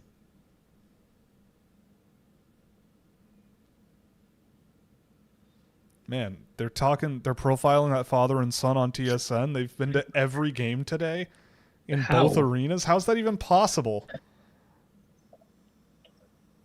Oh boy. They have a day pass. Right. I guess the arenas must be relatively close to one another, but I've never been. Let's see. To Minnesota. XL Energy? They changed the name, I think. A 13-minute drive. Well, apparently. Well, I guess you could make it, I guess, in between games. Like, it's possible. Yeah. Thoughts on Piparinen? He looked great today. I love Juho Piparinen. I think I'll have to go back and watch him in that game. But I mean, he's just rock solid. Like, he's just always just a rock solid defenseman, smart, in the right spots a lot of the time, skates well. And yeah, like, pretty good passer as well. Like, he's like, does a lot of things. Like, he's 11th on my list right now. Like, he's really good. I like him a lot. Every time I've seen him, I've liked him more and more.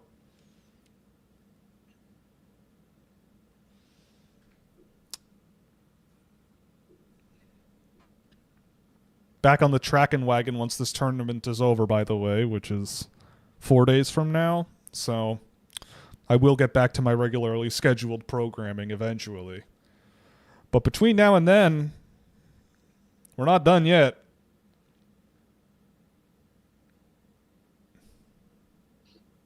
Do you track any of this after, or you just totally ignore it? I watch back tape of guys that I want to sort of keep a lookout for, because I don't honestly have the ability to be like, oh yeah, this one player that I'm interested in looked good that whole game. I just don't have that ability. Yeah. But in terms of data, all the power play. That's true. Power play shifts. All the power play. See.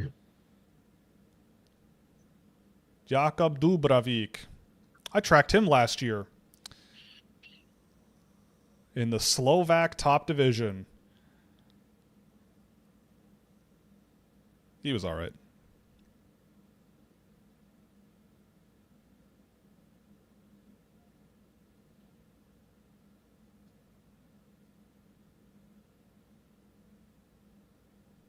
Uh-oh. How did that happen? How did he get sprung on a breakaway like that?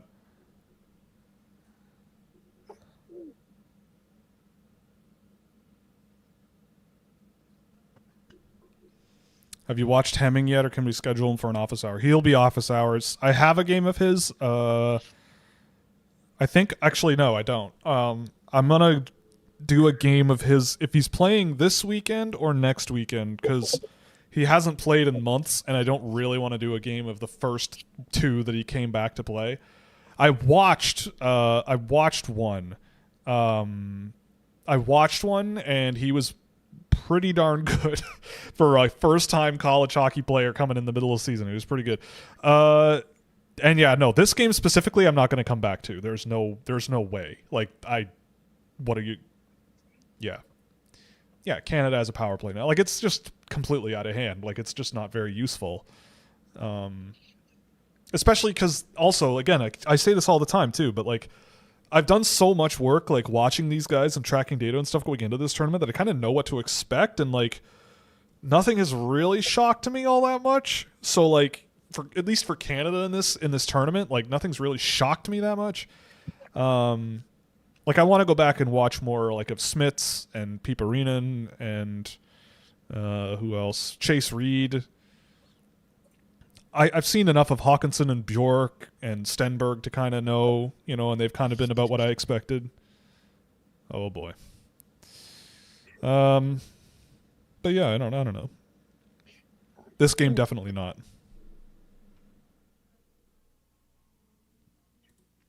Did this tournament change any of your rankings? Here and there in spots, yes, but not like huge. I bumped down Smits a little bit. But like not a ton. McKenna stayed where he was. Same with Verhoff.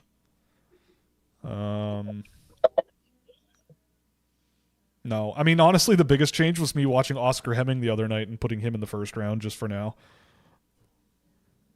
because he was pretty good.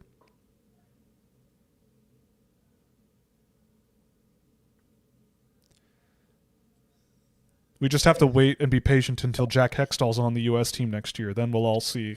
We'll all see what a real hockey player looks like. Good player. Loves the game. Loves his mom. I can't confirm that second part. I don't know. I like to think he loves hockey, but hopefully he loves his mom. It's true. He plays like he loves hockey. I thought you were going to say he plays like he loves his mom. That too. Let's see. Oh my goodness. All right, let's see. Who is actually on the docket for office hours next week? Of course, it takes a while to load. One of my Christmas investments is replacing the last hard drive I've got with a SSD, because this traditional hard drive is starting to die on me here, slowing my whole thing here. Let's see. I mean, we have a ton of guys to go through over the next little while that have banked up, like Von Hotalo, Gustafsson, Hermanson, Lincoln Keane, Bray Wasselin, Sarkinov, Shilov. Everybody loves Shilov. Carols, Jacob Vanacek, Keaton Verhoff, but I feel like we did that game. I could be wrong. I'll have to look. Ryan Brown, Lars Steiner, another Lars Steiner game. Klepov, Hurlbert, Zielinski, Liski, Pantelis, Pugachev, Ruck, Rudolph, Lagerberg, Hohen, Novotny, Fedosiev, Holmertz, Alalaurie, Kulabyakin, Cooper Williams, Shaklislamov, Hicks, and Bertoldsson. So, and also those are all games that are downloaded like weeks ago, so I might just replace them with newer ones since. And yeah, SSDs are going to be stupid expensive next year for sure.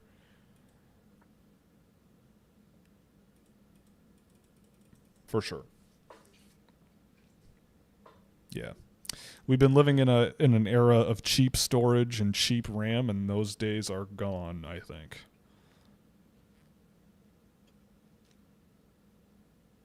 Well, we'll see. We'll see.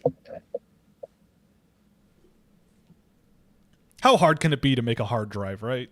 So there's going to be some company that comes along and goes, we can do this. We could figure this out. Can't be that hard.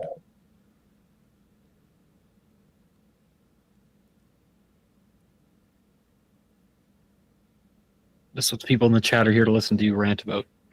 I mean, what else are we going to do? Analyze this hockey game? Are you kidding me? If you have a better idea, I'm all ears.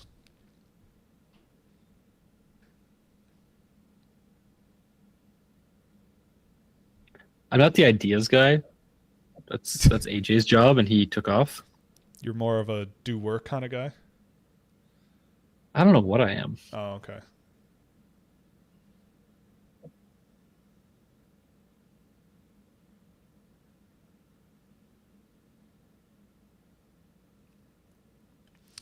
Oh, look, Canada has the puck again in the Slovak end. Wow. Don't shoot that. He really thought about He it. really thought about shooting that puck. Just get something. Yeah, but not that. Hey, I haven't seen Harrison Brunick for a while.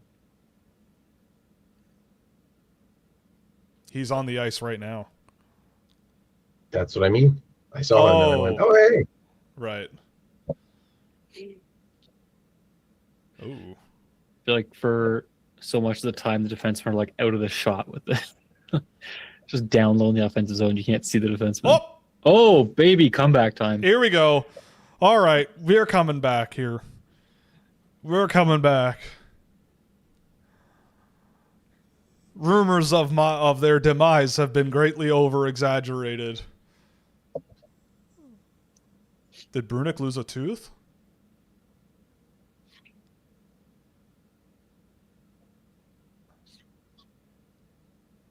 Oofta. Damn, Get up the betting channels. I knew I should have put money on Slovakia scoring a goal. Scoring a goal, comeback. What was it, 251 to 1? Oh, no, that was if you guessed the score and it was 6-5. That would already have busted. Oh, well. Hey, he's holding the Slovak flag backwards. Get him.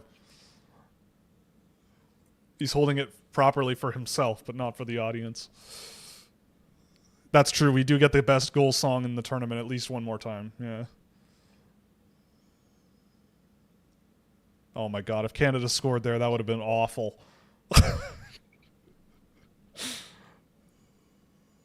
But not for me. Not for me. Oh, brother.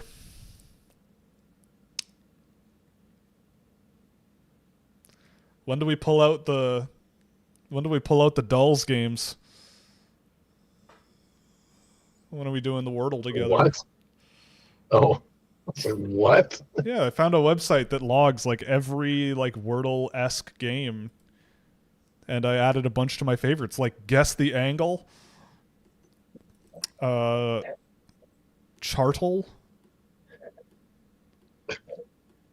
Oh, yeah. During the New Year's Eve stream, someone suggested one that was 32 different Wordle games at the same time, which was awful. That did not go well. No, it's Wordle. Oh. Estimate the number of circles within 10 seconds. That sounds awful. That's a good one. Hurts your eyeballs. We did the one that you like, Joel. The word, find the word, and it gives you a score as in the dictionary of how close you are. And you get like 15 Contexto? guesses. Yeah, Contexto, that's the one. God, I love that game. God, it hates me. I know. All right, chat. If you've never played Contexto, go. Well, anybody here the other day. Anger into your life. Yeah. I really thought I had it with the word dryer, but it turns out it was... I forget what word it was.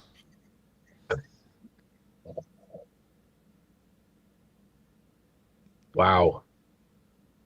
The true barn burner of a game happening in the WHL right now. Oh, yeah? It's the Swift Current Broncos versus the Lethbridge Hurricanes. Oh, my God. Oh, boy. The score is 3-2. Okay. That's it. Oh, That's it. There's nothing else really to say. what is it? The first? What is it? The first period? The second period. Oh. So when you say barn burner, you literally mean like a barn near the Swift Current, like, That's right. is on fire? Okay. It's on fire. Yeah, because it's so cold Well, I here. hope they're okay. Are you? How far is Swift Current from Regina? I feel like everything in Saskatchewan's like 12 hours away. That's about. I think it's like an hour 45. Oh, that's nothing. It's under 2. Uh-oh. If you've hit Herbert, you haven't gone far enough. That's all I'll say. That sounds like a board game. Hit Herbert.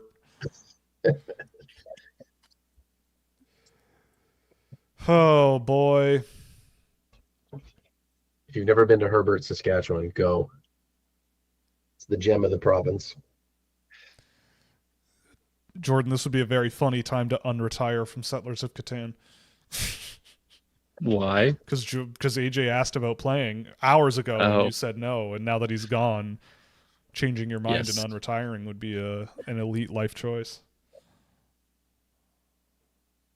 Oh, they're still hugging?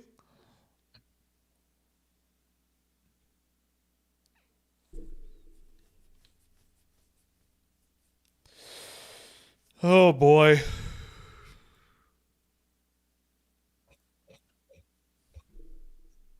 Do you pass by Cut Knife, Saskatchewan to go to Swift Current? No. No, Not you on the do way.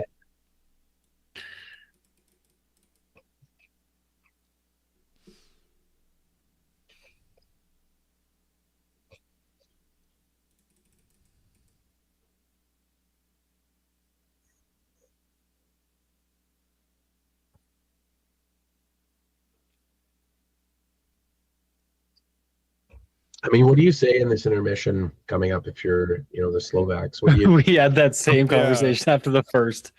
Oh, Well, okay. you know, What do you just do? it's 0-0. Go out there. Probably I guess doesn't- now it's just like we're I, playing for pride. I don't know. I said you look every 2006 born player in the eyes and say, go out there and rip their goddamn head off. And if you get suspended, who cares? You can't come back next year. Like, you're not going to be on the men's national team next year to get suspended and not play. So you have nothing to lose.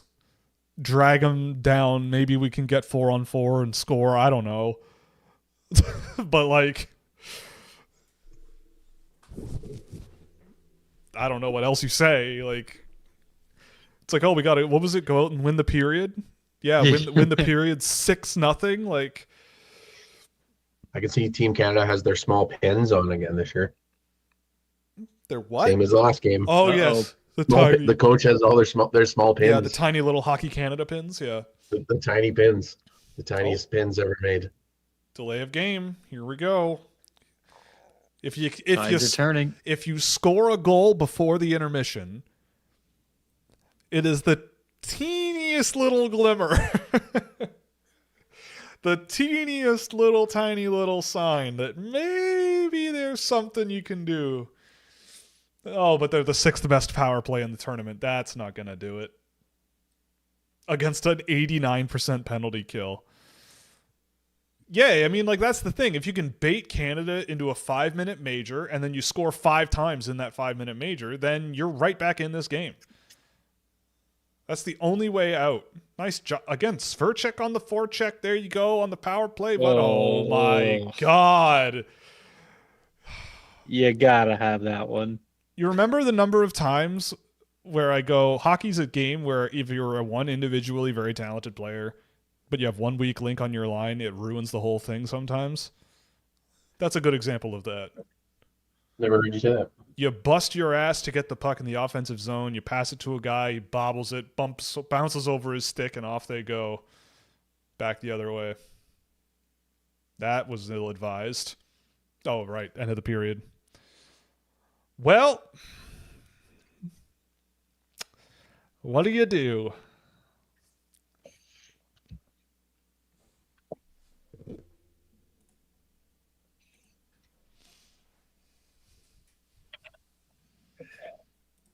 What the hell is brettle? solve the daily 5-letter word that is related to food. No, I'm not doing. That's not a thing. You know the game's going well when Will's looking up Brettle. Well, what do we do? Story time? Do we talk about how frickin' sick Canada is? How do we bait haters? How many times have you noticed Gavin McKenna in this game at 5-on-5? Really? Have you seen him forechecking Have you and seen hitting? him doing anything at 5-on-5 in this game? I mean, really? Come on. What are we doing here? How many hits does he have? Yeah.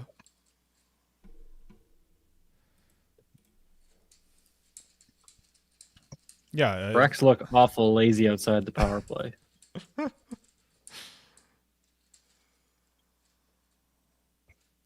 Misa Martona Ginla line has indeed looked very good. I mean, Michael Misa, this game has been insanely good. Ginla, really good. Yeah, they've all been really, really good. Danoye, I think, has also been good in this game. Parek has been so Zane Parek in this game for sure. But that's been the case the whole tournament. He just is what he is.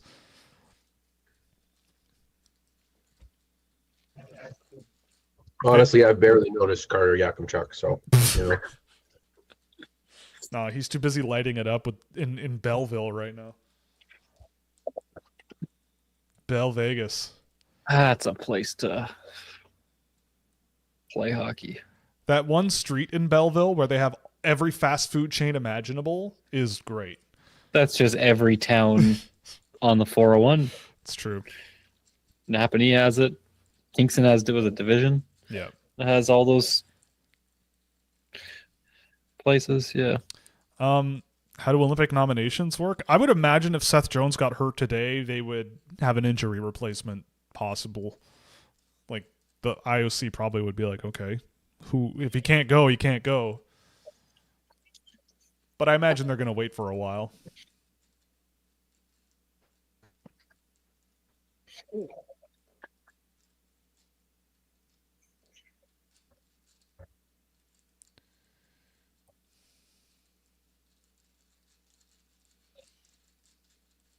Is there really that much interest in a Game of Thrones prequel?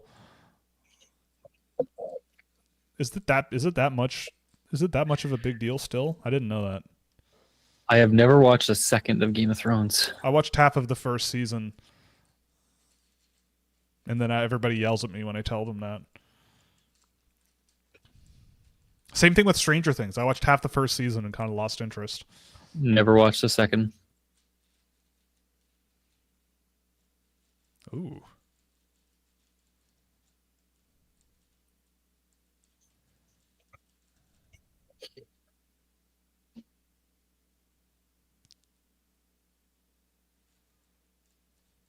Ooh, that didn't look good.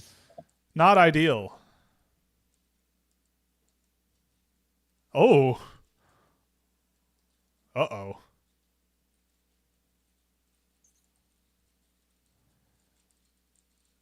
Yeah, I mean, you're losing 7-1. Like, I don't know.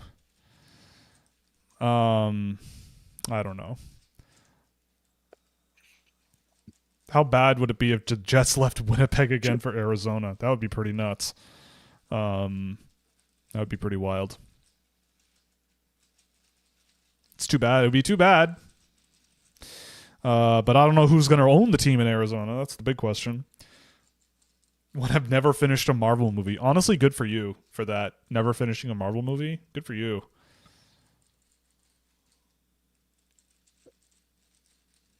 I mean, I fell off the Marvel movie wagon pretty quick too, but I sat through quite a few of them.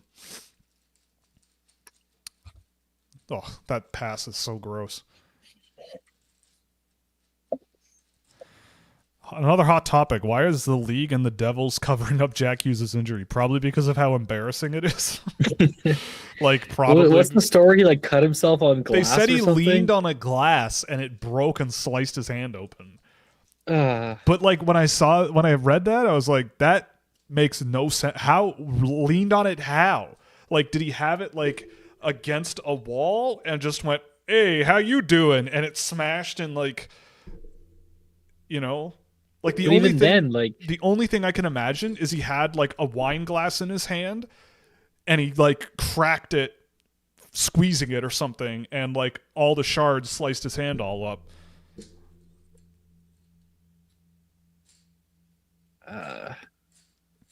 But I like to think that he was playing Five Finger Fillet and gambling at the table with his buddies, and he stabbed the knife right through the middle of his hand in front of everybody, and then slid into Tate McRae's DMs.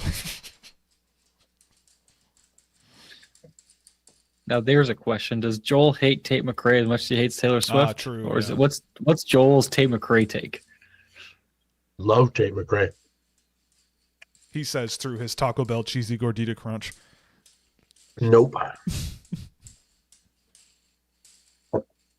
My girlfriend made me a lovely pasta. Oh. That is chicken. Good cooked chicken. Chicken? Good. No. Pasta? Good. I think truly my opinion of Tate McRae is I think it's great when you combine especially with women who they're incredible dancers as part of what they do. And so she kind of started as that. She had the presence, she had the look. And so she needed songs that could cut through, that were just good radio singles. And I think she found that as well. So she's a talented dancer, talented vocalist. And I don't think I've never been to one of her shows, but I don't think people who go there are disappointed at all. I think she puts on a hell of a show. I'm very disappointed with that take. I just expected more fired up, you know. We can Honestly, talk when her marketing team gets her to have all of the top 10 Billboard as her song, and then they still go, why are we so underrated? Okay. Who could you be talking about with that? Who could you imagine? Who could you possibly be referencing with that? I mean, honestly, if Joel's goal this year is get haters and ignore them, him actually defending Tate McRae and like talking about how it's all good might achieve that goal. I think if people expect him to be like, meh, that's what I expected, you know, and he doesn't give it to them, they're gonna go. No, they're the ones going, meh. What was the one? We live in a world where you're allowed to speak your truth of Taylor Swift now. And mine was back in the day when they were talking about that one album, and someone said, they were like, it was the greatest album of, I can't remember what year it was. And then commentary was, I don't even think it was the greatest like album released that day, because Carly Rae Jepsen released her album on that same day. And I went and listened to that album because of that take. And I think that is a true take. I think that album that Carly Rae put out was better than Taylor's. I think that is absolutely true. There you go. I felt honestly like I'm more of a Taylor Swift apologist than most people. I kind of like some of her albums, quite a few of them actually. But you lost me with the movie. I didn't go to it, but the lady of the house went to it with a friend, and it is probably one of the worst cash grabs I think I've seen in a really long time. It was a movie of lyric videos of all the songs on the newest album, and it wasn't even like, it was just motion graphics. Like there was no documentary footage, there was no nothing. You just sat there, listened to the album while backgrounds like pulsed and rotated. That's the whole thing. And you paid a movie ticket to see it. Crazy. I think that to me is where you lost me, where I went, all right, no, I'm done. No, that's you took our money and put for that garbage, you know? And it was very disappointing. But I wasn't there.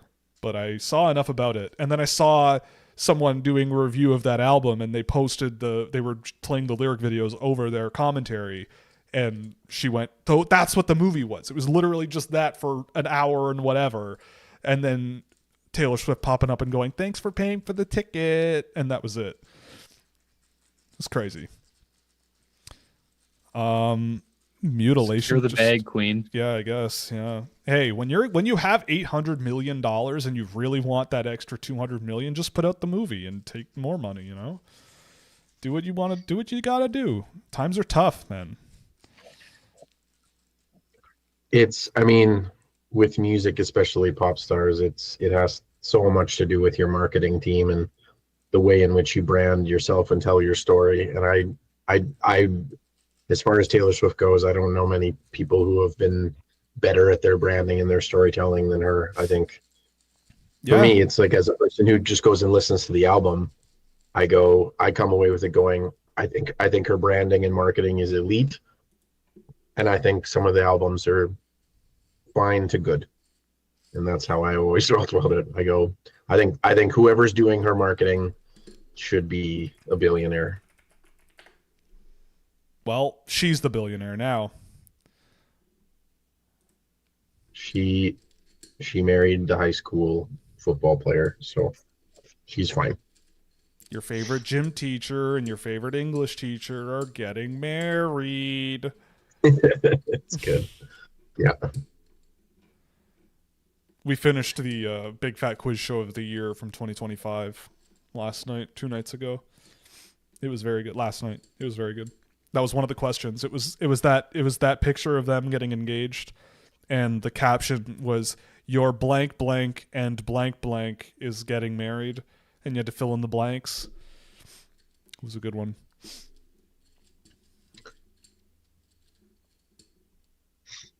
I think that's a good comment about this game too. This is what you hope when you put together a team like this. You hope that every line kind of rolls, every line kind of figures it out, every line's able to get a goal or two. Yeah, possession hockey is good hockey.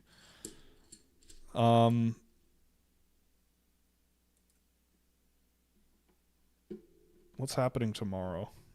Or not tomorrow. Sunday. Is it Sunday, really? What kind of chocolate is the best? The best chocolate I've ever had was straight out of Belgium when I was there. I tried a few different kinds when I was in Brussels, and it was the best I've ever had. All right. Oh, the schedule isn't... I'm just trying to find out what the semifinal matchups will be. I think it's Canada, Czechia, and okay. Finland, Sweden. I think. But Oh, boy. If that's what it is. Is Canada going to get revenge? Ooh.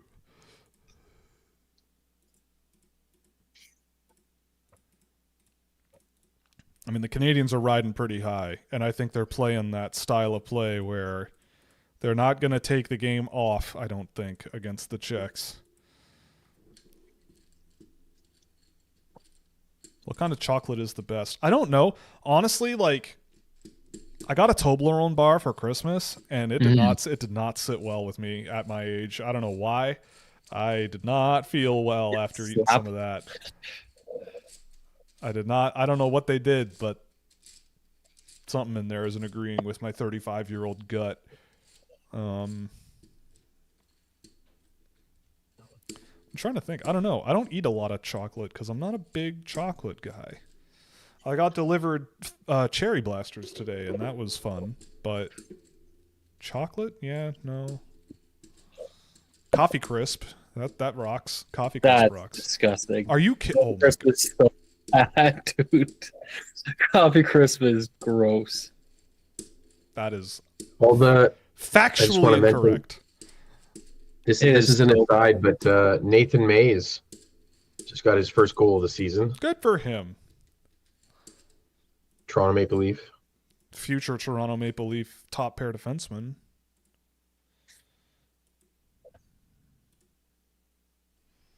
Cole Temple got traded to the Red Deer Rebels. What the hell? Yeah, Red Deer made 3 trades today. What? That's too bad. Vluswick out, Matthew Guard out. Vluswick to Everett. And That feels like a weird fit, but okay.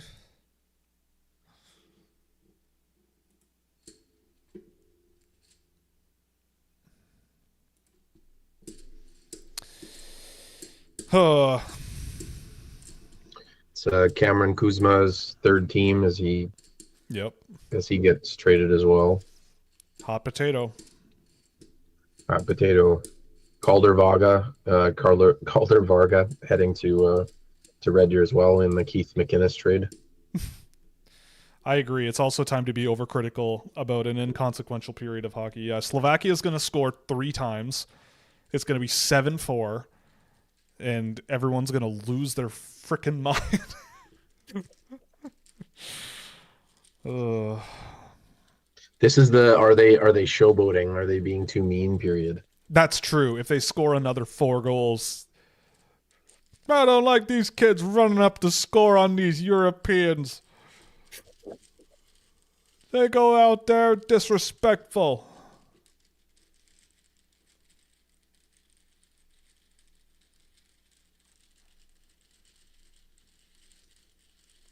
Bum, bum, bum.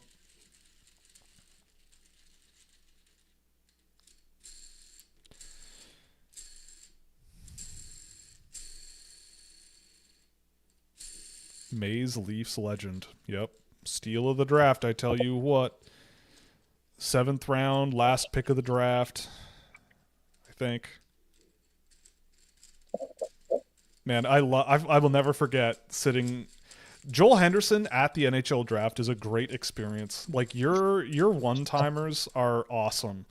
Like that looks like a whole lot of things Logan Cool or that looks like a whole lot of things Juraj Slafkovsky can't do. Is one of my favorite quotes of all There was time. a lot of bangers from that 2022 draft. Yeah.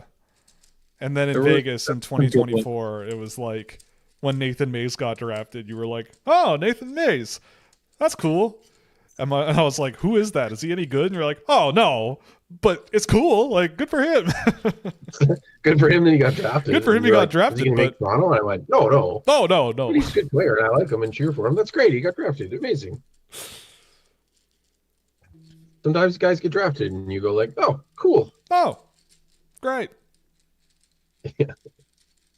To me, I don't know if I went to 100 more drafts, I don't know if I'm going to have a better moment than watching that Montreal Canadian fan take that Romanov jersey off. That was the funniest thing to me. I forgot about that. They announced the trade. Was it? Yeah, it was Romanov for Kirby. Yeah, they Dach, announced basically. the trade of Romanov, and a guy. It's like there's a trade, and the guy stands up. Yeah, Alex Romanov been traded to the Islanders. He just takes his jersey off and leaves.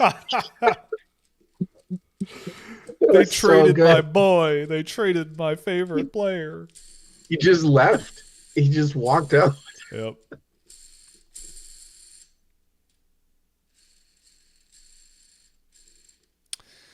Well, the third period is about to begin. What do we think the final score of this game is going to be? 8-3. I was going to say 8-7 for Canada. Come on. They're not going to get 6 shots. No, it's... It's Jover. Oh, they threw him out of the game. Huh? They threw out 24 on Slovakia.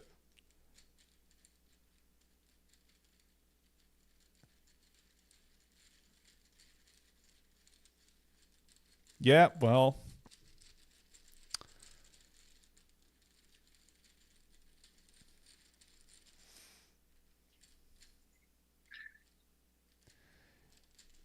Yeah, well...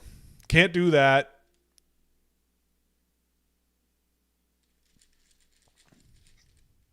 Yeah, you're saying the score is going to be 6-7?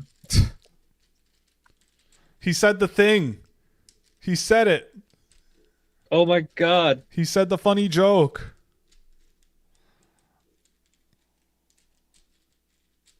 Oh my goodness.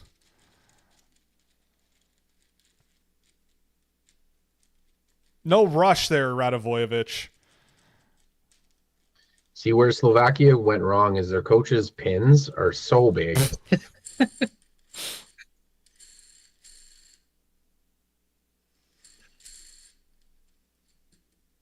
The pins they're wearing are at least like a few centimeters by a few centimeters. Oh, maybe.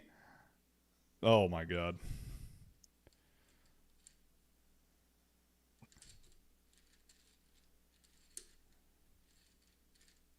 Way to go, Keyshawn. Nice dump.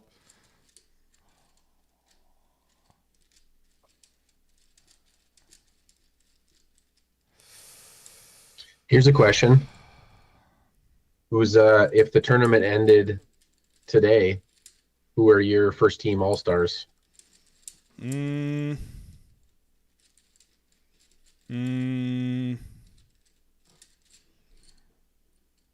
Hage for sure.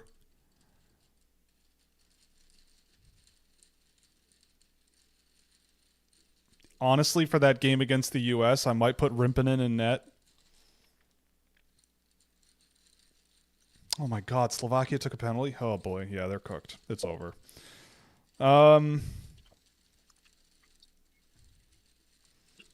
Perek be a defenseman on it? I don't know.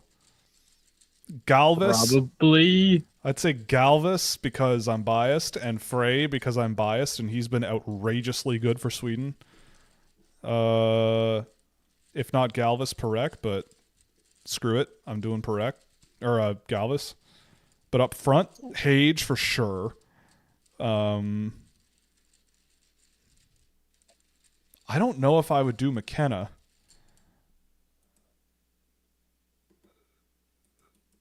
Maybe Eklund? Has Frundell been good? He's been pretty good, I think. Yeah. He scored some He goals. scored for some sure. goals, yeah. I need to look. I don't even remember who's on this. Oh, maybe Will Zellers. He was really good.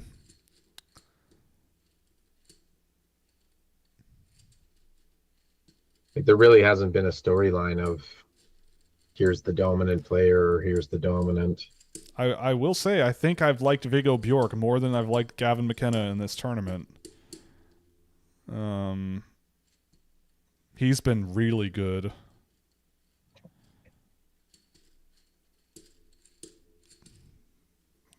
I don't know. Like, a lot of guys have been good up at forward. Yeah. Like, do you put Tisha Ginla in there? Like, That's the thing. Lots of guys have been good.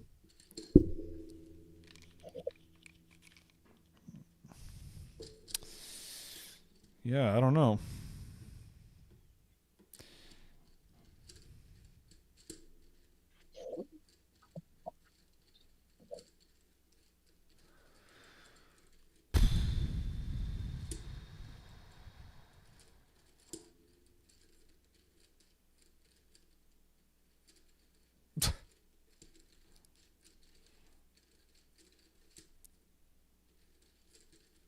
Gordon, I don't know if any of you have the audio going, but Gord Miller's talking about the scrutiny that Gavin McKenna is facing about every facet of his game this year and how it doesn't faze him or anything like that. It's like, it must be so hard to deal with that as a, which, fair enough, yeah. I guess I look at the way that, like, James Hagen's really good player went 7th overall, and I think you tell people that at the start of the year and they get shocked out of their mind. So Yeah. But it's a thing that happened.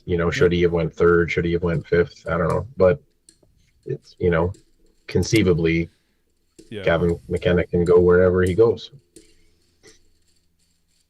Especially if the team that gets the first overall pick doesn't need a Gavin McKenna, they need a something else. So If you had the first overall pick this year, I wonder what you'd get for it if you traded it. Don't even think about it. It's never happening. Well, I'm just thinking out loud. Let me think. I'm going to think about it. Because, like, I wonder. Makes you think, eh?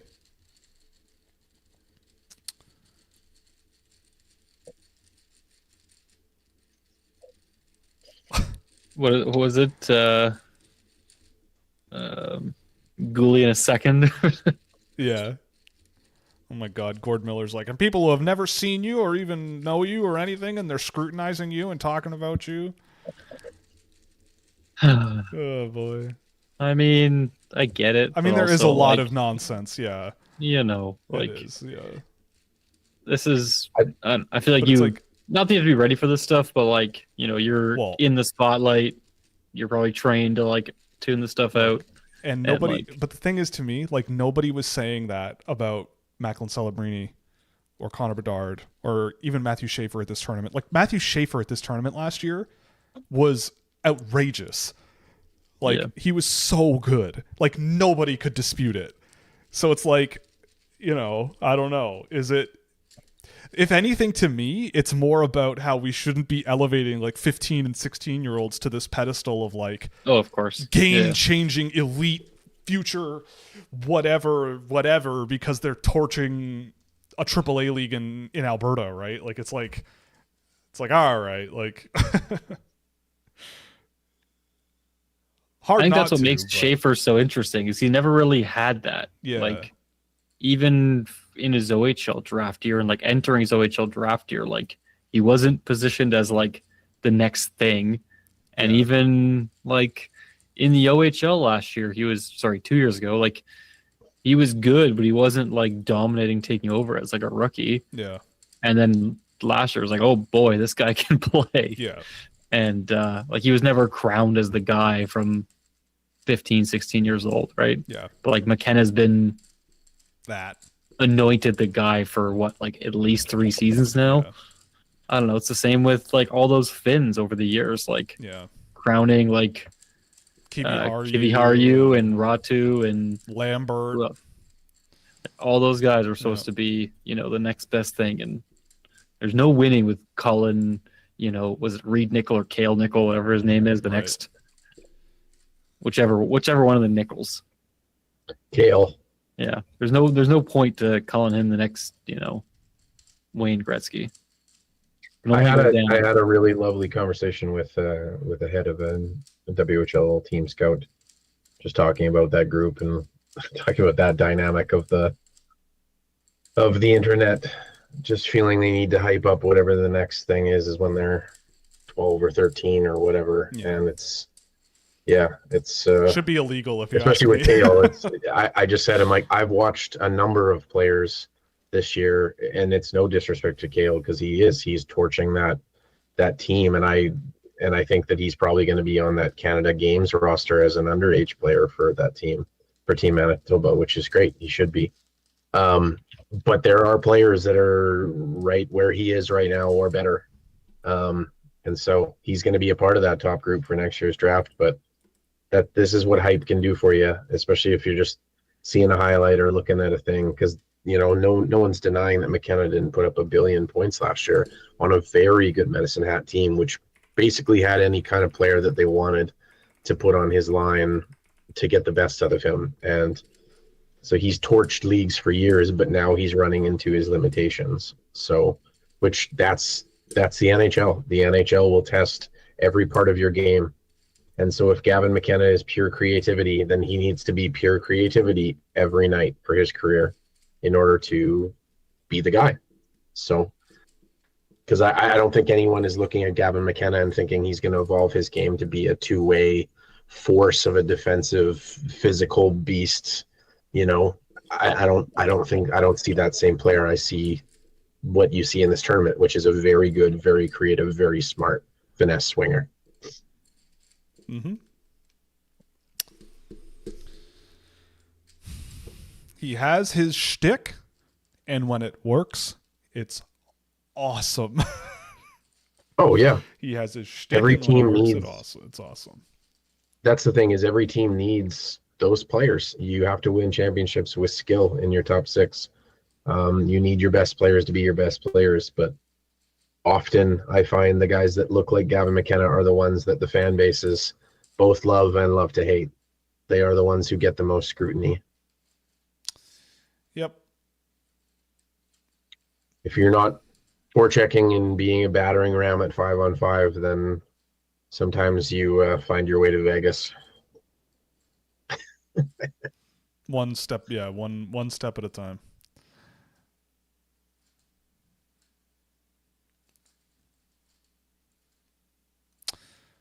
Wow. Well, Canada's going to the penalty kill. Is this the start of a miracle? No. I say yes.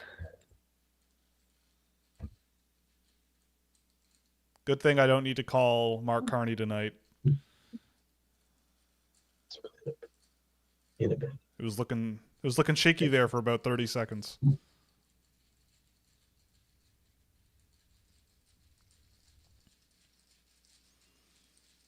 The question is what McKenna looks like a year after the draft. I don't know the answer to that. I really don't. It could be a whole lot of different things. But I don't think it matters like 1 year out. It's like 5 years out. What's he like? You know? It's you know, it's the one thing that I think if people are big prospect people and they're huge into the draft, then I will throw the promo to Puck Preps because there's such a huge advantage to seeing players grow in real time or see them hit their wall or see them get new challenges. Like, you know, Jordan talks about someone like Matthew Schaefer and go like there was a rocket to his back. Like he skyrocketed up those you know, his trajectory was crazy. Yes, and it was. It's nice to see those types of players because that's how they happen, right? Like that's going to happen and you're going to find those players and then you're going to find players who hit the OHL or the Q at 16 and then they don't change at all. That's the player that they are until the end of time. They don't grow physically. They don't change any aspect of their game. So it's nice to pay attention to a progression over 2 years, 3 years, 4 years for some of these players. And with Gavin McKenna, I think that was my one tweet a couple months ago was after watching games in the NCAA, I just said, this is how he plays. I think people were sold a bill of goods that he was a different kind of player. Right. And I think if people have watched all these games for Team Canada, I think they have a great understanding of what Gavin McKenna can do and how he can create and the vision that he has and the way that he can bring that in the NHL. But I also think that they now understand his strengths and his weaknesses. Yep. Nuance. Weird concept, but nuance. We just need hot takes, black and white. Yeah. That's what we do. He's the sickest player alive, bro. How could you possibly not think he's going to not score 120 points? Who's Connor McDavid? Move over. You know, I like from the draft thoughts to wherever, I mean, like some of the guys in the last number of years who were easily the fastest rising, like Tej for me was very predictable, but he rose up as soon as he added that extra layer of strength and that extra layer of like explosion to every stride as a guy that doesn't have like a crazy long stride. And then guys like Brunicky, Lyndon Lakovic, like these are all players who it was a trend over a number of years of them adding elements to their game, adding a level of understanding and then being able to do that, you know? So it's nice when you get to pay attention to the trends of a player. Right.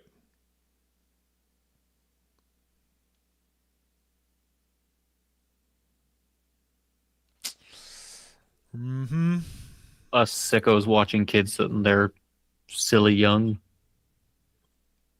Yeah, I don't Joel do as watching much of that as you 2012 guys, and yeah. 2011s. I've started in the 2011s. None of this 2012 nonsense that you are peeking into at times, but 2011s are, you know, there's some guys playing up that making waves for next year, but the 2012 stuff, Joel, that's ludicrous.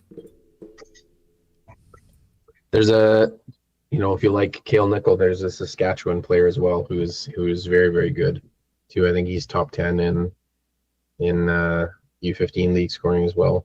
What's his name? Jordan LaBelle, I believe his name is. So you're saying he's He's the next very good. Gretzky? Should we What's make that? should we make a hype Should we make video it- about him? Yeah. Okay, everybody be quiet. Will record some text for TikTok. Well, I need to look up how many points he has. So, Prince Albert Pirates, U15 AA.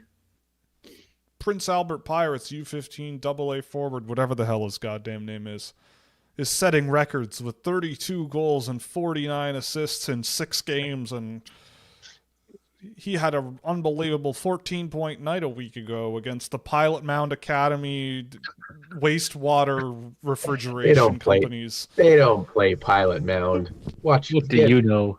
Watch the games. You know. You don't There's need to another. watch the games when you have kid Google. I have Perplexity AI. I can search.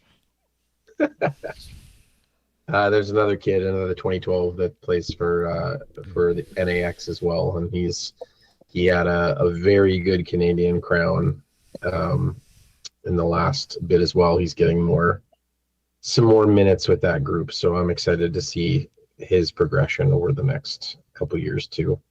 But he's been good. He doesn't have all the stuff to prove it at this point, but his name's Sebastian Morgan, which is a fun. Sebastian Morgan is a 7-year-old boy playing hockey in Alberta. We'll see if he can continue to develop too, because he's a very good player as well. There's no way there's a guy on this team called Yukon Kim. That's right. There was another on that shift from McKenna, another really slippery little improvisational pass on the go. Here comes another one probably. Yep, I'm just going to hold on to it. No one's going to touch me, and yeah, makes it happen. Unreal. I mean, they're at 20 shots. They were at like 5. How was it the second? It was 13 after the second period. Yeah. I mean, the Slovaks are playing in their zone more than they were probably the first 2 periods combined in this period. I think Canada is just trying to keep it safe until the end of the game. They almost scored there. Like they're trying to avoid the haters. They're playing down to their competition. They're setting a bad example for their semifinal matchup. They're gonna get stomped now. We should panic. It's a 7-1 win. We should find a way to panic. Yeah. Couple of really nice passes from McKenna there. That was a wonderful shift. Yeah, Patience, but backhand cross seam passes, one touch cycle passes, lots of stuff there. Yep. But did he hit somebody? No, I physically can't. In my brain memory, I can't picture a Gavin McKenna hit. No.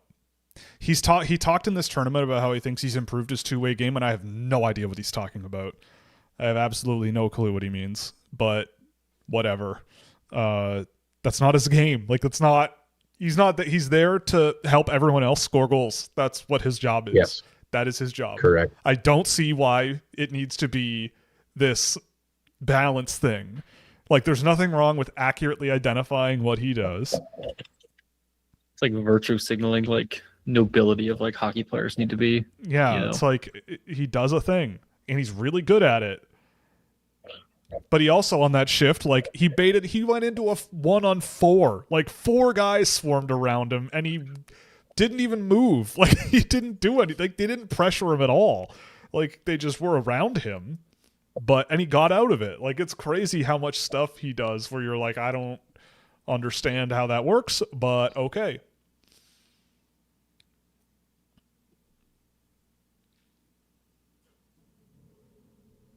Oh my God.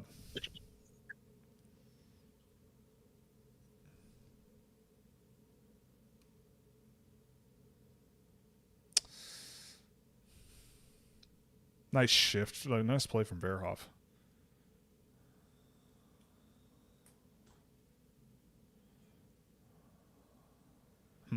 I don't know if you guys saw, but Maddox Schultz officially got named the Circle K Classics MVP. Good for him. Second year in a row, by the way. He's been the MVP of that tournament 2 years in a row. Circle K Classic. Renegade. Certified Circle K Classic.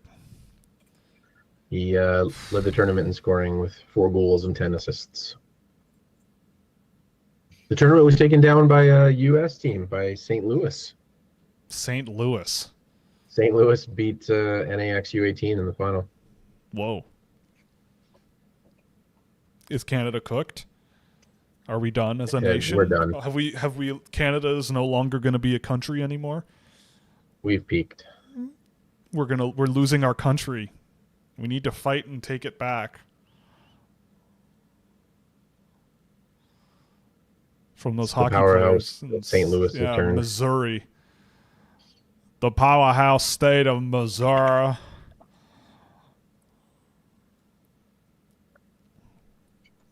Did the trainer spike the Gatorade? Maybe. They might just be out there having a good time. Yeah. Uh-oh. Wow. Yeah. Blundered that one. Yeah, that was...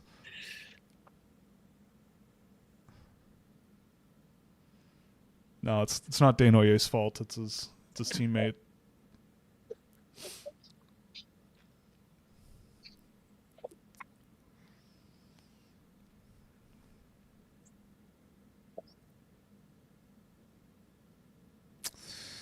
Well, 6 minutes and 50 seconds left. They need a goal a minute. That's not going to help them. Just pull the goalie. Holy fudge.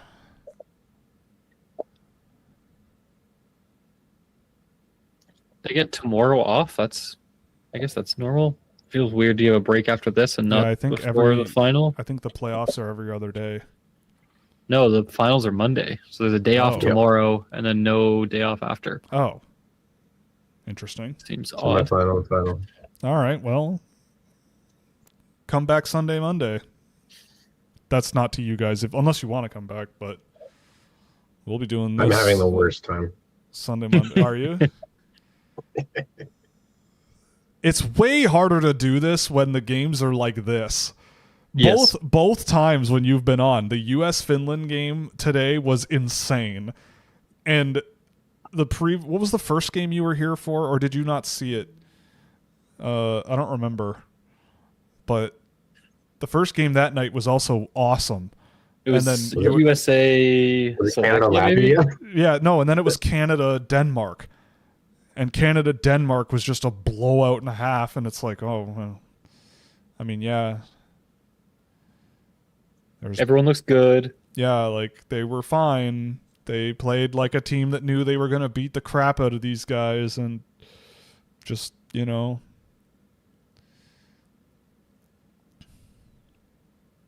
Telling you, the coach's pins are too big. It's weighing them down. Nobody pays attention to that stuff, but I do. Uh-oh. That's how you win. It's the little things. Oh, he's bleeding. Uh-oh, here we go. 4-minute power play. All right, Slovakia is on the power play for almost the rest of the game. Do they get 2? And then can they get 4 more after that? Will, we need you to talk in your Missouri accent a bit more. Oh, yes. I say Slovakia is on the power play for 4 minutes. Honestly, not bad. All they need Much better than you do. 2 more goals.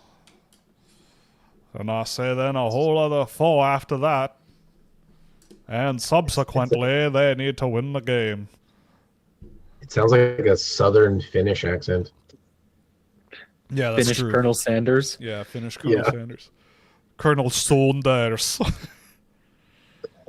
Look, I know my accent is poopy on Missouri. All right, I never said. I think that's pretty good. I never said that I was an expert at Missouri. All I know is the closest thing I know I'm trying to go off of with a Missouri accent is that guy from the Ken Burns Civil War documentary who was a Confederate apologist.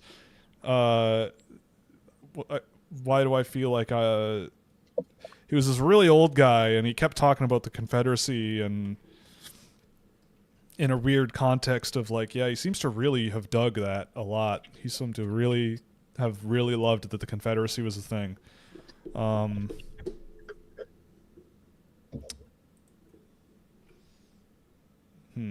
That's what 2026 is all about.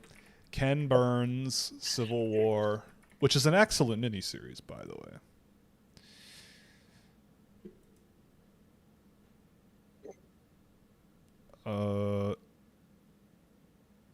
Oh, there we go. Shelby Foote. That's the guy. Oh, he was from Mississippi. But it was Shelby Foote. That's who I'm talking about. Oh my God. This guy was such a canoe. Foote did all of his writing by hand with a nib pen, later transcribing the results into typewritten copy. That's just... He probably complained about the internet till the day he died. Foote's work was mostly well received during his lifetime, but has been criticized by professional historians and academics in the 21st century.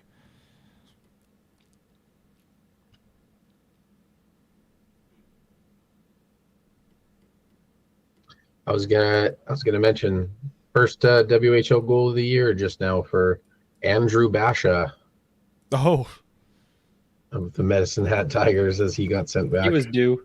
yep. He was due. It's been a long first half of the season. Yeah, Andrew Basha. back with the Tigers. Poor guy. Maybe McKenna will go back. Reunite the gang.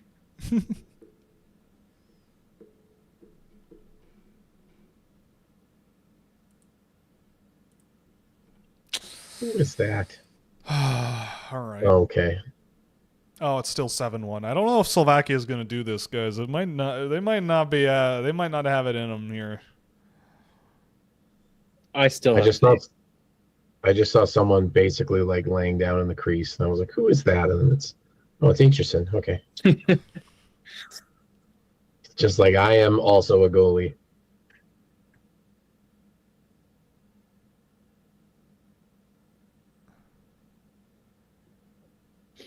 Uh-oh. Canada hasn't had any shots this period, have they? They've just been. I think they have like 5. Yeah. Canada is phoning it in. Like, it's pretty clear that they are just toying with them almost. Like, they're just phoning it in. Get to the game. Get to the end of the game. Don't be stupid. Show up again tomorrow. There goes Furchek again. Attaboy. And it doesn't matter. All I'm saying, if he was good, they'd be winning. It's true. If he was good, they would be That's- winning. The sport is notoriously easy to win when you have one good player who can move the puck on the team. It's super easy when that's capable. Oh, boy. Oh, my God. Anytime they get some real momentum, it's offside. Oh, God. They might just be having the worst game of their lives.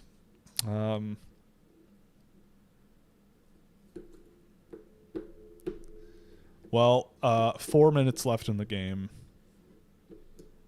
I could keep reading Shelby Foote's Wikipedia article. You could. That's yeah. Don't do that. We could play songs from that TikTok page that takes songs and ruins them with auto-tune. Those always make me laugh.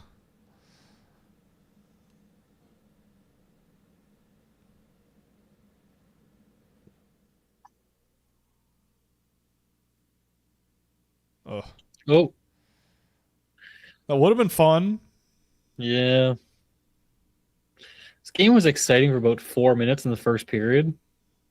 And it has been snooze fest since. Oh, up you Yeah, go, by Gollier. the time I joined, it was pretty rough. Yeah. What the? What the? Mika Zibanejad a hat trick in this economy? In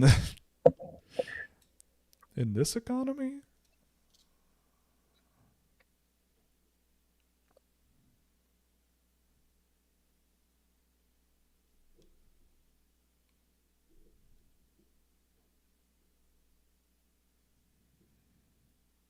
Oh, right. Wasn't it 0-0 for 15 minutes? And then Canada scored 4 goals in like 4 Yeah. minutes? Yeah, right. Is what I say.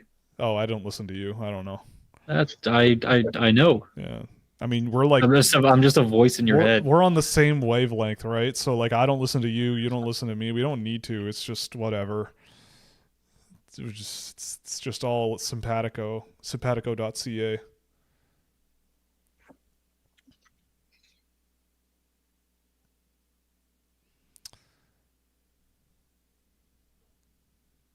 boy.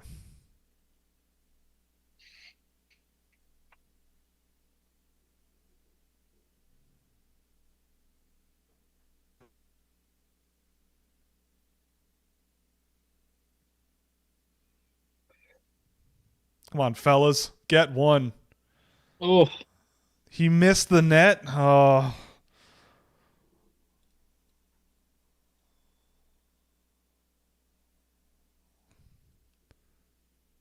does a missed shot like that count for anything in your data? Yeah. It's a In shot terms of, attempt. like, No, sorry, in terms of Well- like missing it so bad that it ends up back in Oh. your zone, No. like a negative entry or No. something. Like, Because it's like, how do you know if it's like is it that bad?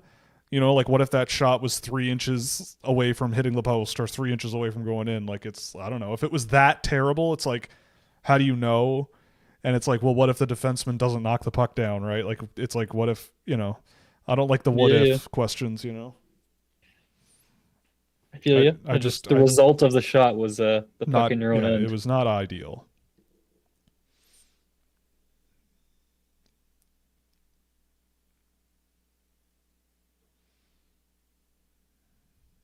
Porter Martone. Oh my goodness. Well, Sarnia Sting legend Porter Martone. stop it. Don't you don't say that. Shut up. To You get know you that. going. You know that. That's the rules around here. There's only a few ground rules. No Porter Martone talk about Sarnia. What You else? can only say that about Mortar Partone. Don't bring up what Milk Tank. Yeah, There's some other ones. Miltank. Yeah, we don't talk about Miltank. We don't talk about Porter Martone and Sarnia. We don't talk about we don't talk about Brad Lambert anymore. We don't talk about Fabian Liesel. Those guys are banned. They're forever banned. Florida. Yeah. If we talk about Murat, If hot dog's a sandwich. We can talk about Murat. He's allowed. First line center for the Boston Bruins. Once. Well, RIP Slovakia. It was nice, but enjoy the flight because that was a blowout. personally, I think they're still in it. And now the game's over for you, right? Got a Nope, few I minutes got 20 left. seconds left. All right. Well, not much else to say about that one. I think everything has been said. The viewership numbers for this stream during that game pretty much went to 0. So I think I know where everybody stands at this point. A complete and total, utterly shellacking of this group. The next one is probably going to be the hardest game of the whole tournament because I think they're playing the Czechs again, and the Czechs probably were their toughest competition in this whole tournament. And the Czechs are not screwing around. We'll be back. Is it What? is it destined for a prelim final with Sweden and Canada as they split? Oh, man. Wouldn't that be something? We'll see. Does Sweden make the final? Do they finally make a final? I think Sweden can do it. But Finland is pretty good, but I think Sweden would have... I think it might be a Sweden-Canada final here. But I guess we'll have to wait and see. So until Sunday night, we will see you. Well, until Sunday night, have a good life, have a good couple of days, and Sunday night we'll be back doing this for the semifinals. Thank you to my wonderful guests for the evening. How do you? Anything you guys want to throw out there before, or do you just want to go to bed? I just want to tell the chat that they need to get more haters. They need to tell everyone how they feel about them, both good and bad. Let the chips fall where they may, and eat some more Thai food. Excellent. I like that. I think the haters sums it up. I was going to tell people to like, comment, and tell Joel why he's beautiful. Oh, That's what I was going to say. But that's so nice. he kind of one-upped me with the hating. Yeah. Well, I was coming from positivity. right. Well, I think after that game we can be both positive and negative, so we'll take both. All right, Will, on Yeah. your bike. Yeah, yeah. I'm not getting on the bike. Shut up. The bike. Stop it. I actually was supposed to go on the bike yesterday and I forgot. I'll do it tomorrow. I swear. Okay, Dad, leave me alone. Right now. No. Get All right. on. I'm gonna go play Fortnite. That's what I'm gonna do, and then I'm gonna go to bed because I'm a grown up, and I'm gonna play Fortnite because I'm a grown up. Anyway, let's get out of here. Thanks for joining us. This was a lot of fun tonight. We'll be back Sunday night, and we'll be doing the medal games as well. So don't miss them. We'll post the link tomorrow. So stay tuned. Subscribe if you haven't. Probably should have said that when there was 120 people in here earlier, but I didn't. So whatever. But anyway, have a good evening. See you then. Bye.